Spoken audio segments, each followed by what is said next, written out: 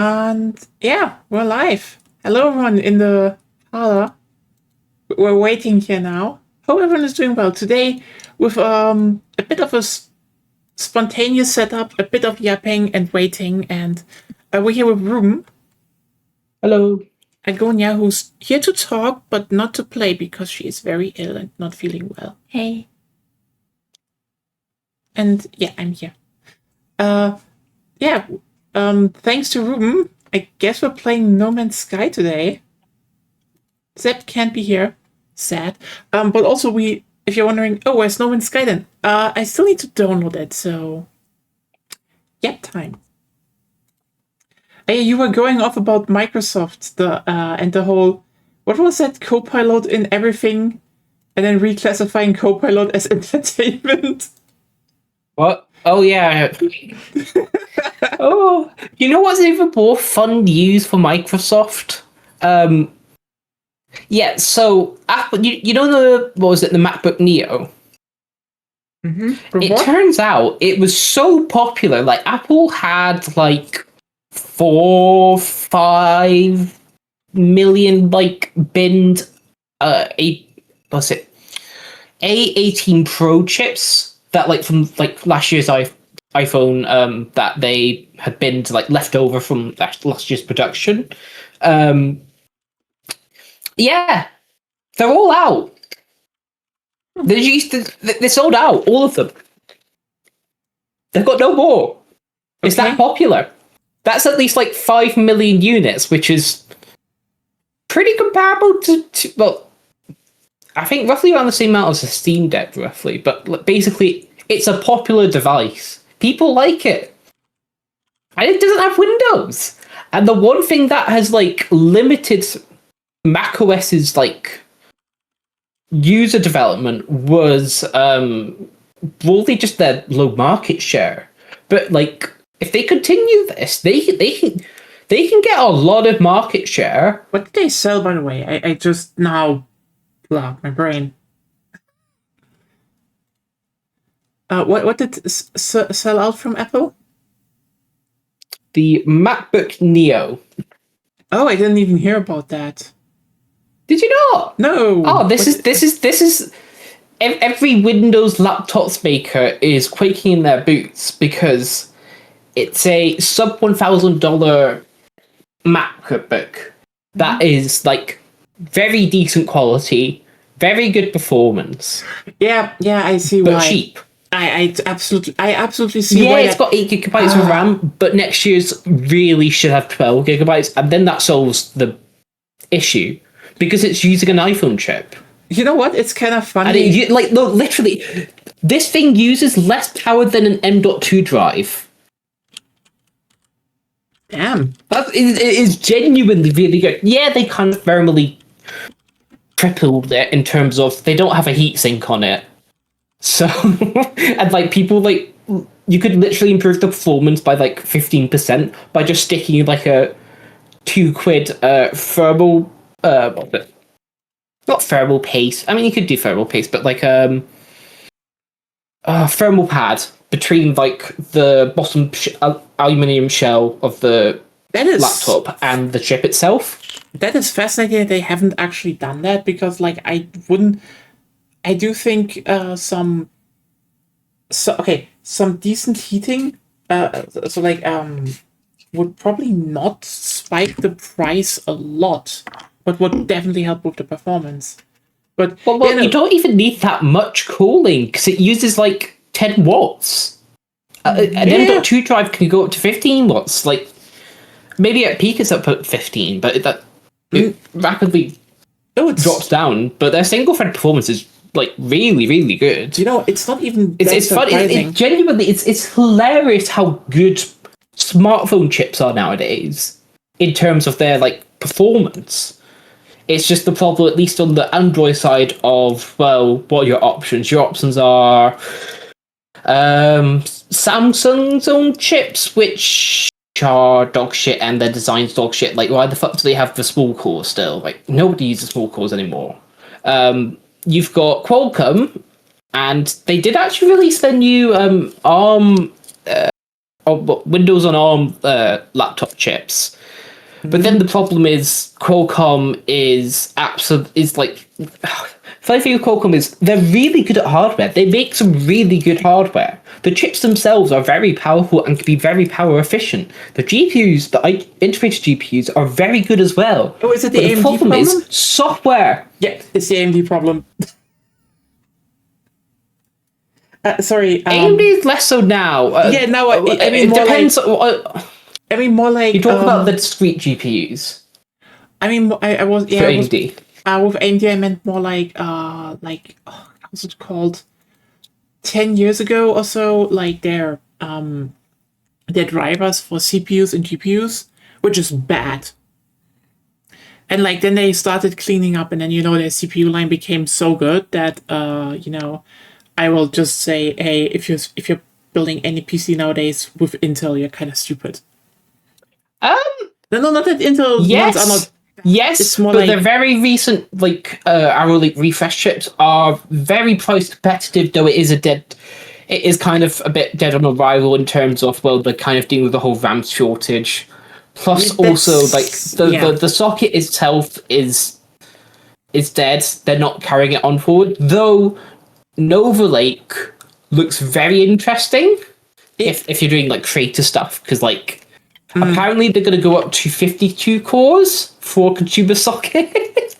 Okay. Which is pretty cool. Pretty cool. I don't doubt that Intel doesn't make still good CPUs. It's just it's kind of ironic to know because first of all I'd say AMD really pressured them because AM4 is still a viable socket. Think about that for a second. Oh, totally, yeah. There are still AM4 chips and they're good. They're really good. I mean, AM5 should probably take over at some point, but still. It will eventually, but also it's sort of they're also playing to different markets. Like if you're in Latin America, or let's say you don't have your stereotypical Western incomes. Yeah, AM4's brilliant there and does really well, and that's why they've targeted specific chips. I think some Zen 3 refreshes specifically they've made the chip specific and local only to Latin America because that's where they're selling a bunch of them. So I mean, from what I also know, that's one of the reasons why, ironically, it was good. Yeah. I think if you produce some there, you also just can't even sell them at normal price.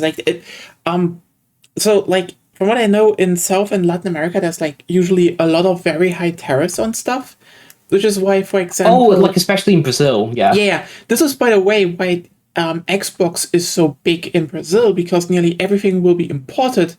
But Microsoft manufactures the consoles in Brazil for, South and Latin America. So they don't need to pay the tariffs on them. So, the Xbox is, genuinely affordable there. Which is why everyone buys them. Which, I get that. But yeah. Again, for everyone who's just joined, I'm still downloading the game. This was just a very spontaneous offer. We can do something in the meantime if there is a game we could do. I don't know. Talking is enough. Talking is Okay, I need to turn down the game music. And it's been a while since I've last played, 6 months, so... It's always every few months there is oh hey, we now added this to the game. I'm oh okay, I should maybe try it, but no, what? Now I'm trying it finally after all these years. After didn't it come out in 2016 or something like that? It's almost a decade old. Holy shit! But that's the fun. Oh, what was it? Internet Historian who did the. Though I think he had some shitty stuff, but he sucks. He just plain sucks. He does suck. But the one video on this on No Man's Sky was actually pretty good, but he does suck. Was it? I mean, the thing is, the old No Man's Sky stuff was just, it's the same thing where people started trusting people like Chromecast, even though the whole way they edit videos is just so obvious. These people, are shitheads and have their own agenda. Because, here's the thing. There are some things about... There are some game releases where, dunking on them at release is like shooting fish in a barrel. It is just too fucking easy.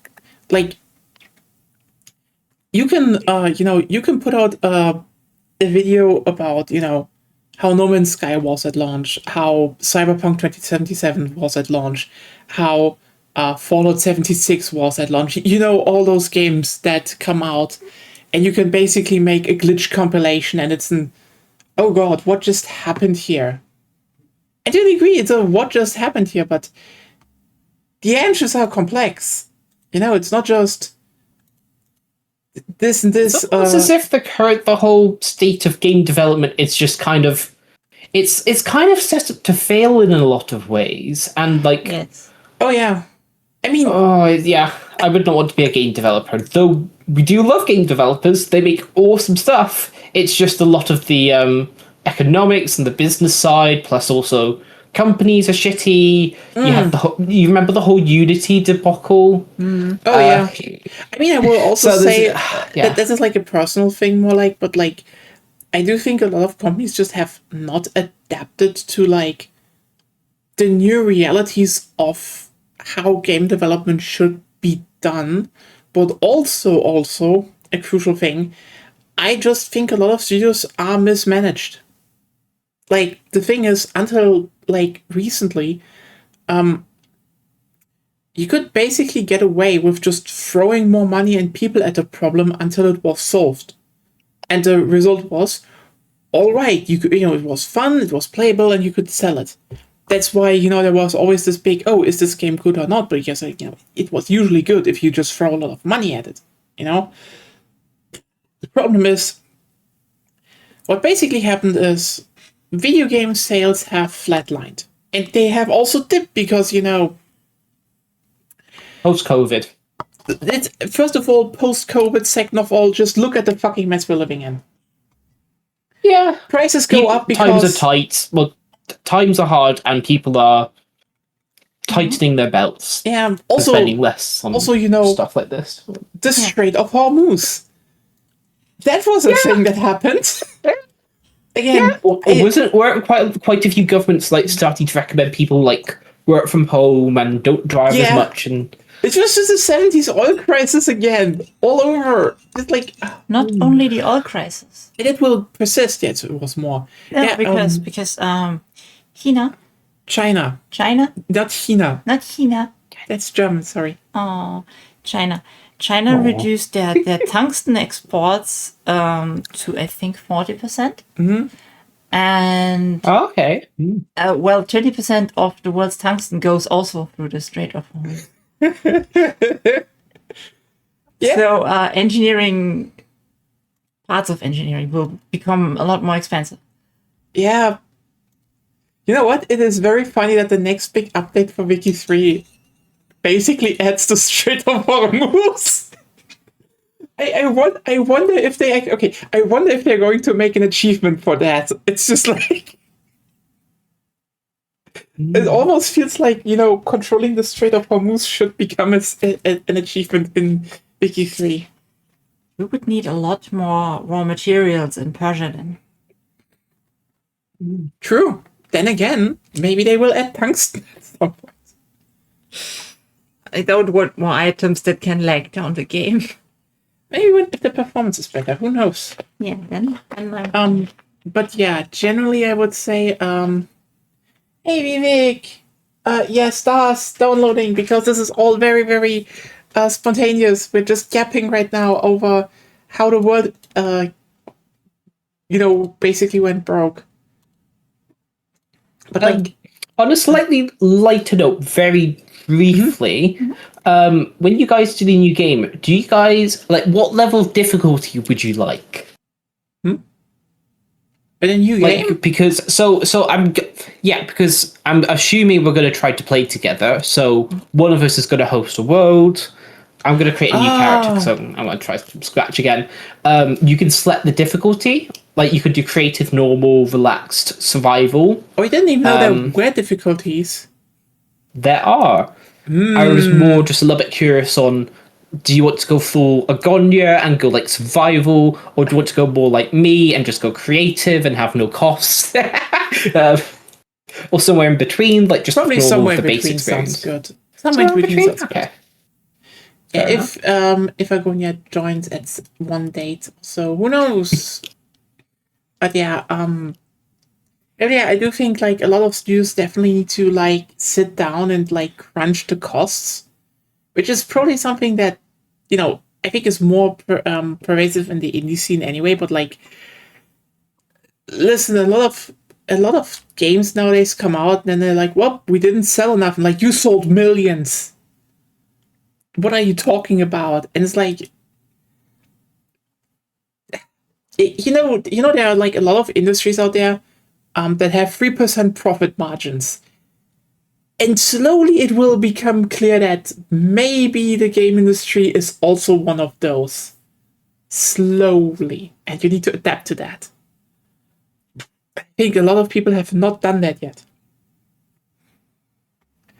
But yeah, not that it got all worse with, everyone not having money and then basically all the CEOs subscribing to the, "Oh, we can just replace everyone" machine cult.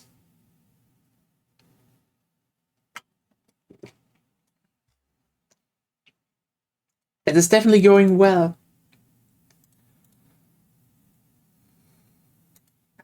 I'd almost say we should definitely do a Butlerian jihad, but it wouldn't be a jihad in this case. It all points towards Yeah. if there's anything against Silicon Valley from a religious point, it would be a crusade in our world. Because, okay, can we just, what? While we're talking anyway, it is really funny how much the Trump administration's beefs with the Vatican. It's just... Oh yeah. Oh God. did. Oh fuck me. Oh, we can do the Avignon papacy. Okay. Oh, okay. Overview. So basically, so Trump, there's definitely a sore spot for the whole Trump administration that, the current Pope is from America, but also basically constantly saying everything the Trump administration does is bad. So like kind of the anti, and they're pretty pissed because, they're like, "Oh, we're Catholics and we're saving Catholicism." And then, the basically appointed manager from God on Earth is saying, "No, you fucking don't." And JD Vance, a fucking convert, late life convert, genuinely just keeps trying to debate the Pope on Christianity, like a debate pro. It's not just Vance, it's all of them, but Vance just keeps getting the brunt of What it. kind of flavor of Christian is Vance? He actually joined the Roman Catholics. Okay, Yeah, he's that's Catholic. just It's even funnier. that's plain funny, yeah. But also, that's why the whole meme goes around, like, everyone who's, like, Catholic from birth is just like, I don't know, maybe we should give poor people food and stuff. And, like, converts are like, the Babylonian somethings is written down here, and this is why women should not have rights to vote. It's like, okay.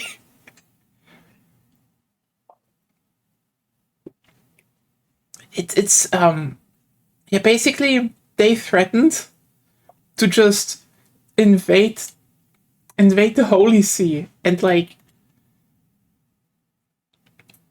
so the response from the Vatican was just like, anyway, those 4th of July celebrations the Pope might have attended. Yeah, he has no thing there that he has to take care of. He could have taken care of it like 2 weeks later, but no, not anymore. He's not What's joining the you. bet he's gonna go to like a soup kitchen? Like literally. Honestly, the anti-Pope thing I would not be surprised. the anti-Pope thing is the thing. Okay, so here's the thing with the Avignon papacy. Just so you know what this was meant with that. There are basically two things, and they probably are meaning the second one. So, bit of European/Christian history. So, at some point in time, the popes basically went on like, hey, they didn't want to live in Rome anymore. Okay? Because Rome kind of sucked in their eyes. But also, also. Like, they still had, by the way, they still owned the papal states there. The thing is also that this was still like late medieval times, so like the Holy Roman Empire still had much more influence on them. So one thing they did was basically they moved to Avignon, like in southern France, like almost Italy, if you look on the map, but like basically they built like a whole papal state there because the Pope was French and he was very close. The Avignon papacy is why the Pope is annoying as France in EU4. Yeah, it is. And like the thing is, by the way, they moved to Avignon.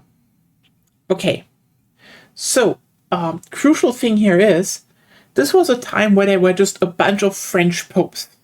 Just that was that, and the French kingdom just bankrolled the papacy because they had money, and for them this was also just a bit of they gained more leverage compared to the Holy Roman Empire. This was a political move mainly. And then someone else became pope, and they moved back. So this was probably not what they meant. What they did mean is later on, France was just like, you know what? Having power of the Pope was kind of nice. How about we just make our own anti-Pope? And I think they mean that. Just the whole, we can just make our own Pope. We can just pressure you. We can just control you. So funny thing about that anti-Pope in Avignon. They all got excommunicated. Yeah, so the thing about the Pope is they can excommunicate people. So, lol. So that is definitely a very funny thing to compare them to. We love mutual excommunications. Yep. But then again, remember, there was one papacy that survived, and it was not the French one. But yeah, it is very fucking funny that they do that. That they said that, and then people started pressuring JD Vance publicly on that. And JD Vance was like, you know what JD Vance's answer was to all the pressuring? He didn't even know the guy that they're talking about. He doesn't know. Okay, here's the thing. The cardinal in question, Pierre something, is like the ambassador to the United States and the representative of every Roman Catholic in the USA. The Apostolic Nuncio, yes. And you know what the funniest bit about this is? Him saying he doesn't even know the guy. By the way, as the vice president, as, late convert, Roman Catholic vice president. So the house where the Apostolic Nuncio lives in is like across the street from JD Vance's house. Yep, they're neighbors. Yeah. I don't know the guy in my ass. That's very ironic given the whole love by neighbor. Oh, he hates his neighbor and Christianity. He just doesn't like his neighbors, I mean, the literal word is love. Oh.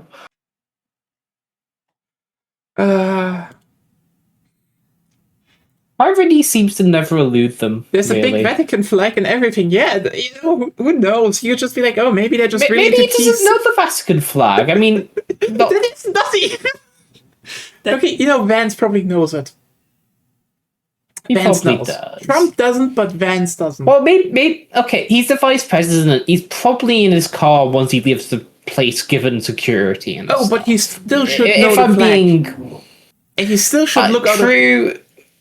But I'm trying to be generous. Yeah, it's still it's still very funny that he just lied like that because he definitely knows that guy. He met with him, and then he's just like, nah, I don't know, maybe he forgot. Like, no, you very much know that. I think he replied with something like, that guy, I forgot his name. Which, hilarious it is, but like...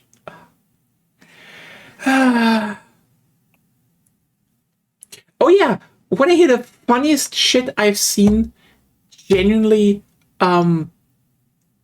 like... So here's the thing. So... You know the whole thing with the ceasefire was like just happened, you know, from Tuesday to Wednesday, and like you kind of just had to accept that after threatening to destroy your civilization, he just folded and was like, nah, 2 million per ship. Like, okay, what? Oh, apparently, fully enough, if that sticks around, essentially, Iran is going to get about roughly 90 billion a year, which is more than double what they got from their oil sales. Yeah. Before the war. Yeah. Like, just so you know, just so everyone knows, I need to remind everyone, they are actually not controlling the strait. They do not need to, because the reason no ship went through the strait is simply every single ship needs to be insured before they get out of port, else they are not allowed to dock at any port. And there is an extra quote-unquote war insurance risk that insurance companies hand out. And the moment there was a war breaking out there and Iran was like, no, we're gonna target ships if we can, they just stopped handing out insurances. They didn't even need to they just need to put like a few mines offshore and that was enough. The whole system just folded because there was no more insurance. But now they just formally control it now, apparently, which is just even funny.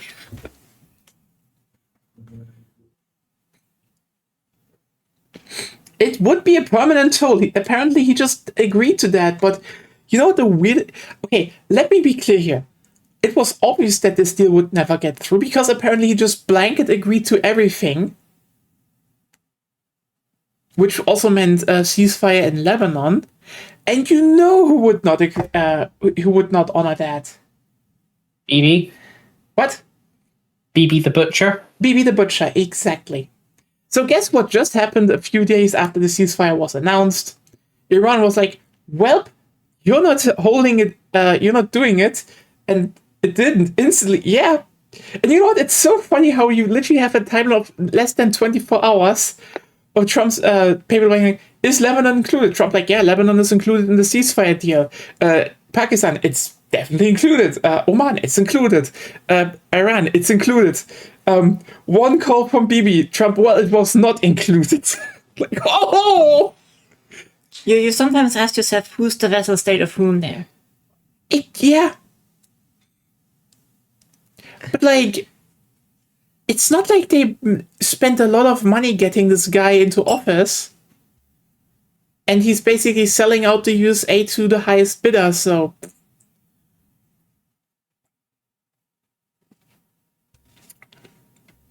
Like, just to be clear, by the way. That's what happened. That's what's happening. Like, Trump is, and I will say this with full certainty, is a fascist. But he personally is not the, you know, fully ideologically loaded fascist. He's the, I will strip this country for all the money it can make me fascist. Then he will ditch. You know, if he doesn't have another meltdown announcing he will learn Spanish and go to Venezuela and will be elected president. El Presidente. Very classic autocrat. That's actually very true. He's just... Yeah, but I mean, I guess it would be nice if he would go to Venezuela instead. You could catch him there. You know what? I don't want to burden like the Venezuelans with fucking Trump after Maduro and stuff. It would be very fucking funny though. It would be very fucking funny though. Like I hate to say it, it would be really funny.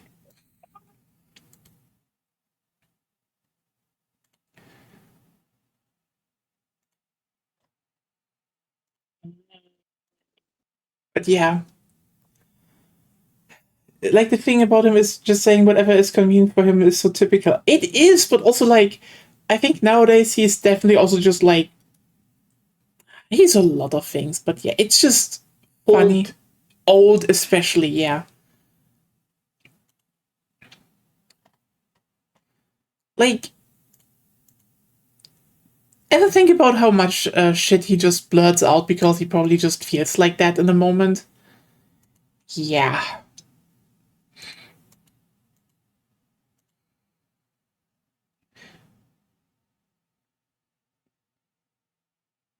Oh, condensed carbon. That's what I need. Okay. Solve that. Actually, now I could just craft that of normal carbon. Also, the steel ballroom right from the Luxembourg company. I mean, you know what? It is so funny how that was pulled into my timeline because like I'm not even surprised that he's outsourcing the steel for his illegal ballroom. By the way, it's illegal. He tore down the West Wing for a ballroom. That is illegal. It's completely illegal what he's doing there. But if you do it fast enough, nobody stops you. You know what? He can do it as long as he wants because, truth be told, you know what? The Democrats went from saying, "Well, that's illegal." Like, are you doing anything? No.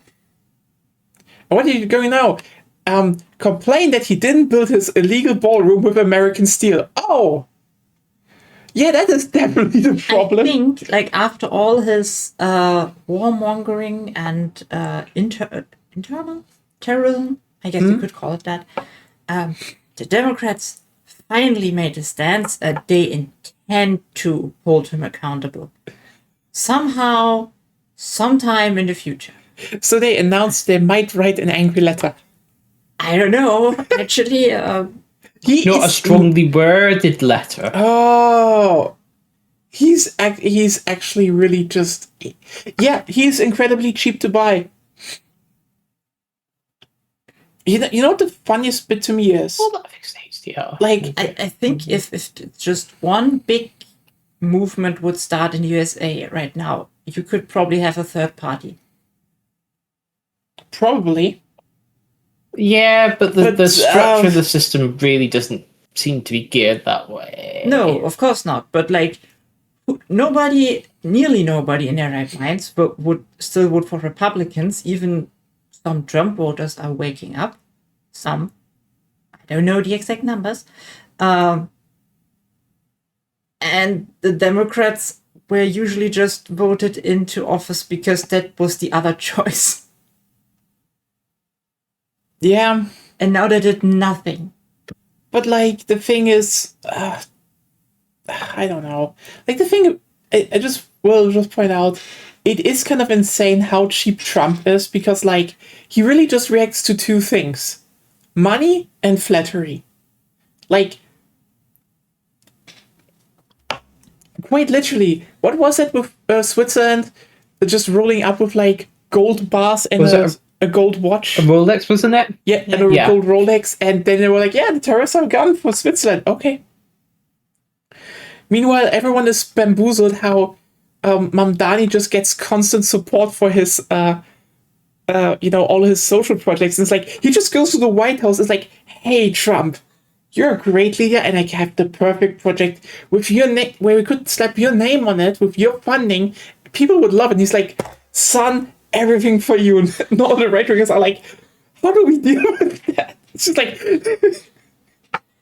that's the thing. Trump doesn't care much about money. He cares about money. He cares about to some degree, but he cares a lot more about people being nice to him. Yeah. Like the gold Rolex versus the terrorists. Mm. You know, they're just there so that people are nice to him in the end. That is actually true. Like, yeah, you're nice to Trump in the right way. He will just do everything for you. It's kind of insane.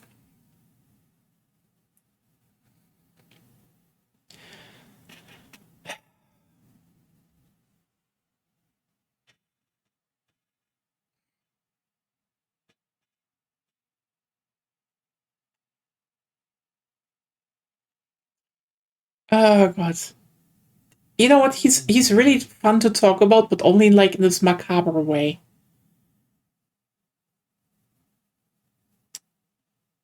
How far along is your download gone? Oh, we are at like roughly 50%.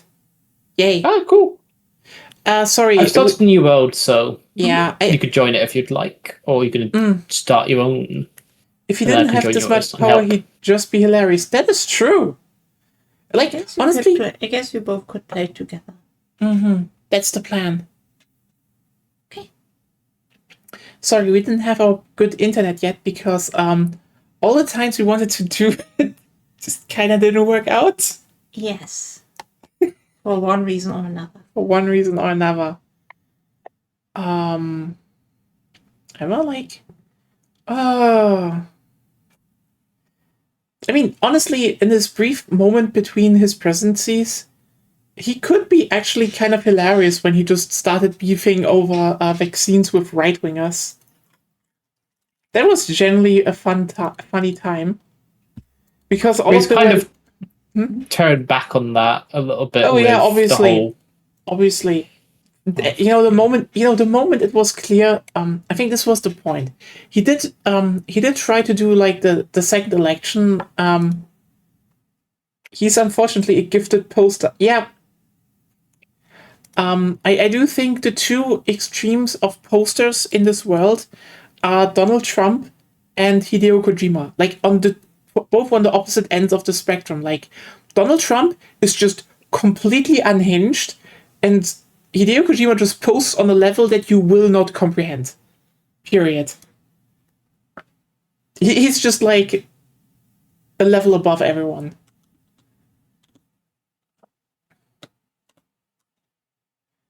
But yeah, it was a very fun time. Like Trump is kind of like drill if he wasn't shit posting. That is actually true. It's just sadly that it's the president of the United States all the time. Are you sure Hideo Kojima didn't predict this? You know what? Okay, here's the thing. Hideo Kojima didn't really predict anything.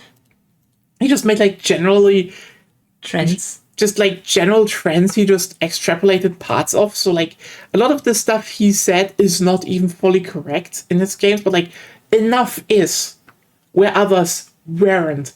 Like he was the reason why we all hold up Metal Gear Solid 2 is just like the whole point about memes is just a thing that happened because, you know, the first game was just the original Metal Gear Solid, its main theme was the very, very, very, very classic science fiction.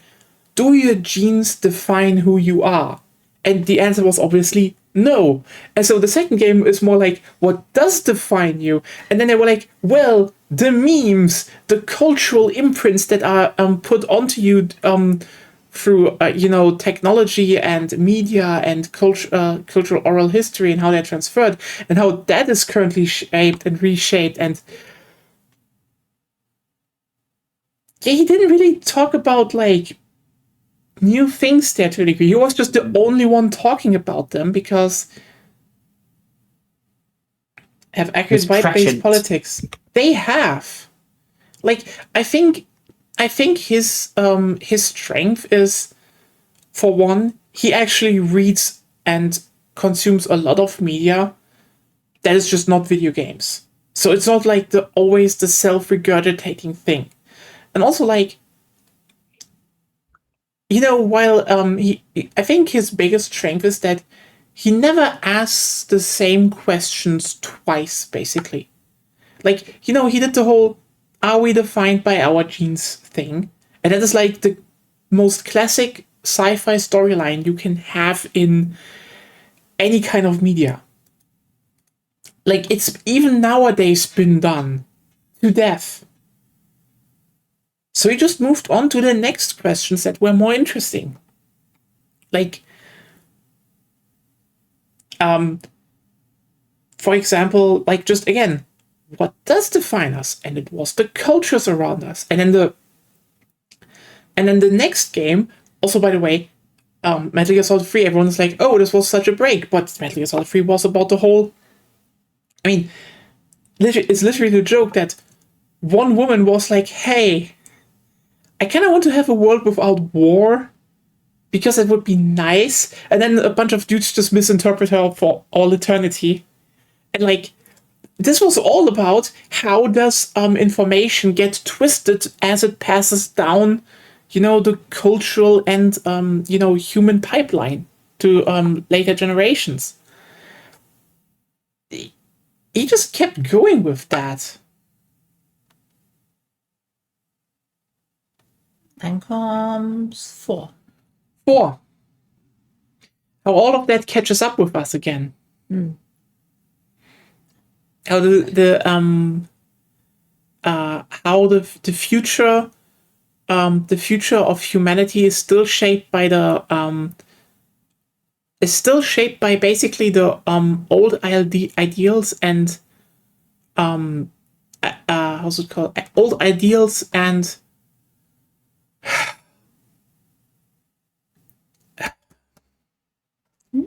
it's basically about the old ideals and ideologies of the past that have to die because they're old and they're basically self-destruct. Like, keep in mind, if you're like, oh, but wasn't that a fun scene when Liquid Ocelot and Snake fought on a submarine and they're just like old men fighting? Yeah, it's about the old ideologies needing to die because they just like fight until they're old men and then collapse.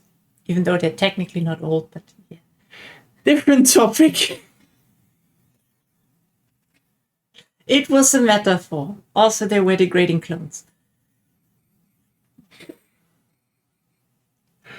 It's actually so funny how a lot of stuff is basically written in Kojima's games as like, this is a metaphor for something, and then, oh, but is there is there an explanation for that? And Kojima can't just say, oh, it's a metaphor. So he's just like, oh, they just, they're degrading to being clones.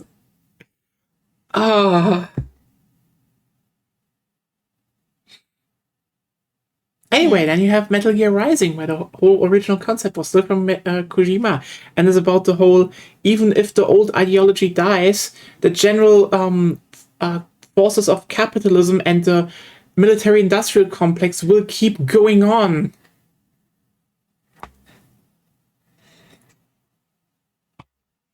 Okay, yay. Oh god, Kojima definitely has like a lot of he nailed a lot of stuff, but he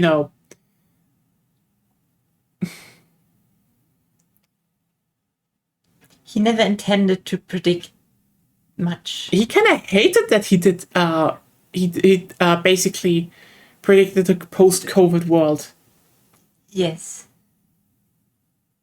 Like, that's why he made Death Stranding 2. Because he kind of hated what happened after the first game. I mean, he hated what happened after Metal Gear Rising: Revengeance. He probably also hated that. That's why he did Death Stranding. Kind of. Well, that, and he didn't have the Metal Gear license anymore. Oh. Yeah, for Konami. Yeah, I know it's legally theirs, but like, let's be honest, morally, it should be his.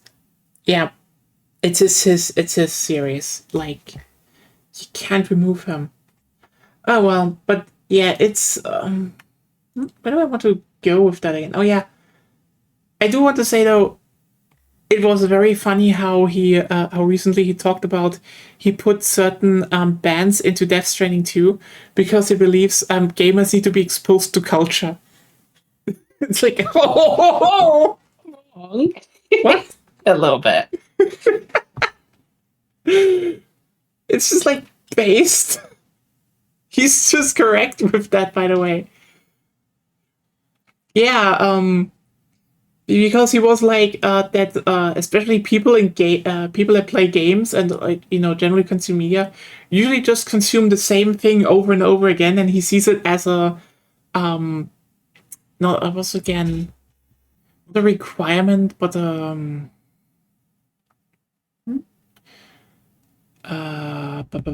brain an obligation for designers to put, like, for example, weird post-rock ambience Icelandic music in their games so that people get more exposed to other music and genres and stuff. And like, yeah, fair.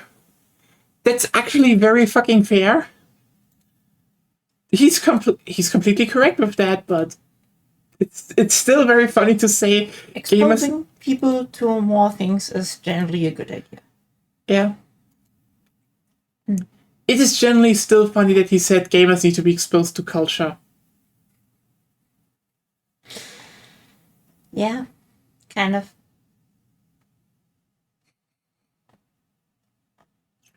Yeah. All right. God, this takes a while. Shit. What, the download? Yes.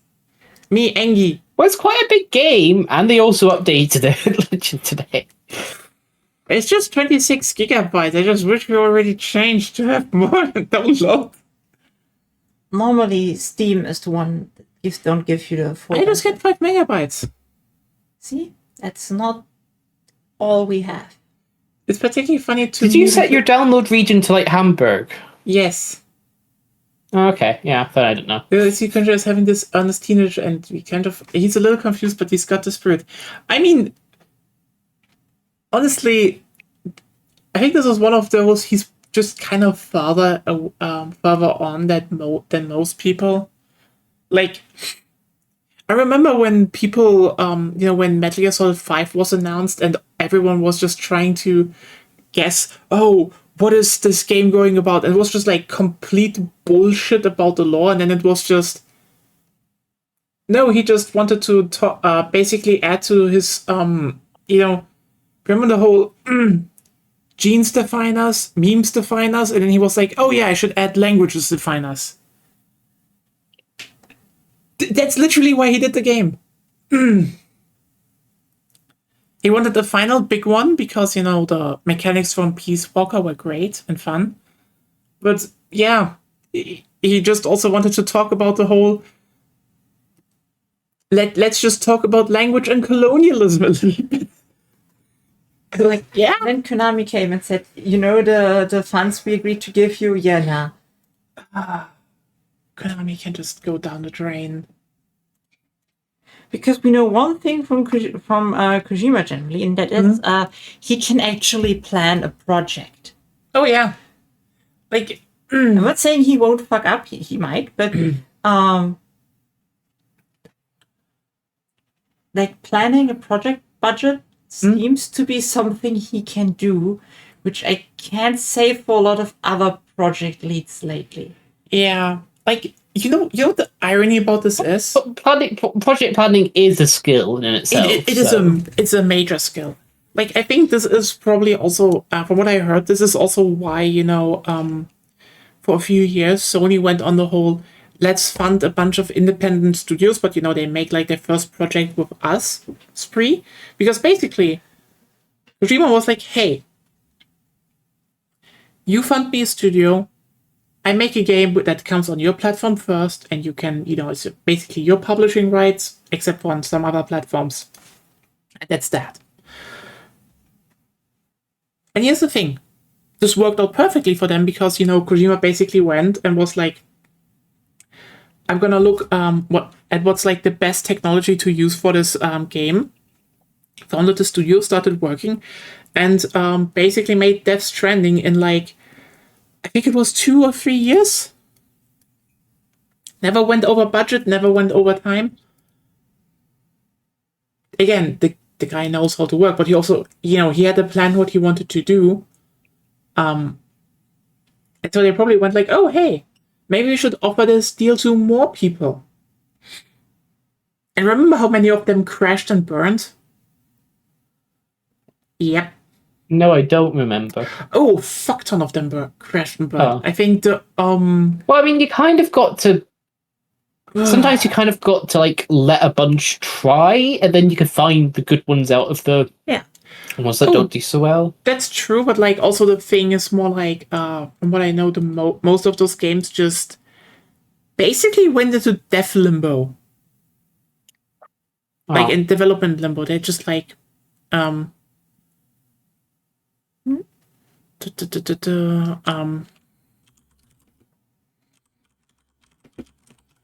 let me just look up which one they all funded. Those acquisitions. Yeah, but a bunch of them are in there to a degree.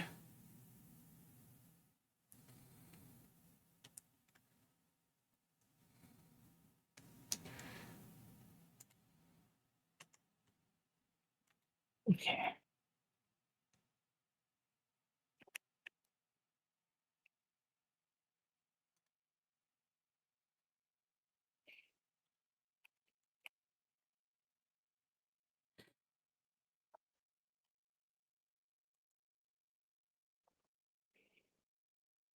Well, so you're going to download it, and then you're going to have to update it, and then you're going to have to download more. That would be dumb, but I don't think so. Don't think so now.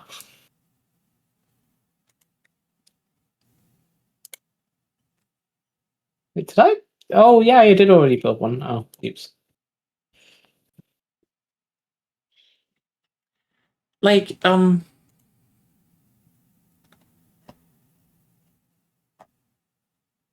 mean, okay, Housemarque worked out, but like the Housemarque was already working like on a bunch of games. They were just like told, hey,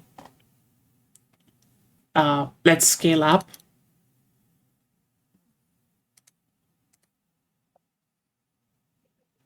Hi bot and bye bot.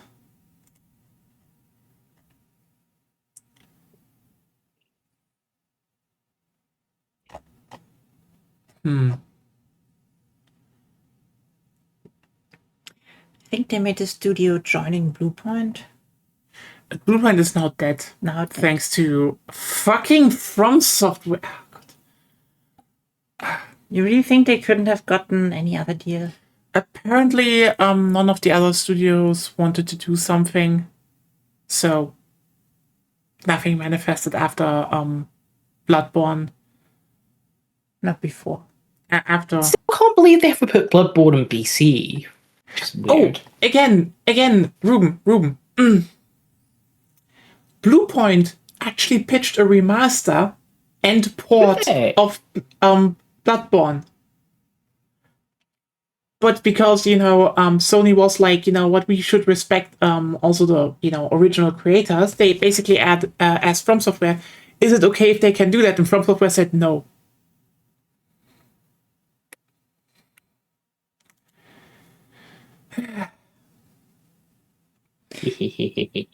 Which is funny if you think about it, because the reason Bloodborne has performance problems is From Software. Yes. Yeah, it's just like, oh, hey, someone fixing the game. Nah. What did the guy say again? He was like busy with something else and he wanted to do it later himself. Yeah, that was it basically.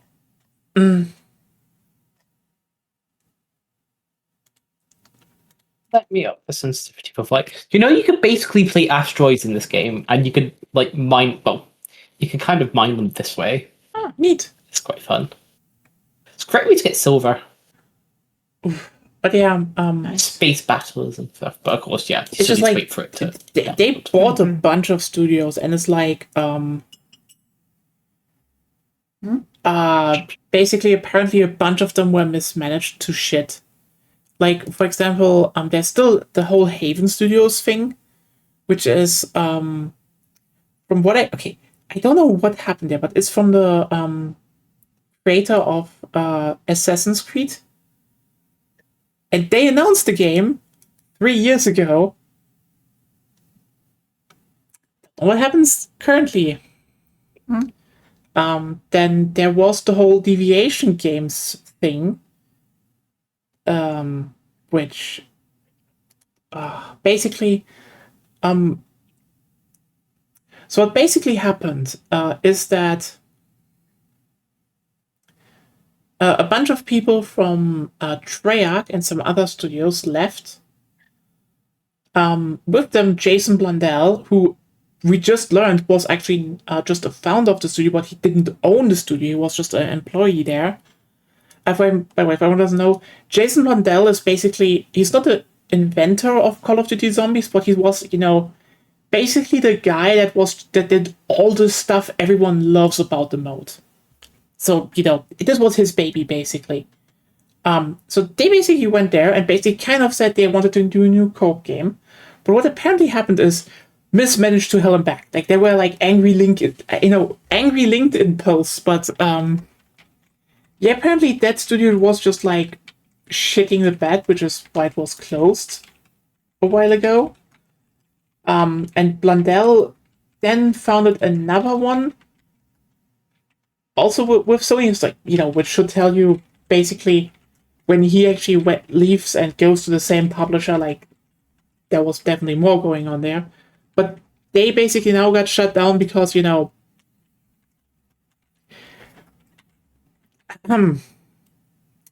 Gen AI is bleeding the fucking market dry because everything is getting more expensive. They did up the PS5 price as well. They had to. Obviously, they just had to cut down on a lot of stuff and still shit. So apparently, they're not like on bad relations because they're basically saying they were just a 20 people studio and didn't really have anything. But yeah, it's just, oh my god, we're living in not good times and people need to start making games cheap again. Like, genuinely, I will point out the fact that all the CEOs correctly saw that making games is too expensive, but never thought about, maybe we need to, have clear concepts going into a project, have, a tighter run ship, have, just better work environments, etc. That their solution was, what if we just let, ChatGPT design everything? Tells you kind of everything, in my opinion. That these people are not even really creative.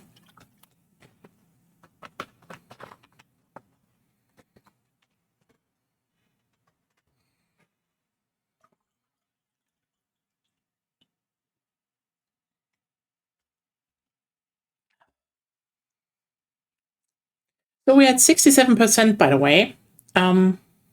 Two-thirds. Ooh. You've got a 4070, don't you? Yes.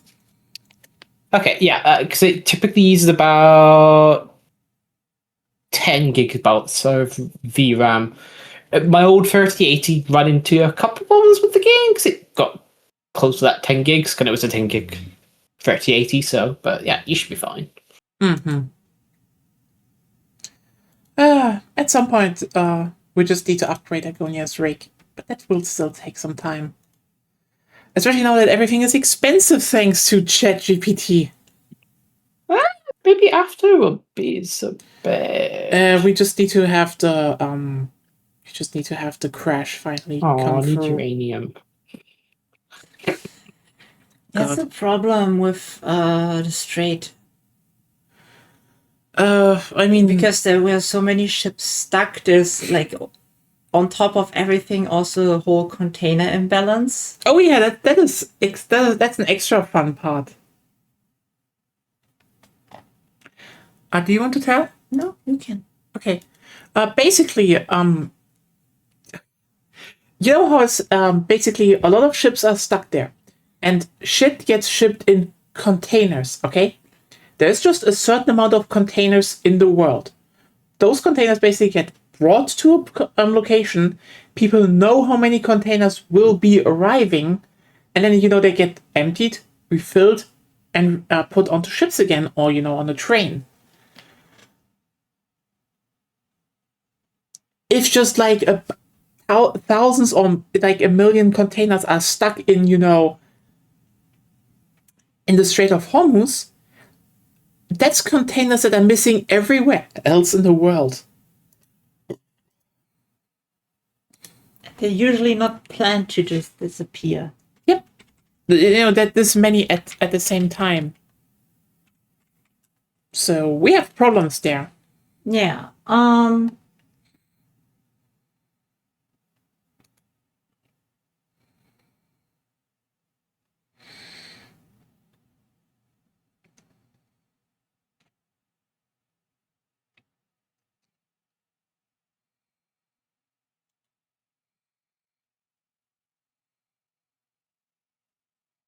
Apparently, cargo ships carry between 10,000 and 21,000 containers. Yep. It's kind of insane. And I think how many were stuck? 200, roughly? Yeah. Mm-hmm. Yeah, roughly that number or so. Yeah, so... But I think passengers around 100 a day or so, maybe. Yeah. So 200 times 10,000 would be like 2 million containers.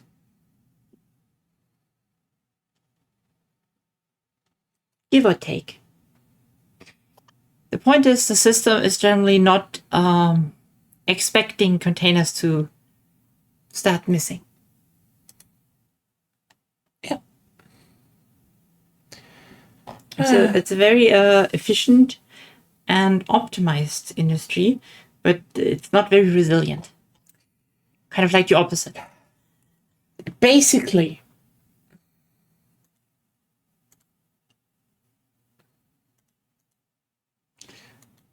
I would love to say something like another reason why we should put things onto railways, but we can't. Not unless you invent a water train. No, not even then. Here's the thing. Okay. If you want to invent a water train, you have solved so many engineering problems, you can do anything. Mm-hmm. Okay, here's the thing I want to point out. Basically, even if, okay, let's say we basically take the whole road and belts in the thing that China's currently doing, and basically say we're building one massive railway, maybe 4-tracked, once through like Europe. Like there's one central terminus in Europe, one central terminus in China, and there, you have like pipelines converging and like a lot of industry just coming in. And let's also say, for the sake of argument, okay, we're building it in the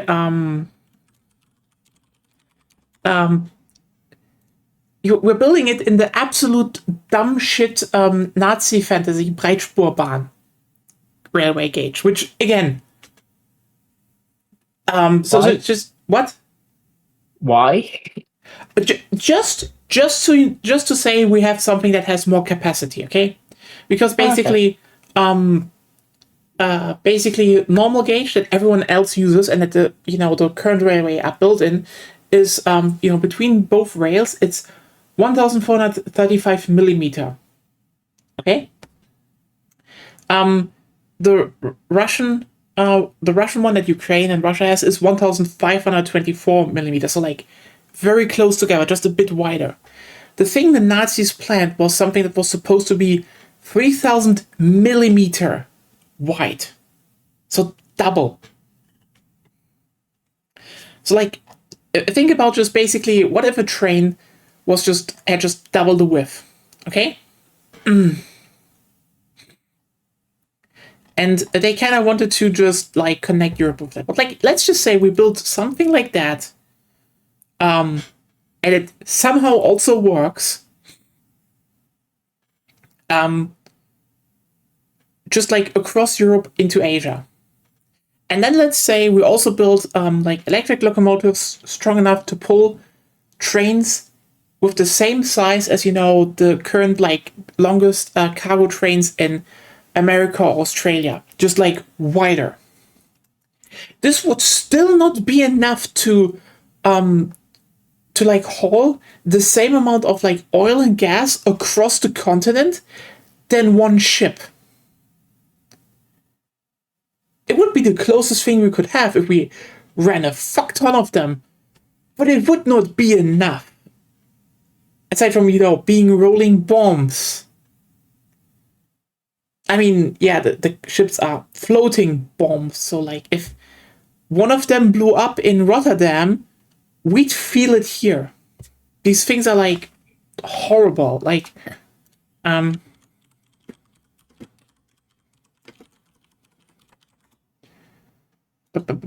there was like I think someone actually made basically made an infograph, but like I don't find it now. Gesundheit. But basically, yeah, if just one of those things exploded, Rotterdam would be flattened. So kind of good that we shipped those things over the ocean, you know? But yeah, like logistics-wise, we can't really get away from ships. Like, They're just too good. yeah.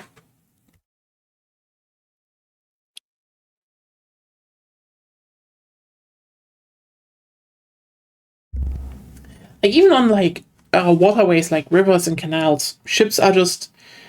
I mean, you can actually make trains that rival ships, and that's it. That is being done. But still,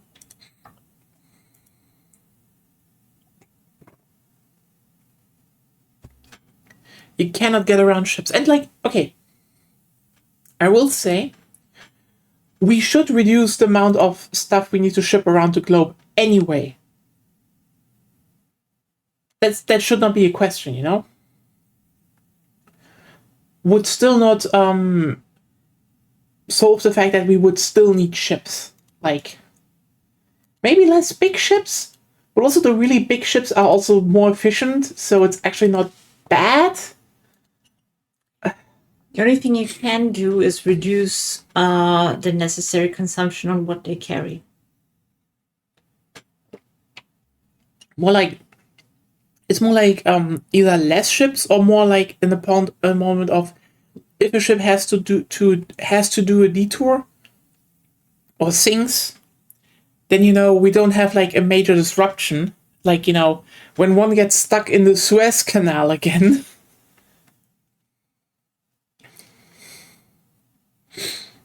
But yeah. The Suez Canal is still so Minecraft. It is Minecraft. Like, this is every canal ever.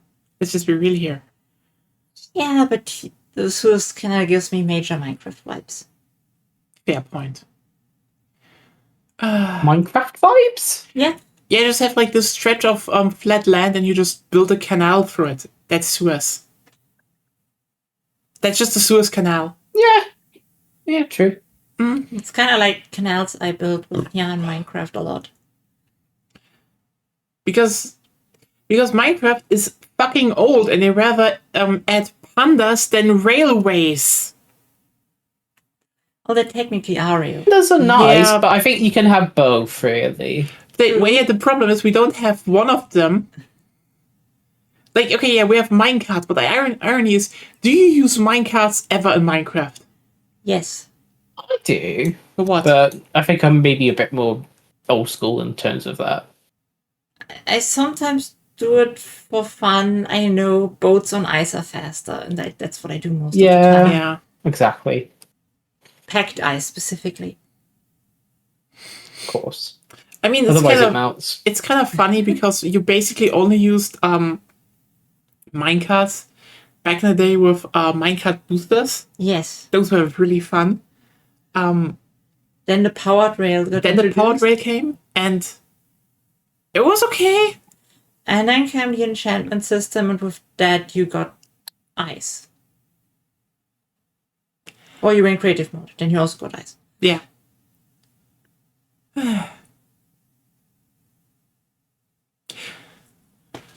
It was always really fun. I will be right back, by the way. Okay. Sorry. I can't. Oh, Gonya is at actually- 80% done. Yeah, isn't smart enough to keep the download open, so I can't really see. You could just alt tab. Actually, maybe you can't. Okay, I don't know. Okay, wait. I think if you do shift tab, you can see, maybe. I think they're at 80%. Okay, yeah, I was right on. Estimated 18 minutes remaining. Damn, your internet's slow. It's more Aw, like shame you Steam. guys can't get better. Steam doesn't give us more. That's more the problem. Is it? Oh, okay. Yeah, I mean, I do find Steam does limit to a slight degree. But, like, for example, it says 5 megabytes per second download right now. And we have 25. If I Okay. remember correctly. So we should get more.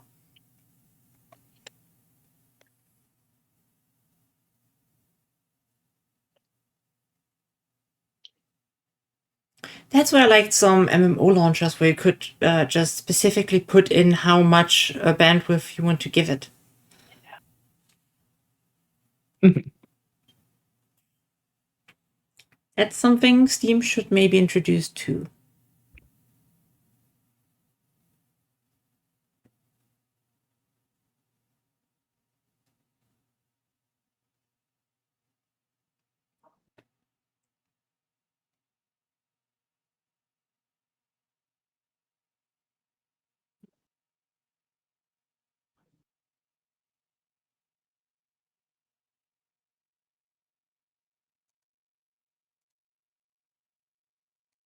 Oh, I forgot to quickly move stuff between this ship and the inventory. Dope.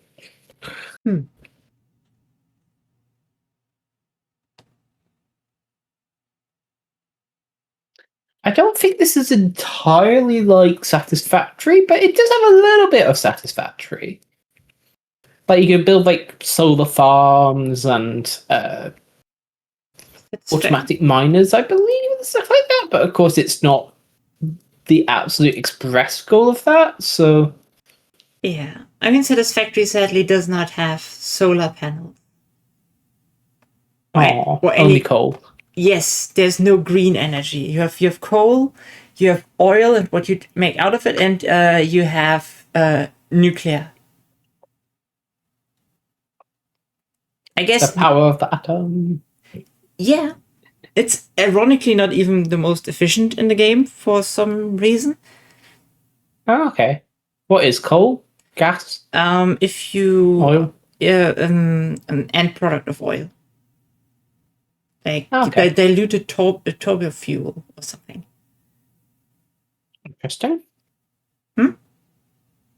Interesting. Yeah. It's simply because you can make so much out of the oil you get from it that it's simply better. But if you build like an actual mega factory, you still want to use all the uranium for electricity mostly. But then again, I don't build such things because they kill my computer. Oh. Can you not just steal a nice computer? Even people with nice computers can't run a mega factory well.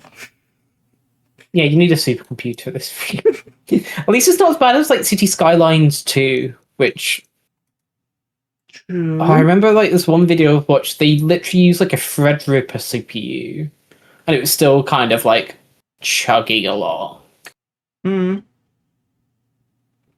The City Skylines deaths are generally not good. Maybe not so on on performance. Performance, game design, I can't talk to the game design. I can talk to their performance, but I don't know the game design. You did. It was quite funny because my sister was like, "Oh, I want to play Cities Skylines 2," and I was just like, "You've got a 400 quid laptop. I don't think it's gonna run." A few frames per second, maybe. I'm sorry. It's sad we don't get that many new city building games anymore. Are they maybe just not as popular as they used to be? Yeah, but people want to play them still.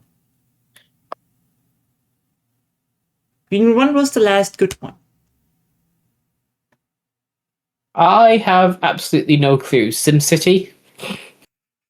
Okay.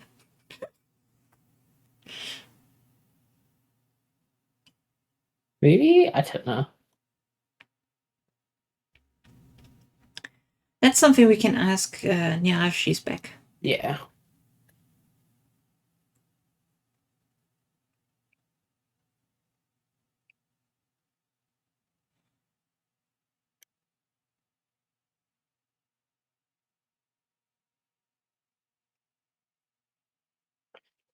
It is actually, this game is pretty cool in that, like, actually, just about all the terrains are, like, is it generated? Oh, what's the word?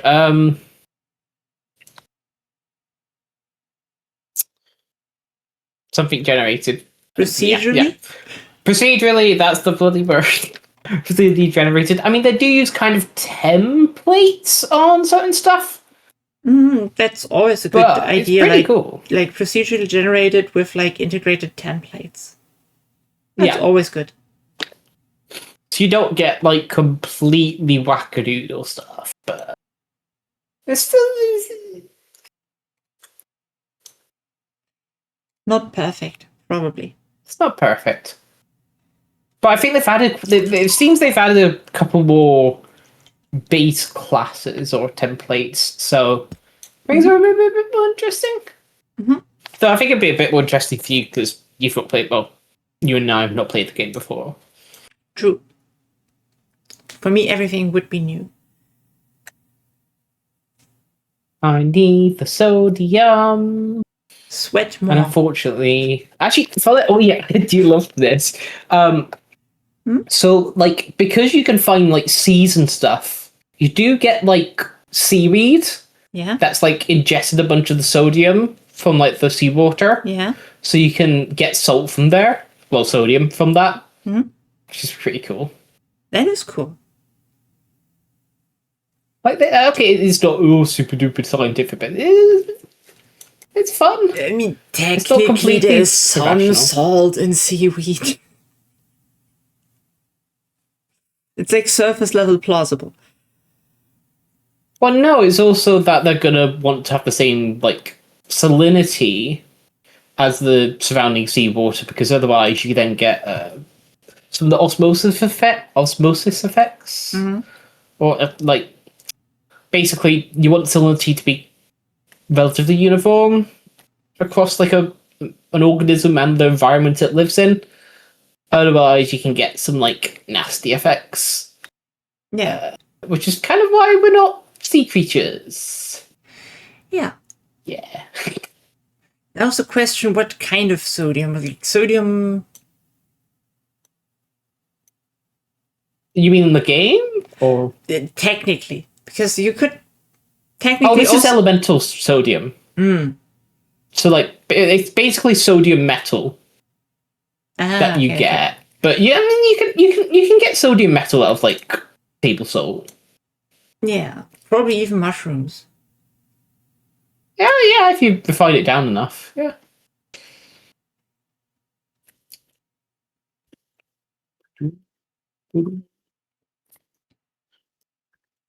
There.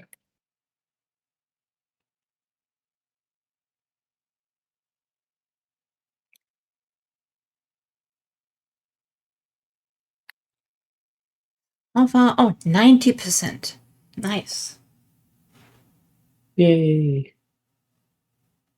It only takes roughly 2 hours. Half an hour. Oh, for the whole download. Yeah. Okay. For now, it says 9 minutes remaining.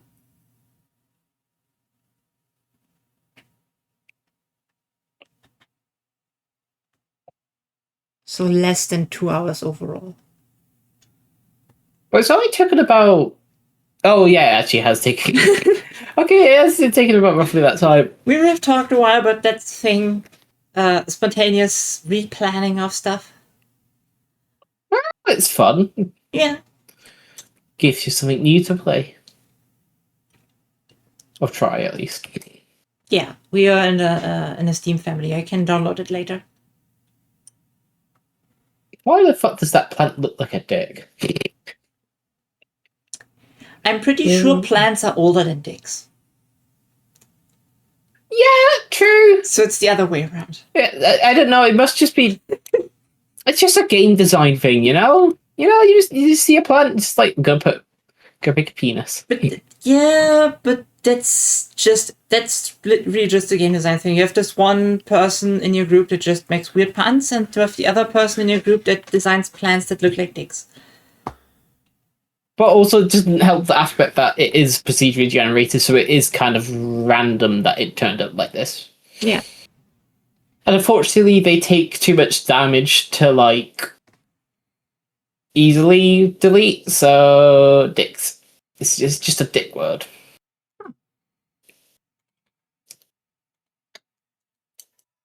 Okay, I'm coming back and I hear the word dick world. What the hell was the topic? Some of the procedurally generated plants look like dicks. Ah, Fun. oh. Yeah, and I was just reminded of the one Age of Wonders developer person. Ah, you mean the one I told you about with that always makes jokes inside of the descriptions and stuff? Yeah. Yeah, that one. So your thing should be almost done in terms of downloading. It should. Let me Apparently. check. 92%. We're going to space, everyone. Space. Space.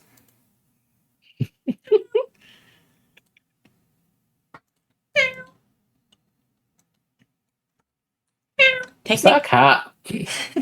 or oh god. It's just Nya being stupid. Okay. Isn't everything in space technically? Yeah. But you're not in space the moment you enter an atmosphere. No, the atmosphere is in space. Yeah, but everything below that is not. No, it's also in space. Like you would need to go outside of space to be not in space. And I don't think that's possible. Are you being annoying on purpose? Yeah. Thought so. Stop! I don't want your pedantic arguments. If you do pedantic arguments, I will just meow. I'm not pedantic. I'm just They are pedantic. I'm thinking, that's all.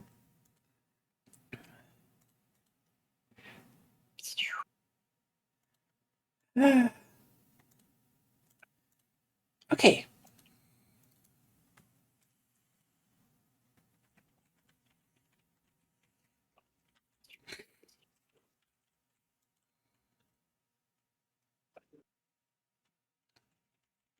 I know it's just feeling like good it's not a storm. Yeah, Oh. if you stick it on hard mode, the game is actually pretty difficult to get started.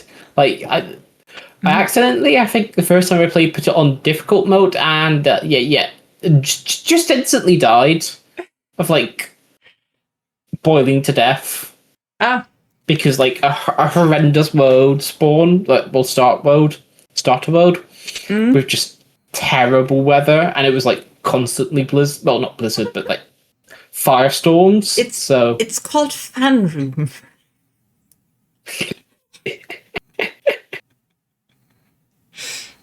So I mean, mean, you define fun quite differently. I mean, if you just start a world and get killed by being too hot instantly, it's fun.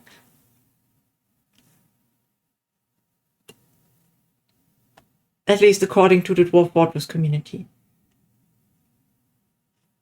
Sure. Reminds me when I wanted to make a hotter, more tropical world and put a few zeros too much in the world generation of Dwarf Fortress. And then I started and all my dwarfs boiled to death.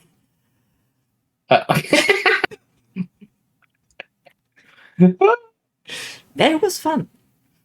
Except one, I think, that he made it underground fast enough, but well, he was basically just crawling because his fat boiled off, and so he was constantly in pain, and it wasn't working well because the migrants didn't make it to the fort, and it was just one guy trying to do everything.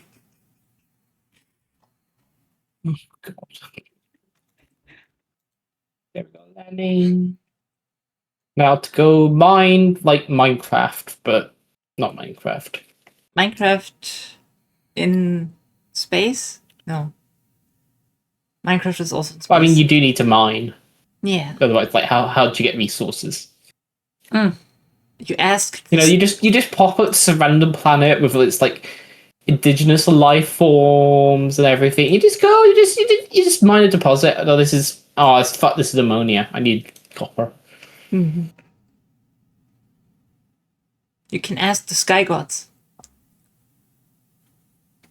Well, actually, I'm wondering, for ammonia, you need it to be quite high pressure to be solid at these temperatures.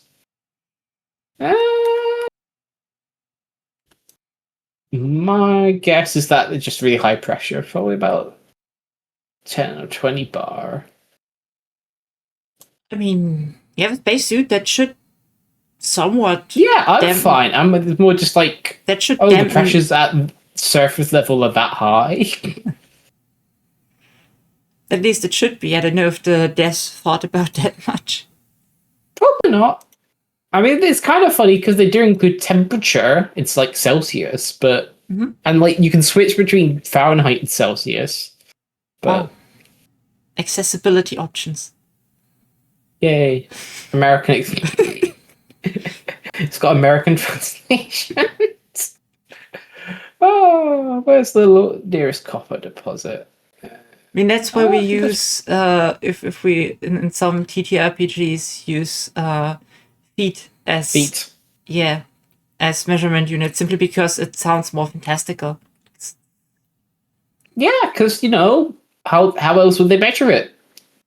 Your own feet, you know, and disregarding the problem that everybody's feet are different. I mean, that's why you measure the feet of the king. What if he loses the feet? Yeah. The foot? Yeah, what if he just... And when do you measure the feet of the king?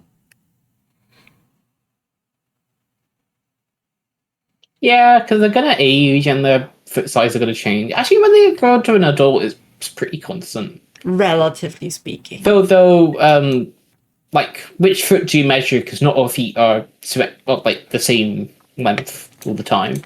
So. I think they actually just like standardized it at some point. It was just like, oh yeah, you king, we definitely measured your feet. It's that. Because kings are usually very gullible. You should know. Sometimes. You live in England. He's not king, I think. He's prince. Like, here's the thing. I'm not... Yeah. What? Oh, England has a king now. Isn't he prince again? No. Yeah. Charles III is king. Yeah. For the past, like... 3 times You know the national anthem is "God Save the King" now. I know. It's switched between like king and queen. Whenever there's a king or queen. You know what? Now people can't do stupid jokes anymore. You know, it's still kind of funny how much England, like the UK, just descended into like rabid transphobia. But then your fucking national hymn transitioned. Well, actually, also, there's also the saying HMR, like, HM, like, as in reference to, like, let's say HMRC, which switches between his or her Majesty's revenue customs, or like it will switch between like His Majesty's government or Her Majesty's government. So You know what? they do technically transition. I know. It's just very Very useful. progressive. I mean, it's just very useful that you know, His and Her Majesty basically can be abbreviated in the same. Yeah, no. It is very useful. The HM stays the same. It's just like you don't have to switch all the names of the government departments and stuff like that. You know, it's interesting, like how people got a problem with like they when you speak to a person specifically. But you still They're weirdos. they are weirdos. But Normal. if you want to ask him something, you should ask him and not. I think you selected normal. Yeah, but if who's going to join whose world is more the I just question. wanted to join you right now, or should I? You know what? Should I am on normal. You just go to join friends, I believe. Yeah, or should I just launch let me one? be online. Sorry. Should I launch one, or should? Yeah, okay, no, I join you. You can join my world. Yeah, why Though not? I don't have a base setup or anything. Well, Though if you're going to be playing the game a bit more, you might want to... Actually, okay. Sorry. I'm joining you. Okay, just join mine. This is just getting into it. You can tutorialize it, but to finish my thought, Yeah, that's what I was about to say. Is like you might want to finish the tutorial, but who the fuck knows? Also, I don't know where you spawned. Who needs a tutorial? so to finish my thought, for the people who suddenly got a problem with they, them, but there's still the royal we, which is also sounding very French. We. We. Also, I can hear. Can you guys can hear my voice in the game when it's echoey, isn't it? I can't hear you. In the game or in general. Wait. It is just starting. I'm on a. Life support systems activated. She is You might hear me. Schnun. Yeah, I can hear you. Oh, 1 second. I'm on Schnun. Yeah, you're on Schnun, Schnun. an ice planet. Aerial Or it's propulsion winter. jetpack Who knows? online. No, it's just a nice planet. There's a nicer planet nearby, but I need copper, so Operational. you go where the copper is. Like most resources are like localized to specific kinds of planets, so you have to find them. You have to have to travel different planets to get them, which is good sometimes, but bad other times. There are teleporters that you can get a little bit later in the game than the beginning, but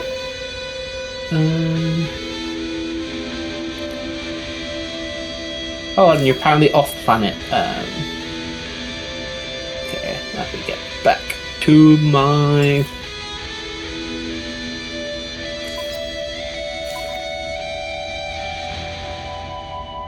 That. I'm wondering if you have any of your parts, or did you actually? No, did you spawn in space? No. Okay.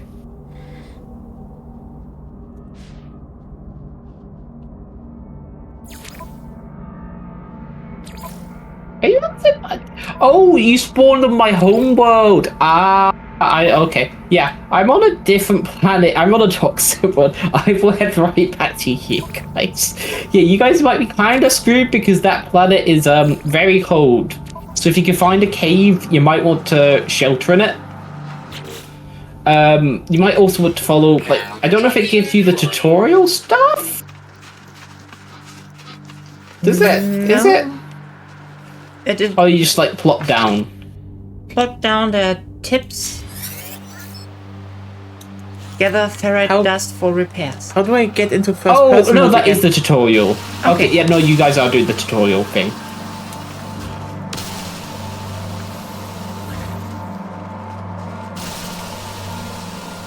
So yeah, I'd say just follow through the tutorial, basically.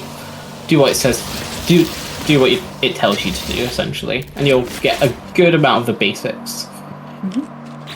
And Nya was asking how to get into first-person mode.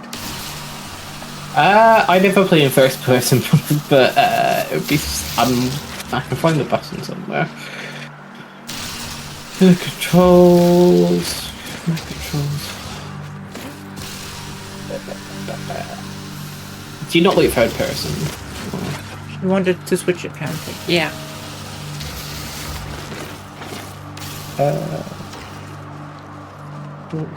I know it's first person in the ship. Oh, no, you can switch to the ship.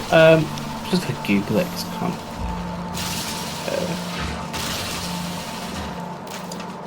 We don't get ferrite dust from animal shit, probably.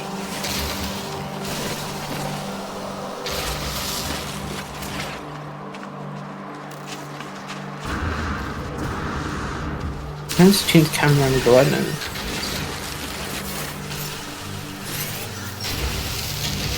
No, not on the fucking D-pad. You're not playing. Fuck me.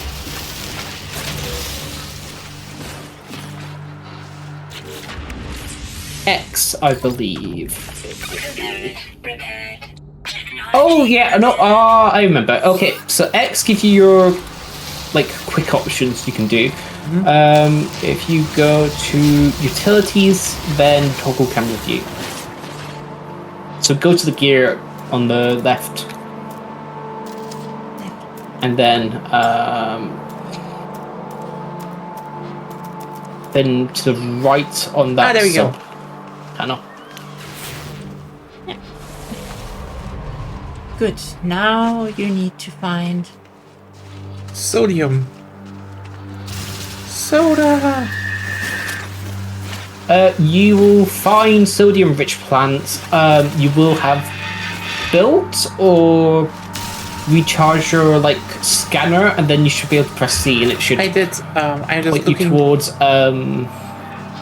search for a plant. Look for a plant that says Na, because obviously sodium elemental like name. Because science.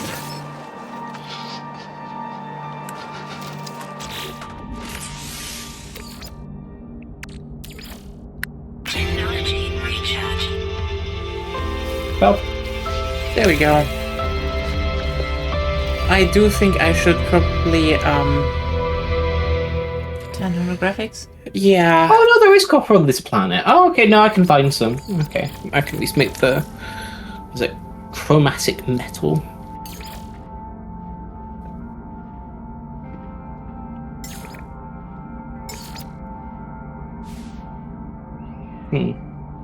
Is friendly fire on? I can't remember. I don't know. I don't think it's on. Starship signal detected. Should be relatively hard to kill each other accidentally anyway. Yeah. You can do space battles if you remember, or watch much about. I've heard. I kind of interesting how the game is a bit laggy though.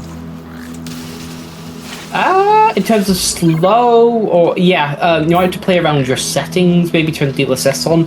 Yeah, it can be also be when you're loading stuff in, it can be a bit like chunky, if you know what I mean. Yeah. Play through the settings if I were you, just to maybe make it a bit easier. I did. Because it still does keep, it just still does look good at lower settings, or it change the look that much.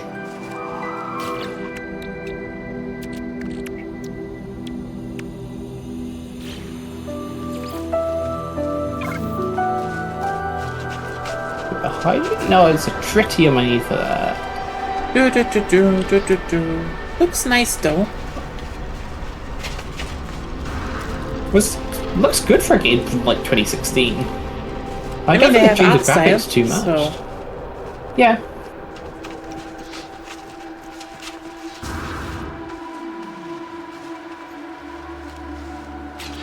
You know what's funny is that you can actually properly travel between other planets. I mean, it'll go like super slow, but you can travel at like normal speed between your planets, and it will take you like a while. Which is pretty cool. It's like, especially compared to like, what was it, Starfield, where like you could take off on the planet and travel to another planet, and then you couldn't because it was just a loading screen. And that's how you get 40k weird people that say space isn't real. That is what? Space Wait, isn't what? real. Oh, God. Remember How, the what? Oh, I think Oh, the the Artemis stuff, where people were like, "Oh, the rocket launcher is fake. It's all fake. They're Oh, just in no. a hotel." Battle Earthers now have a problem because it happened, and they're like, this is not good to our cause. Like, no shit, dude. Okay,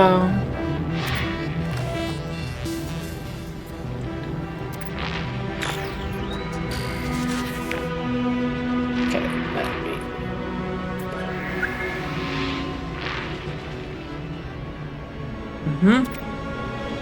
I should be with you in 8 seconds. Roughly.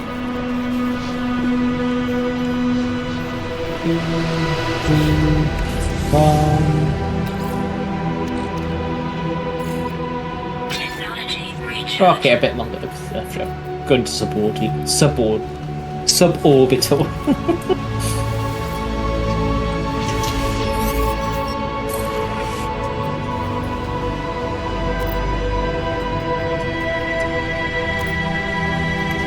Okay, it's a bit loud though.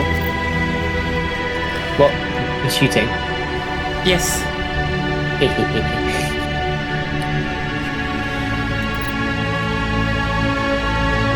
Get space lasers as well. It's pretty cool. Yeah, the game is just loud. You know you can turn down the audio. I know, but I'm in the. It just got loud while I was in the text box. Okay.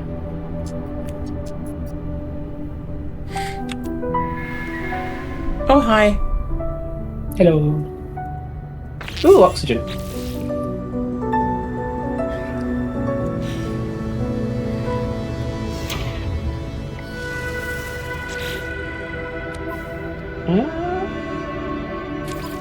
Oh, actually, I know what I wanted to check. It was so nearby there is a pleasant planet, which they're really good to start off on. Like, you can actually go outside without having like freezing cold weather or toxic weather or really hot weather. So I think that might be a good place to start. Yeah, I can't remember. Maybe. Protection falling.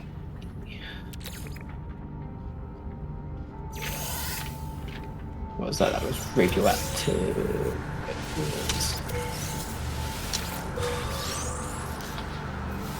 Yeah, the Paradise Planet. Okay. Once you get your thing started up, we can just fly there, and I'll put down a base claimer thing, which then allows you to like start building and stuff like that, which is pretty cool.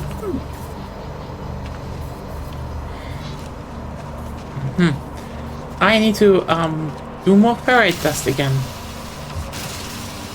You know what? Actually, I can give you ferrite dust if you want. Oh, I can definitely get that. It's not really a specific answer. No, I want to mine it a bit myself, but it's not hard. Should have enough, so I get the tutorial done a bit. So I need to do ferrite dust for... Okay, I need to craft a metal plate. This could you tell me that? Metal plating.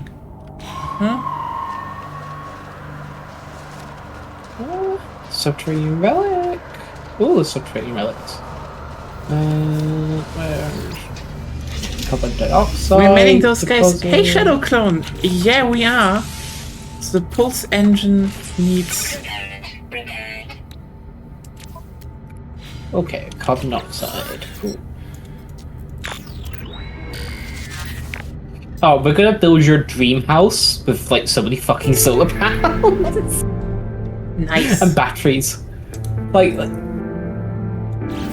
you can build like it would be essentially the equivalent of like a coal power plant, but genuinely just like build enough batteries and build enough solar panels and batteries, and you never need to, and it's way easier to use. or to power your electrical stuff. It's awesome.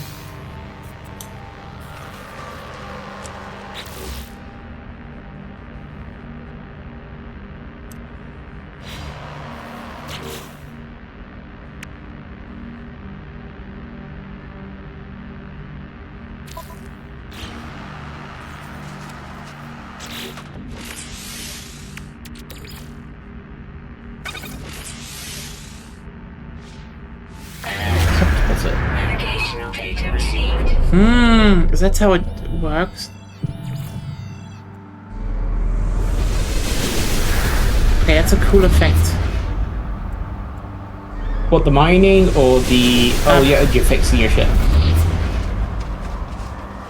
No, the planetary chart. Oh, that... Oh, okay, yeah. It definitely feels very space.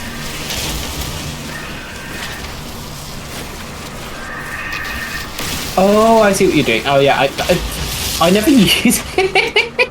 Oh, I don't... No, at least not at this stage of the game that much, because you're mostly staying with the same solar system. At least this early. I mean, this is the first time I do play it, so I kind of circumvent Yeah, you want to that. explore everything, yeah. No, I mean, I react to Shadow Clone right now because he meant you would need to transfer their save. So, yeah, this would probably be. Incoming storm. Why do I need to be on a fucking blizzard planet? No, you don't, which is what I was saying a bit earlier. There's a paradise planet nearby which should be a lot nicer, and it also has copper, which is like one of the key materials. I kind of like the game. it's a paradise planet and it has copper. It's like, oh, okay, good. Paradise without copper. What would? Well, I haven't landed there, so I don't know how good it is, but But it has copper. yeah. Now, how close are you to anything safe? Because I think the blizzard might kill you. Press X. Have you guys picked up some sodium and oxygen? I have sodium. Press X, recharge equipment, and then you can recharge your cold protection with sodium. I did. There you go.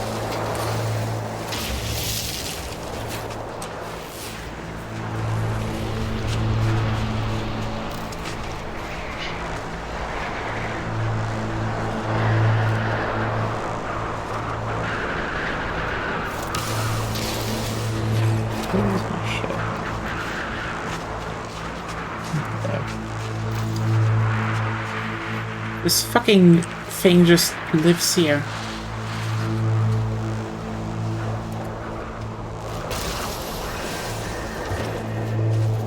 Just living on an ice planet. Yeah. They don't have the best real estate. Well, you know what? Fuck it. Savvy, yeah. Maybe they do just really want to live alone. There is a base here, interesting, but also nice to meet you. Oh yeah, try to give them something good when you first meet them. Oh, I don't know. Otherwise they'll just be disappointed. At my brother's place. Oh, well, that's a good question to have. What is something good to give them? Magnetic ferrite. So you need to refine. Oh, okay, yeah, that. You gotta love the rock crab. Die already.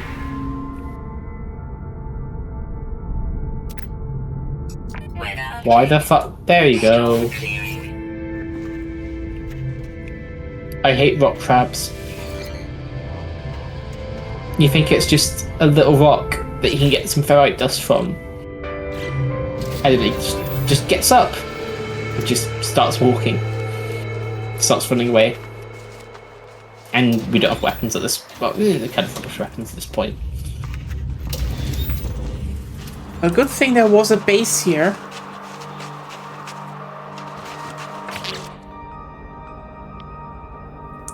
Also, you might want to pick up some oxygen. If you see a hazardous flora, you can just mine it with your laser beam thing. Technology installed. So they always have oxygen or sodium or something. You good typically. You don't want to stand too close, otherwise you get damaged, which is not fun. So I need carbon. Ground protection falling. Well, You just mine a plant. yeah, Just mine yourself. mine a tree. Die tree.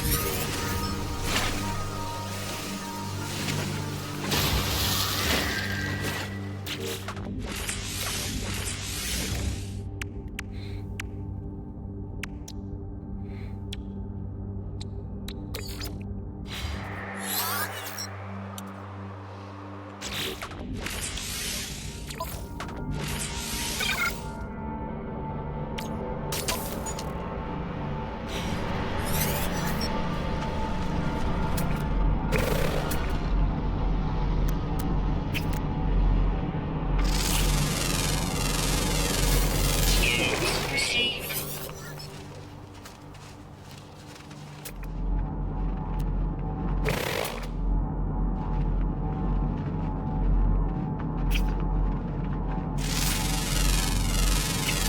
Units received.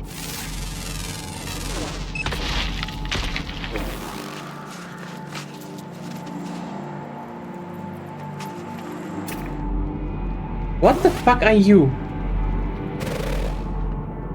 What? Where the fuck am I? Or No, who what the fuck am I? are you? That's a little. Look at it go! Oh, the little like Yeah. lizard creature. I mean, it's more like a praying mantis scatter thing. Oh, I don't. Oh, is that one of the animals? Yes. Yeah, they're all weird. They're all just like that. I mean, that's how alien animals should be. To some degree. Yeah. Da, da, da, da, Wasn't da. there something like if you discover them first, you can name them? Also, you know you can tame some of the animals as well. Yeah, they just added that with like. Well, And no, you they've can- had it for a while. Oh, but you can battle them now. Oh, you can battle them. Oh, okay. They basically added Pokemon battles. Because Da, obviously they had da, that. da, And you can da. genetically modify them now to make stronger creatures. I know someone likes that. This game also has fishing, just so you know. Oh, I didn't know about fishing. Oh, I guess that's a new thing. Fishing, exosuits, underwater base building and stuff. Oh, they've had exosuits for a while, but yeah. Yeah, it's just came though. Da, da, da, da, da, da, da. I'm running through space on the planet, which isn't on space. on a planet in space. We need to be very clear here because this isn't space. This is just the empty open space on the planet. And not space, like Argonia wants us to know. It's not space. It's not space. But I am in the space. Actually, I said it was space. You're always in space. Shut up. I am correct. Argonia can go and just talk to the wall. I don't care. Da, da, da, da. Da, da, Oh, da, I got da. leg meat. Oh. If you kill some of the animals, Nice. you Like, get like crab meat and leg meat, and Kill the animals. no. you can just like do a Are you? xenocide and just kill all the.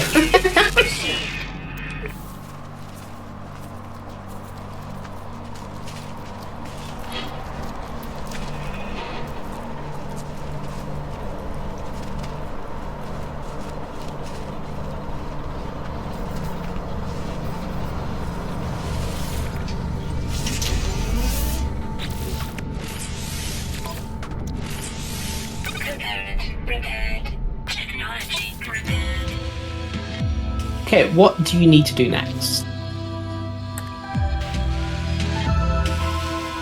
The launch thrusters are broken, so I need pure ferret and dihydrogen jelly.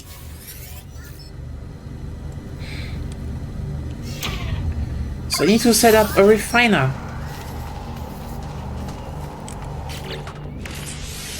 Here you go. What? Probably got a refiners.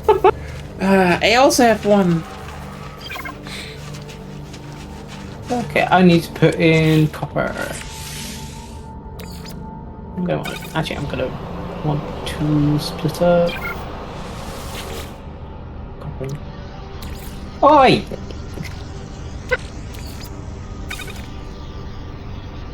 Aw. It's a very expensive washing machine. Whee! Yeah. It And the washes the funny thing materials is, even right though it's out a of cylinder, it spins the other way. Like it spins perpendicular to the axis of the cylinder. Mm-hmm. If you look through the window. Yeah. It makes no sense. Ow.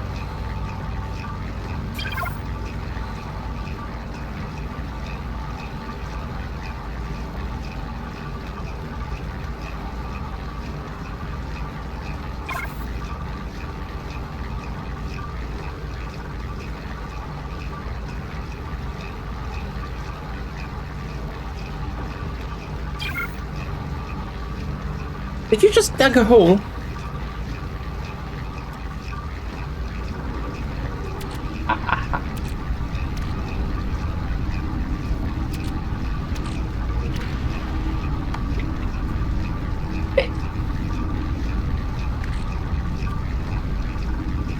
I think I have one dihydrogen jelly, so...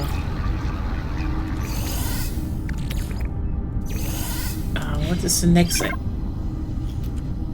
Oi! Oi! Oi! Let me out! You little cunt! Dig me up once! At once! There you go. What?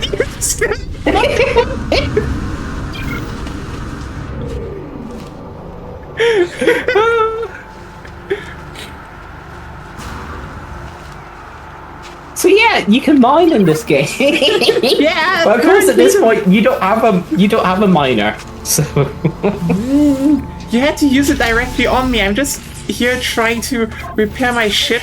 You're perfectly fine carbon, though.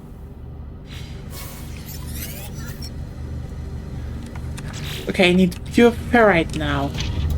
Du-du-du-du-du-du-du. if you get noble ferrite and put it in the refiner, you can Yeah, get pure I know. ferrite That makes sense. because it refines. They could have been more on the nose and called it purifier. Oh, you have copper in here. Didn't you say you had I mean, your that is my copper, but I put up in my own refiner. Where do I put the refiner? anywhere.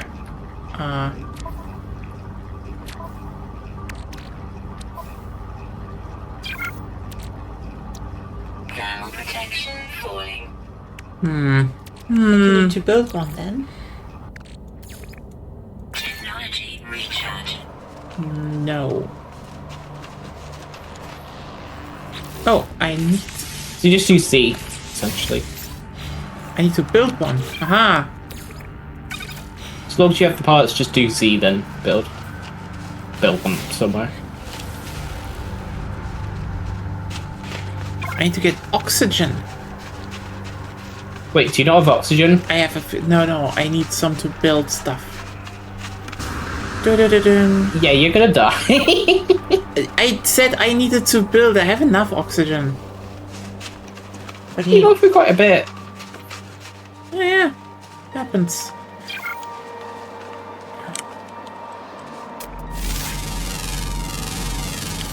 Units received.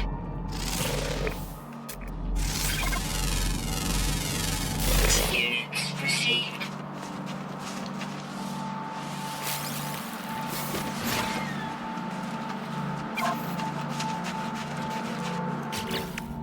Right. Cobalt and copper.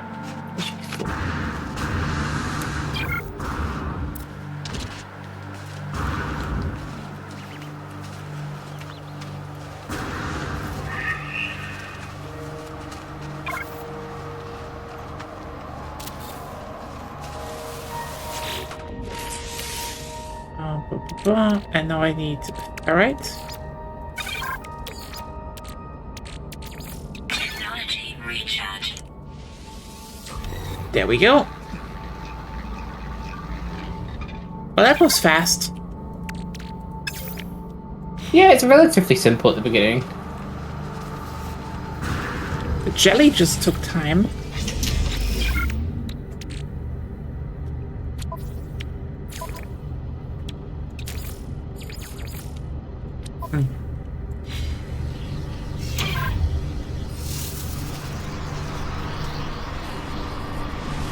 So, do you want to play like as a good guy or a bad guy? I want to play as a woman. Okay. I never read into that one. I meant more like so you can like you can raid other like it'd be more like the NPCs and stuff like that. And like become like a pirate and stuff like that, or I you don't can kind of know. more side with them. Honestly, I don't know. This is probably So just like you something see, so like you know how like the craft like fly over us and stuff. You can like hunt them down for the most part. Though you do get a bad reputation and like, but I mean, there kind of is guilds a little bit, sort of. They have probably not made players can hunt other players. I don't know if they can. I've mostly done it single player, so I don't really know. Maybe one day they do. Maybe. Maybe. They've continually added to the game, so who knows?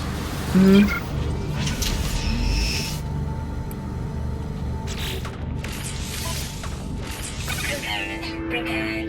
Technology prepared. There we go. I have ship.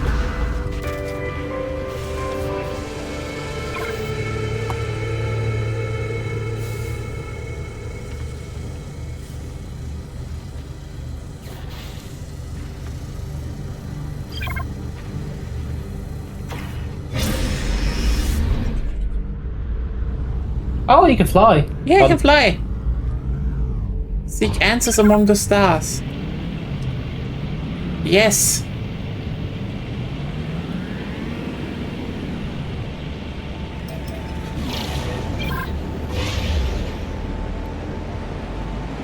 Space.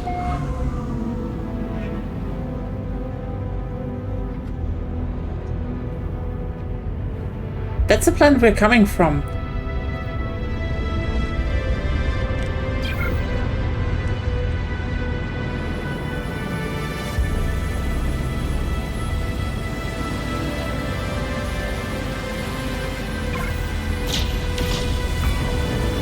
Oh, did that do damage? Sorry.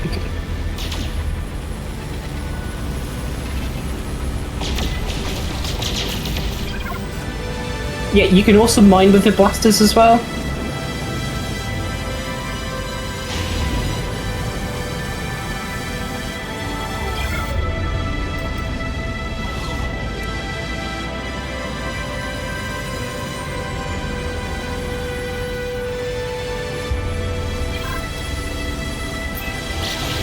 Okay. Oh, you finally got the warp drive. Pulse engine. Pulse engine. I think warp drive is copyrighted. Could be. I don't think so.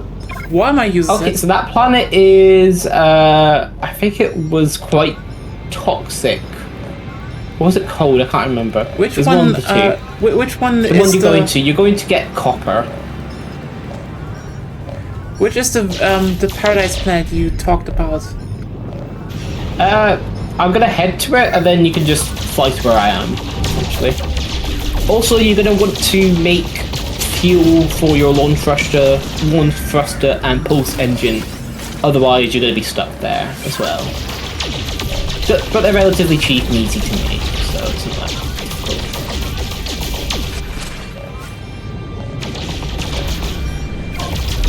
I'm mining silver. Yeah, you can. That's quite useful. Oh yeah, also get tritium from your asteroids because that's one of your fuels. It's very useful. And you get silver as well, which is a useful metal.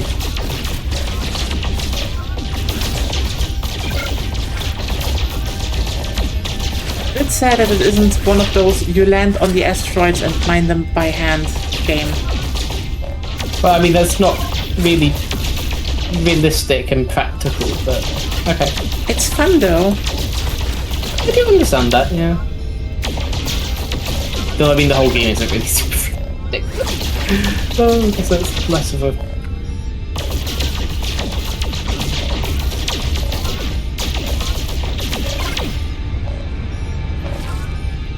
We have silver, but no tritium. Yeah, I don't know what is a tritium thing. Tritium, if you just mine asteroids, you will find some tritium. Look for ones that aren't stone-coloured. Tritium rich Basically. asteroids. I scanned. Yeah.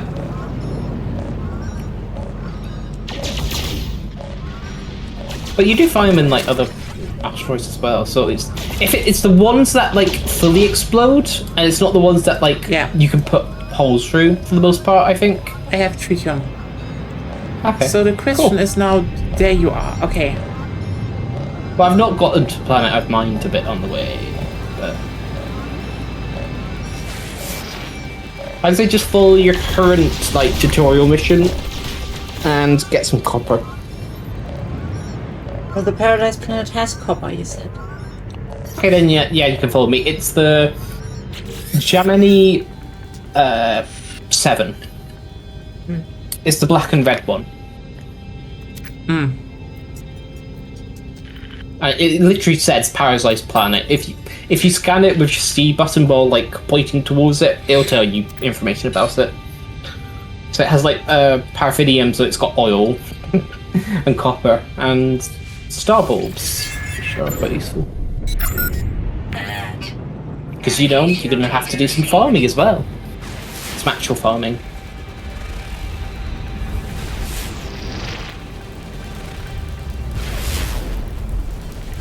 Damn, it takes a while to travel this. 30 seconds.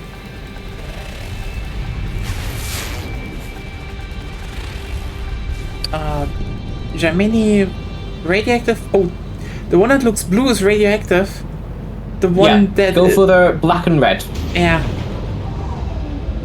Oh, but my next mission gets me to the rotting planet. Don't go there, because that's gonna be toxic as well. Yeah, but like, you know. Unfortunately, no Britney Spears. Don't you see it?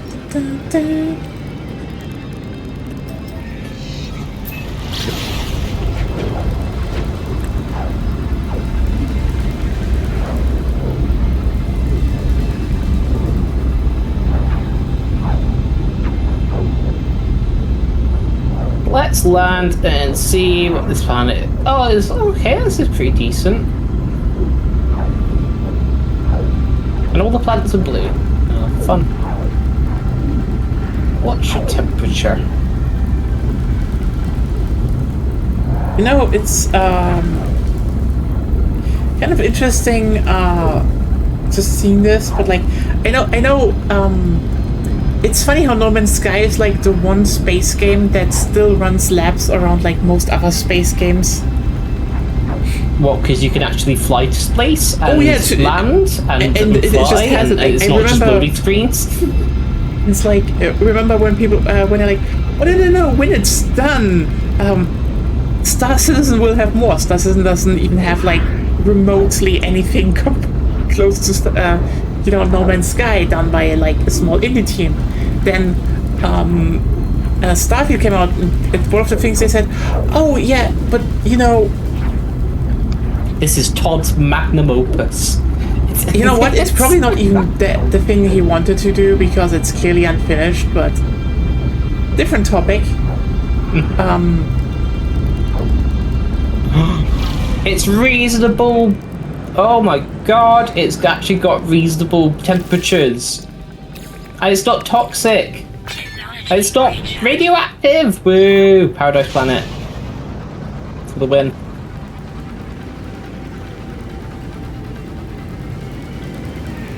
But yeah, and then they were like, oh, look, but we have modular spaceships. Like, not even a year later, it's like, oh yeah, we also have modular spaceships now. And a game.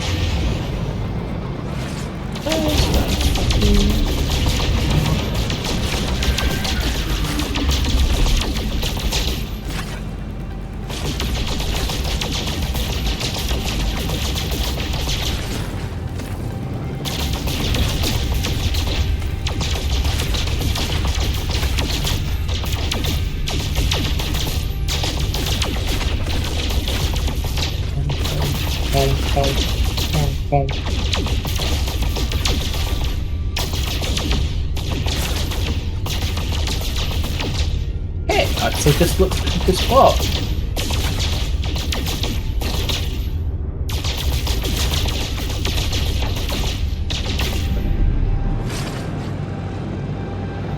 Flatten. Let's flatten out some of this terrain.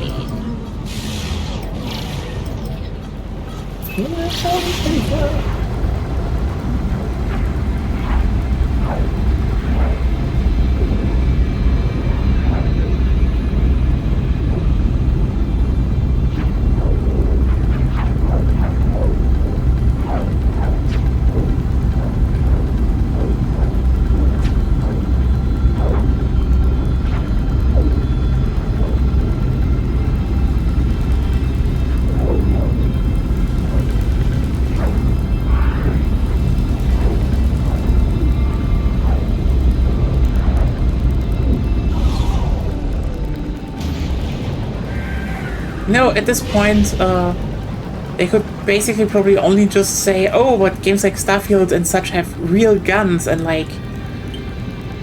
Yeah, this game doesn't really have guns, but it's space compound. Which is probably more interesting to think about the fact that what if it has at some point?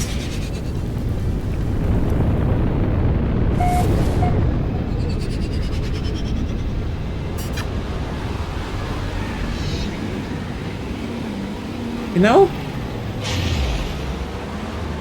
What if No Man's Sky actually adds guns and combat like Yeah. that? Or Yeah, guns and combat. oh, Like, they could. I think it would be a different vibe to the game, but I mean, given that they're making Pokemon, basically. I mean, it wouldn't even surprise me if they did, considering, you know, their next game is basically like a big fantasy game and...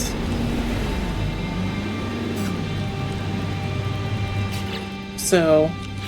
Maybe they are just gonna, experiment with, some more weapons and stuff. Would be doable.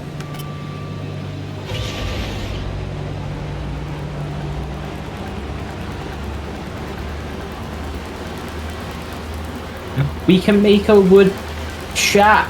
Woo. A carbon Yeah. shack. Carbon shack. No, it's wood. Same thing.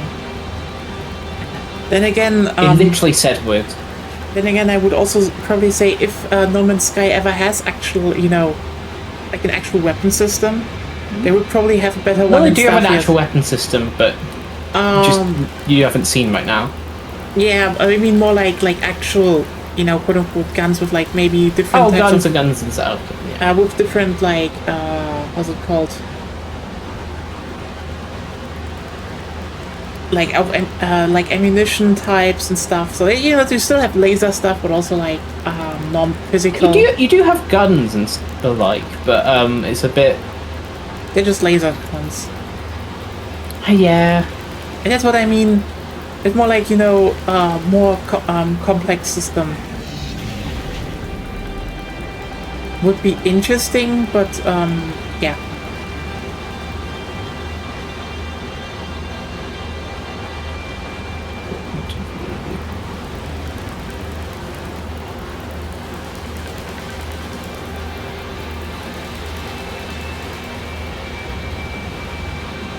There's so much water on this planet. Apparently there's also like storms, which I didn't know. So Paradise. yeah, Paradise for who? once you're inside, fair. Oh well. Of which there are some buildings nearby, which. Oh, God. back to a balmy 20 degrees. Two bots at once. Oh no, I can't even do things about them. Mods, please. But yeah, it would be interesting, but like it's more to the case of if you're wondering, the guns in Starfield are insane. Like they make no sense. You know? In what way? Is it more just like they're silly, but like cartoonish, or? Not, you know, here's the thing. If you go, like, if you, for example, look at, like, if we talk silly guns, okay, we can look at just, for example, the Fallout 4 assault rifle, right? Because that thing is not an assault rifle. But also just like... listen, I kind of feel I know what happened to that thing and why it was designed like that, but... They don't look too bad, at least from the wiki. You mean in Starfield? Yeah, they kind of look stylized, but like... Oh no, they have like a bunch more stuff about them that just make just no sense in terms of how anything would function. Meant to be realistic. That's the irony. They do try to be more realistic with that game. That was one of those things. Like that's why they said they want to be NASA punk, and then like, okay, maybe they should just lead more into the kind of stylized aspect. Like No Man's Sky. Yeah, the guns, weapons, everything doesn't make any sense in terms of like, is it realistic? No, not of course. No, but guess what? It's just fun and stylized, so it's... No, I'm not against that. That was not my point. It's more like... I know. It's just like, I think the weird part is if you look at, for example, guns designed in Fallout 4, they're just... A lot of them are just bad. They're just like, how the fuck did that happen? Like, how did you end up at this design? Which is just a bit... Especially since, you know, like normal guns were a thing in Fallout. Like, if you go into, if you like play the original Fallout games or even 3 and such, there are a lot of like normal guns, and even like the fictional ones, just they're pretty normal to a degree. Like they're more bulky, sure, but like they're workable. Like, for example, the main assault rifle in Fallout 3 is just a G3. And the Chinese one is just an AK. Again, why not? But what? Why not? Oh yeah, no, that's completely fair. That's just what they would be anyway. I think the funnier part is more like that the handle on the Chinese one is just like shorter, and I think they try to make it more ergonomic looking, but then you could have just made an AK, basically. Like again, just a lot of them are just the normal ones because like Fallout is still our timeline, so. Even in the normal games, you just found like Desert Eagles. Like even the new pistol that they introduced for the Brotherhood of Steel in the Fallout show, it's just like a Desert Eagle. Is that? No, that is just someone else.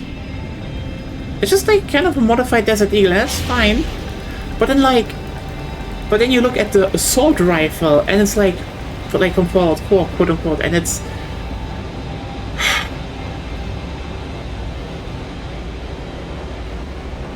It's a bulky machine gun from World War I, like, you know, with water cooling barrel. And you know what the funniest bit is? Fallout? It's side-loaded. I don't think Fallout was intentionally meant to be like super realistic in terms of aesthetic. Room. Here's it. Listen, that is not even a good defense, because the thing is, there were Okay. like I there were don't know. like at least 4 or 5 Fallout games before that with like just normal or abbreviations of normal weapons, and then they just like, okay, let's just put it like this: the weapon design in Fallout 4 is just like even out of place in its own series in a lot of ways. Like a bunch of stuff there just makes no sense. Which is, to a degree, design what you like, but also like, listen, if you make a gun that shoots like irradiated bullets, but that gun is also that gun is a Volkssturmgewehr, I will ask, how the fuck did a Volkssturmgewehr make it to fucking America? I don't know. Yeah, especially that they then also changed it up.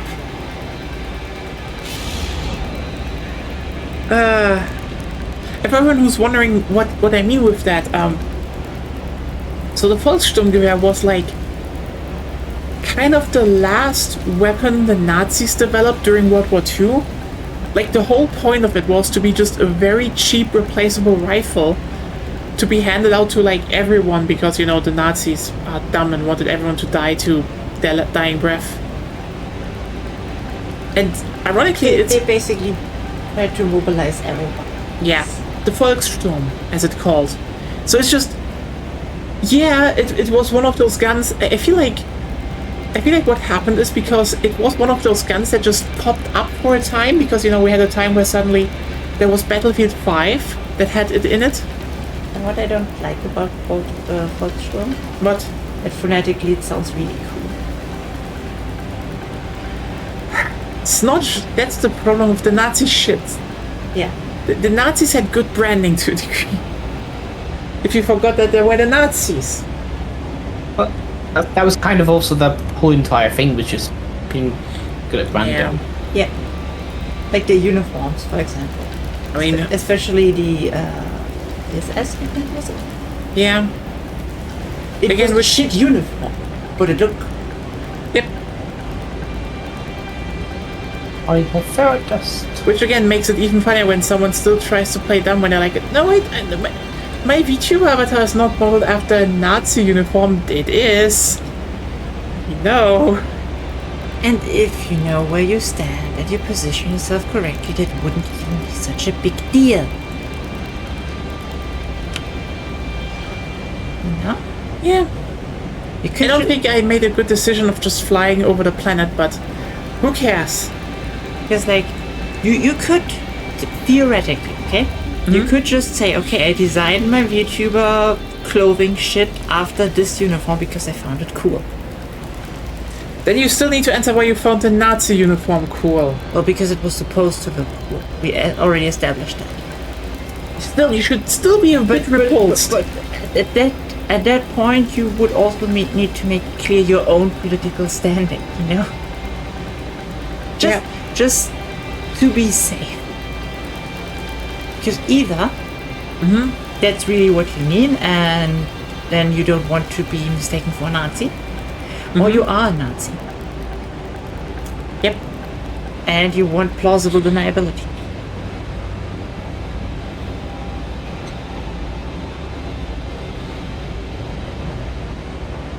Oh well, but yeah, the thing is, it was just kind of funny because yeah, the gun definitely popped up in like Battlefield and then Call of Duty World War II, and funny enough, I think the whole perception of the gun was shaped completely wrong because both studios made a translation error. Which is, I talked about this before, but like it is very, very funny that they did a translation error on the gun. But then someone probably at Bethesda was just like, oh, this gun looks nice, let's adapt it. And like, okay, how do I land, by the way? Space. Which is kind of ironic, yeah. I can't. The space bar. No. Pulse engine unavailable. What the fuck are you done? You should be able to I don't land. know.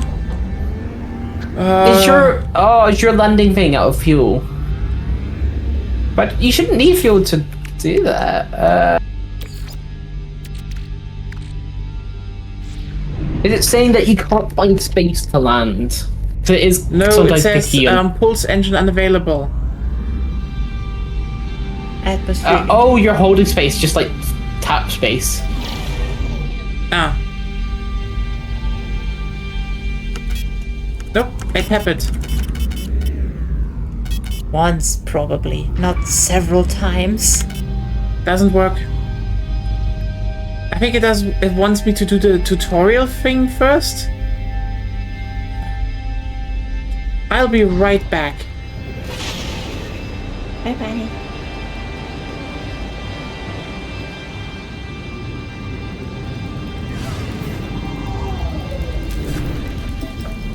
Oh, what was it? Was it E?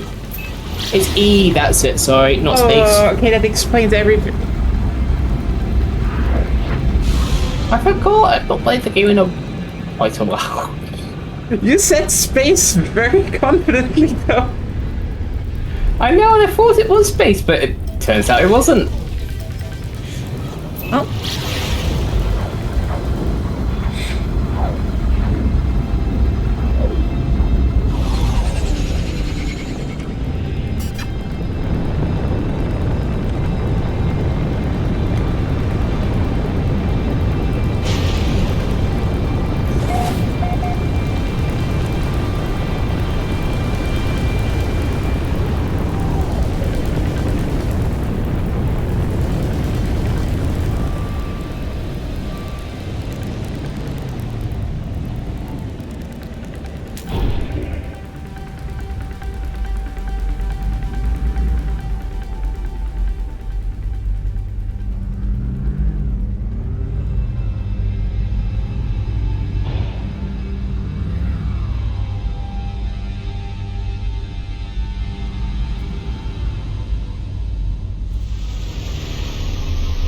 There we go. Landing. You I think landed you quite did a it. good bit away from the base. I, If this is where you landed, or did you land near the base? I did. Oh no, you didn't land by the base. Okay, that's fine.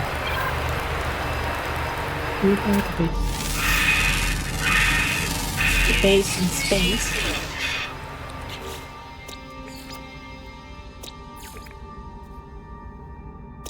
Okay, yeah. That looks like a cheap plastic toy you could sell. Yeah, fair. I need to make a door. No, I need to cook. I need to make pure ferrite. Hello.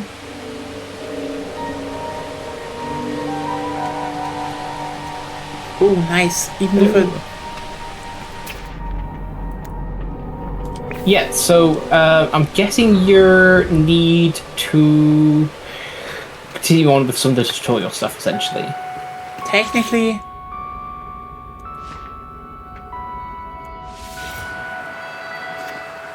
Oh. Cobalt. Take it. There we go. I mined the cobalt. It's more ferrite that we need right now, but that's fine. Are you happy? Yes.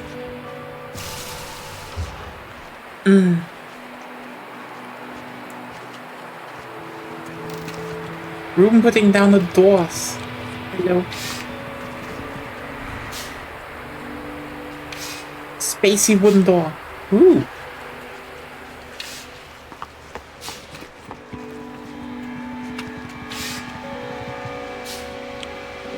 That looks nice. We're building a base in space. Space. Again. Yeah, no, it's just like it's just very funny how much the guns in Fallout 4 just asynchronistic because like, and again the Fallout 4 assault rifle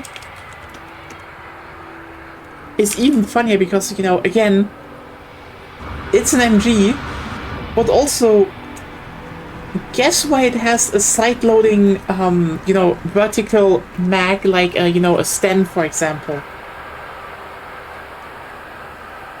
Which makes... Because it's meant to look cool, No, I'm guessing. no, it's dumber. Because Todd Howard thought it was cool? It's I don't know. dumber. Because they like the stand? No, it's dumber. I don't fucking know then. Because they can reuse reload animations from other guns. Oh. They literally just have, like... actually, no, that actually makes a bit more sense. That's not, Yeah, it's not completely dumb. It's just like, no, it's like, listen, you have, they had more bespoke reload animations in Fallout 3, and in 4 they just have like 2 or 3. But they just, they literally designed rather guns to have the same reload animation than just do a little bit more Well, they work. spent a lot of money on those, like, real animations. They're, like, really detailed ones, so they want to get their money's worth. Oh, you wish. I don't fucking know. You fucking wish. Us? The animation is really cheap. Okay. It's really fucking cheap. It's so funny. Let me guess, the animators died due to COVID. Or were laid off. Oh, that was long before COVID. Yeah, it was, Okay. like, 2015. Oh yeah, right. Yeah, because Nia has the Starfield stuff often. Oh, but no, Starfield actually has more animations. They just didn't bother with Fallout 4. It's just very fucking funny.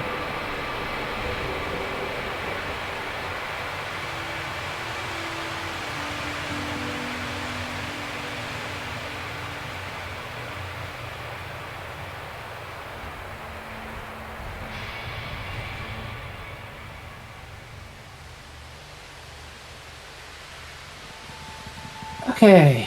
Yeah. I need to get salvage data, so that means I can get a base teleporter, and that means we can then teleport to some of the space stations.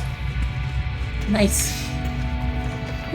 In the base. Yeah, but this building at least should keep you protected from the hot winds. There is also the buildings on the outside, the naturally spawning ones that do protect you as well.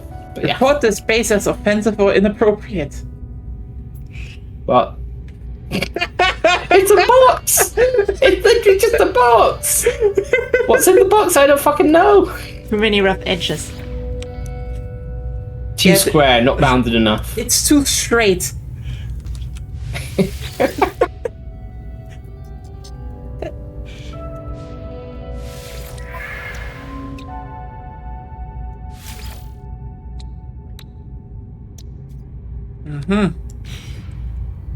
Have you got your miner yet? No. Which You should get a miner. I should probably do that. I fly to to my next thing. Well, sorry, it was cool seeing your wooden base. I will be back in a... Is that a wolf? Hey, dumb thing. Look at me. What the fuck are you? I don't know. Procedurally generated. You look stupid. Hey. Hey. Hey. What is 2 plus They 2? all do look stupid, What is 2 plus it's- 2? But What at is 2 least plus it's 2? not AI. It's not answering! How can it not answer? It can't speak. I don't care! Answer me, being! What are you? Oh, yeah. Why is that ass so thick?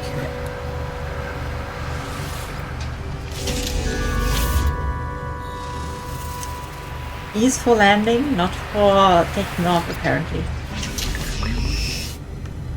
I dislike that. Anyway.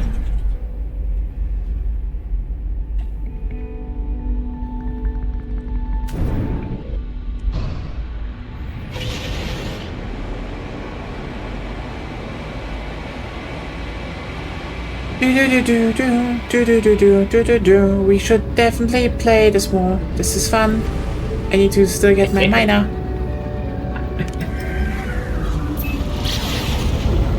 Whee! So Oh, I you think go the to only the one of rotten us that planet. doesn't have it now is Agonia then. Yes. Basically. I can technically download it through the Steam family. The best Steam family, by the way. I don't know if it works. But I though. mean, you can't play it at the same time, so that's kind of. Technically, if starts it and goes offline, I can start it as well. But then Okay. we cannot play online most of the time. Yes. Depends on where the online service is. I think it'd just be easier to get you the game. We could do that next time. Yeah, we'll see. This month we will. We just don't have a lot of money left.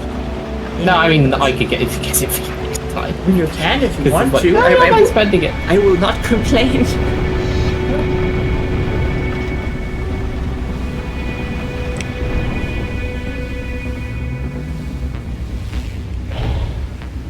Oh yeah, pro tip, once you've got the miner, if you end up like in a snowstorm or firestorm, just literally dig a hole, and you can like wait it out quite easily. Ah, yeah. The Minecraft move. I mean, true, but you typically in Minecraft you would also put a roof on, but you don't have to do it in this. Oh, What the fuck? You are so ugly. It's cute. Mistake of nature. It's cute. Look at it. Look. That's like half a goat. It's a horned goatee duckling. What? It's horned. It's kind of goat. And it looks like a duck. So it's a horned goatee duckling.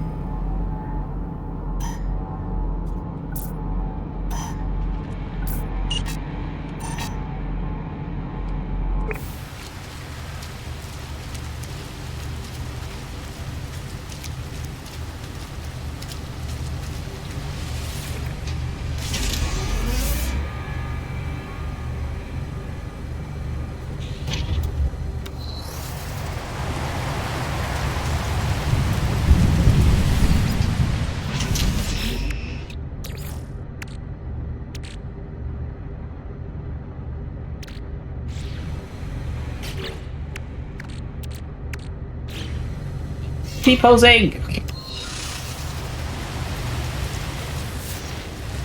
The light, I can see out. Okay, and it's still stormy. What the fuck is going on this planet? Which one? The toxic one where she needs to go. Oh yeah, have fun. No, everything is just butt fucking ugly. Oh, I thought you meant more like it's kind of terrible in terms of the environment. Because it just She's talking it about just the poison aesthetics. you. Yeah, well, you've literally got just about infinite worlds to explore. Find a different world. But what if I want to genocide this Wait. one just so that I can repopulate it with better creatures? Can you mine the whole planet? You can mine a large degree, but not the whole planet. Because you can mine out all the like subsurface, but there's a layer below that you can't mine. So everything up to essentially bedrock. Yeah. Okay, but are there Exterminatus weapons? Not that I know of yet. Sadly, we cannot correct mistakes then. But it's cute. Mistake. I find it pretty cute. Let's say they have something, but still a mistake.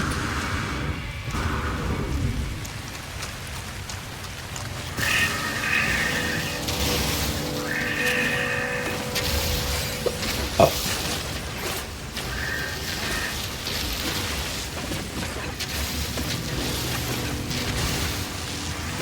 I hope I get to Max soon. Well, they are relatively quick to get to. hell yeah, mech suits. They're not the best in terms I don't of care, mech experience, suits. but okay. You really want to play Gundam. Yes. No Man's Sky, yes. I want the okay. big swords to 1v1 the stupid There's no ones. swords. Oh. There are We enemies need that to you can get fight. sword. We need to actually get sword combat in No Man's Sky. With mechs. So you can 1v1 stuff.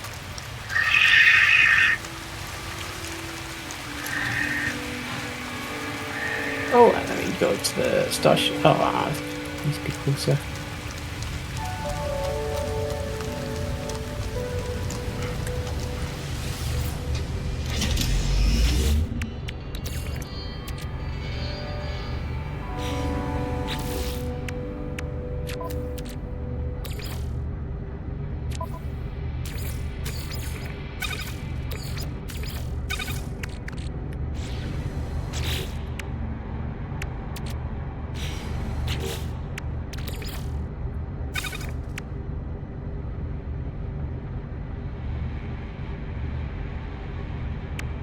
Residual goop.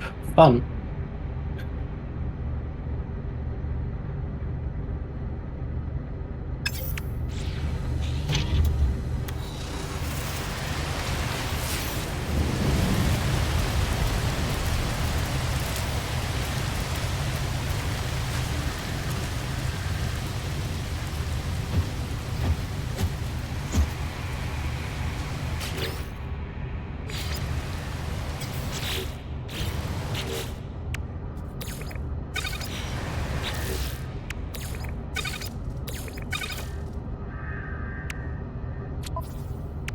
Toxic protection falling. What do you craft again? You. If you go to like press tab, go into inventory, and then click on an empty slot, you'll see like craft product. Ah.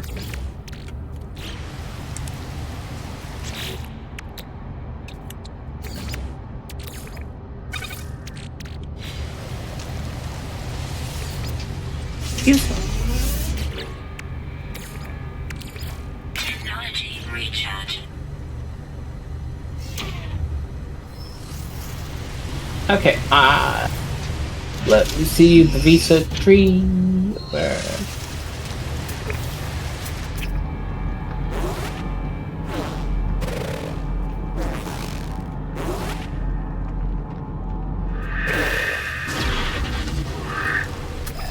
Okay, yep. So I'm gonna need to get a bunch of the selfish data. Then that means I can build research solar panels and batteries, which mean we should have power.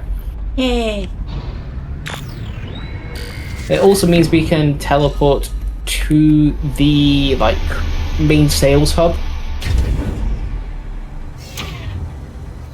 Nice. Which allows you to like spend the units and stuff, and you could buy new like craft and things and lots of fun stuff. How's your task to what was it to get copper? Or was it to build a base or what the fuck? Like what was your task given? I need to follow some signal. Toxic protection falling. Can you not land again? It lands.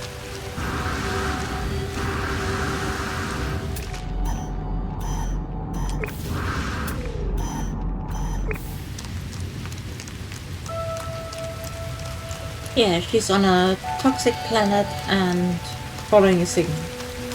Okay. You should be able to land pretty quick. I mean, if you do the She has left. target sweep mode, it's pretty quick.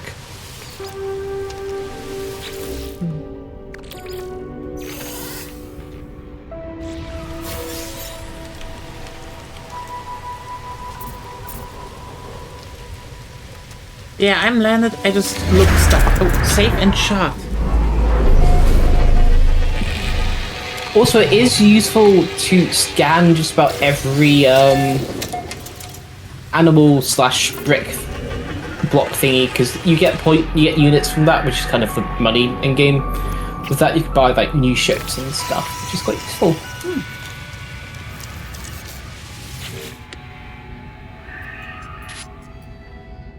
Okay.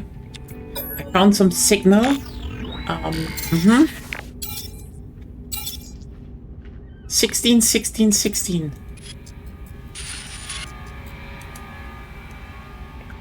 Also, if you see these things called knowledge stones, they're very useful because they then allow you to understand what the other like creatures are saying in terms of the like aliens and stuff. Not the like alien creatures, but like the smart aliens, important ones.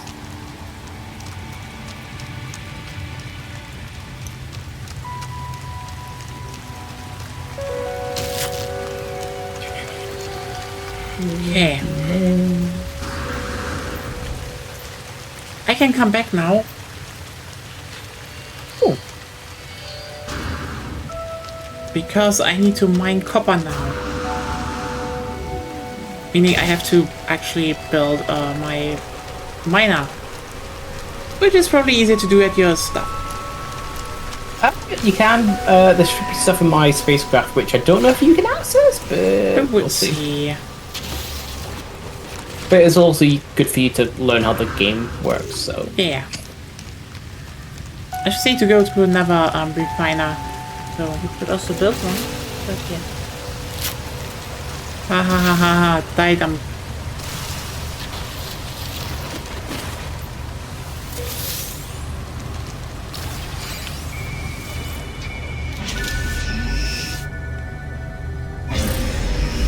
Yeah, but I don't want to stay on a toxic planet.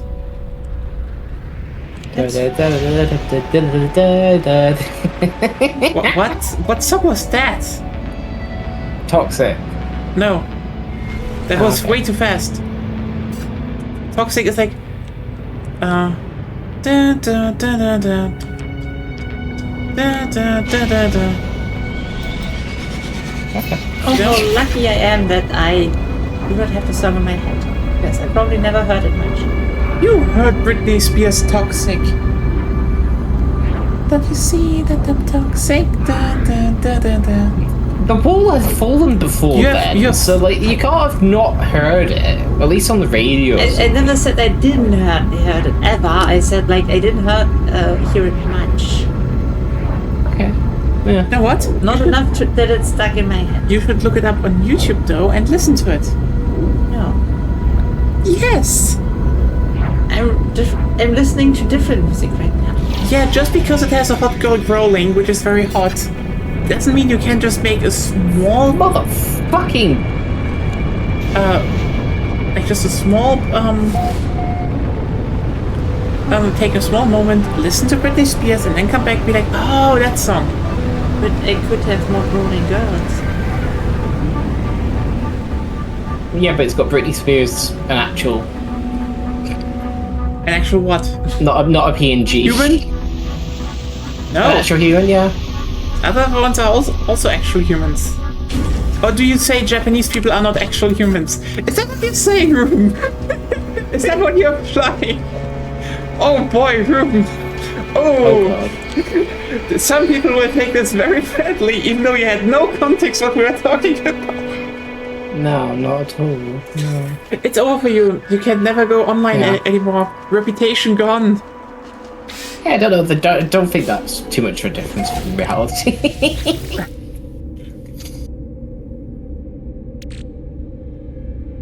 Yeah, I'm just listening to a Japanese metal band, that's all. Oh, J-Rock. Nice. Or was it more J-Metal? Metal. Technology recharge. Okay. Technology recharge.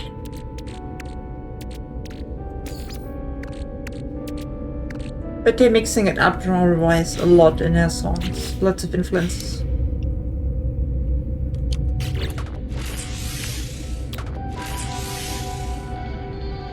Technology installed.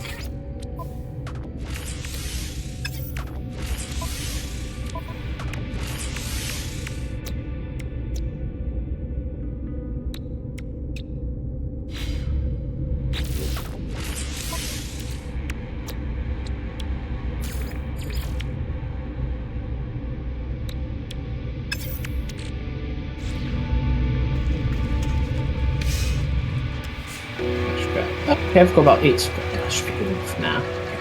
Back.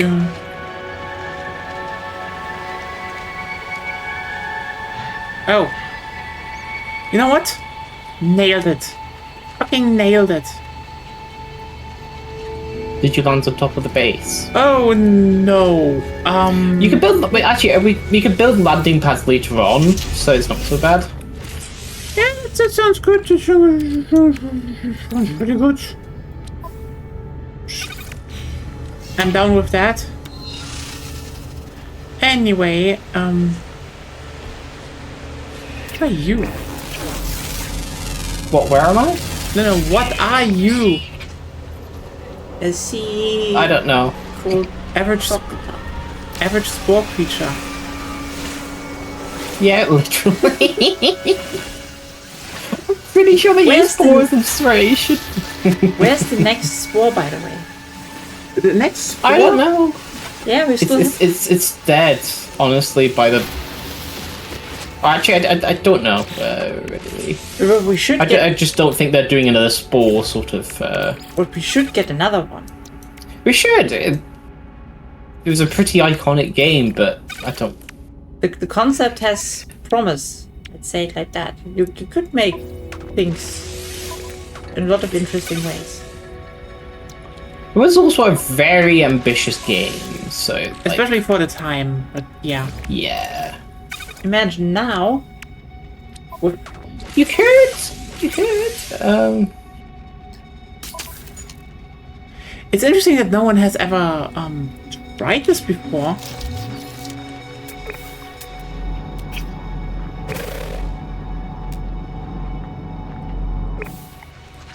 Like, I mean,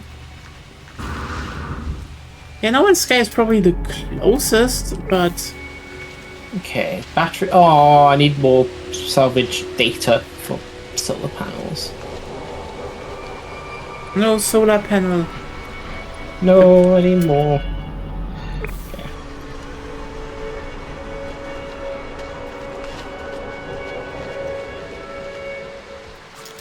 Got batteries at least. Okay, no, I'm gonna want to go back inside. Actually, oh no, okay, it's not. Oh no, that was more of a health thing rather than. Okay, that's why. It's all red. Okay. Do do do do do do do do do do do.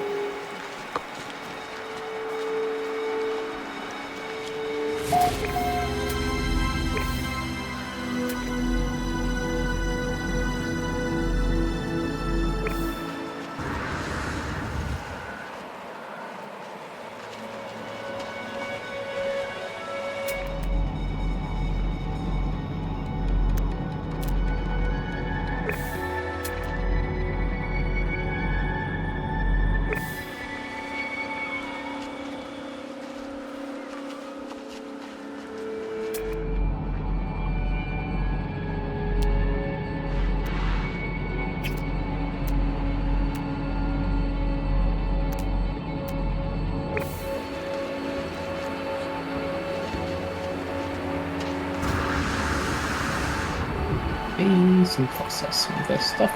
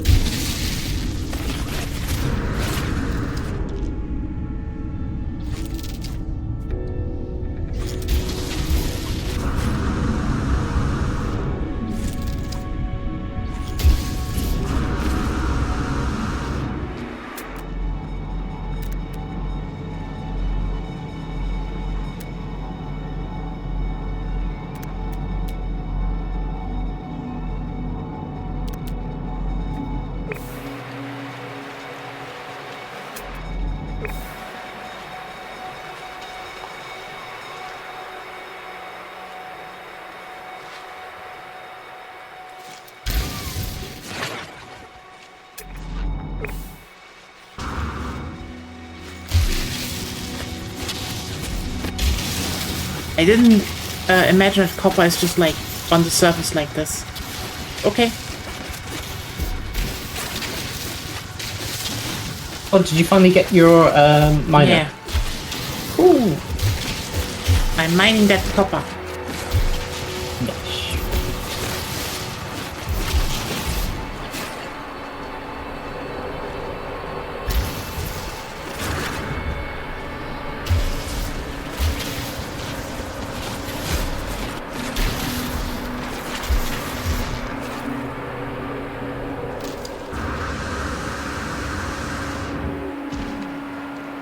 So,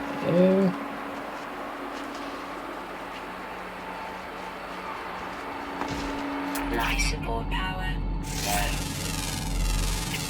Units received. Okay, those are also mistakes. Like, what? God. The Kumu sapiens.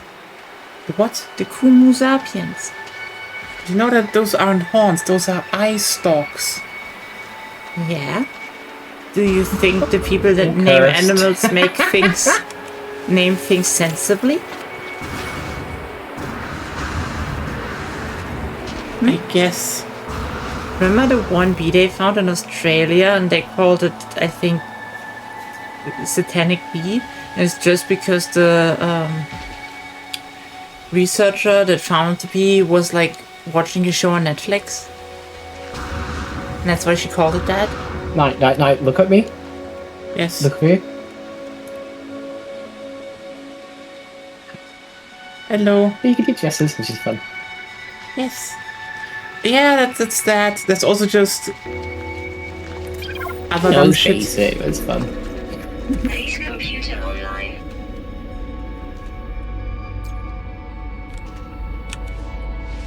Oh, have you seen like the quadruped that just runs around on its 2 feet? I Yes. guess. I think that's Yes. what she meant. Oh, that, yeah. It's really fucking freaky. Creepy slash. And also you just got dinosaurs. Though you do get some really weird, like, animals on certain planets which are just fucking weird. It's fun.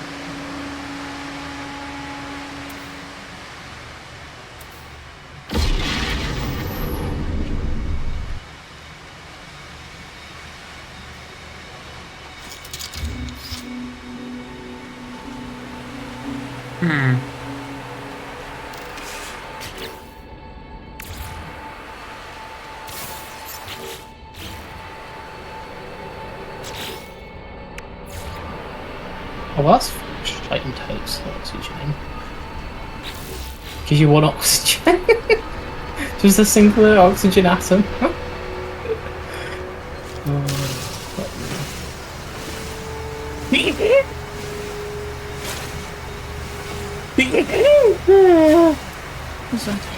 Thank you.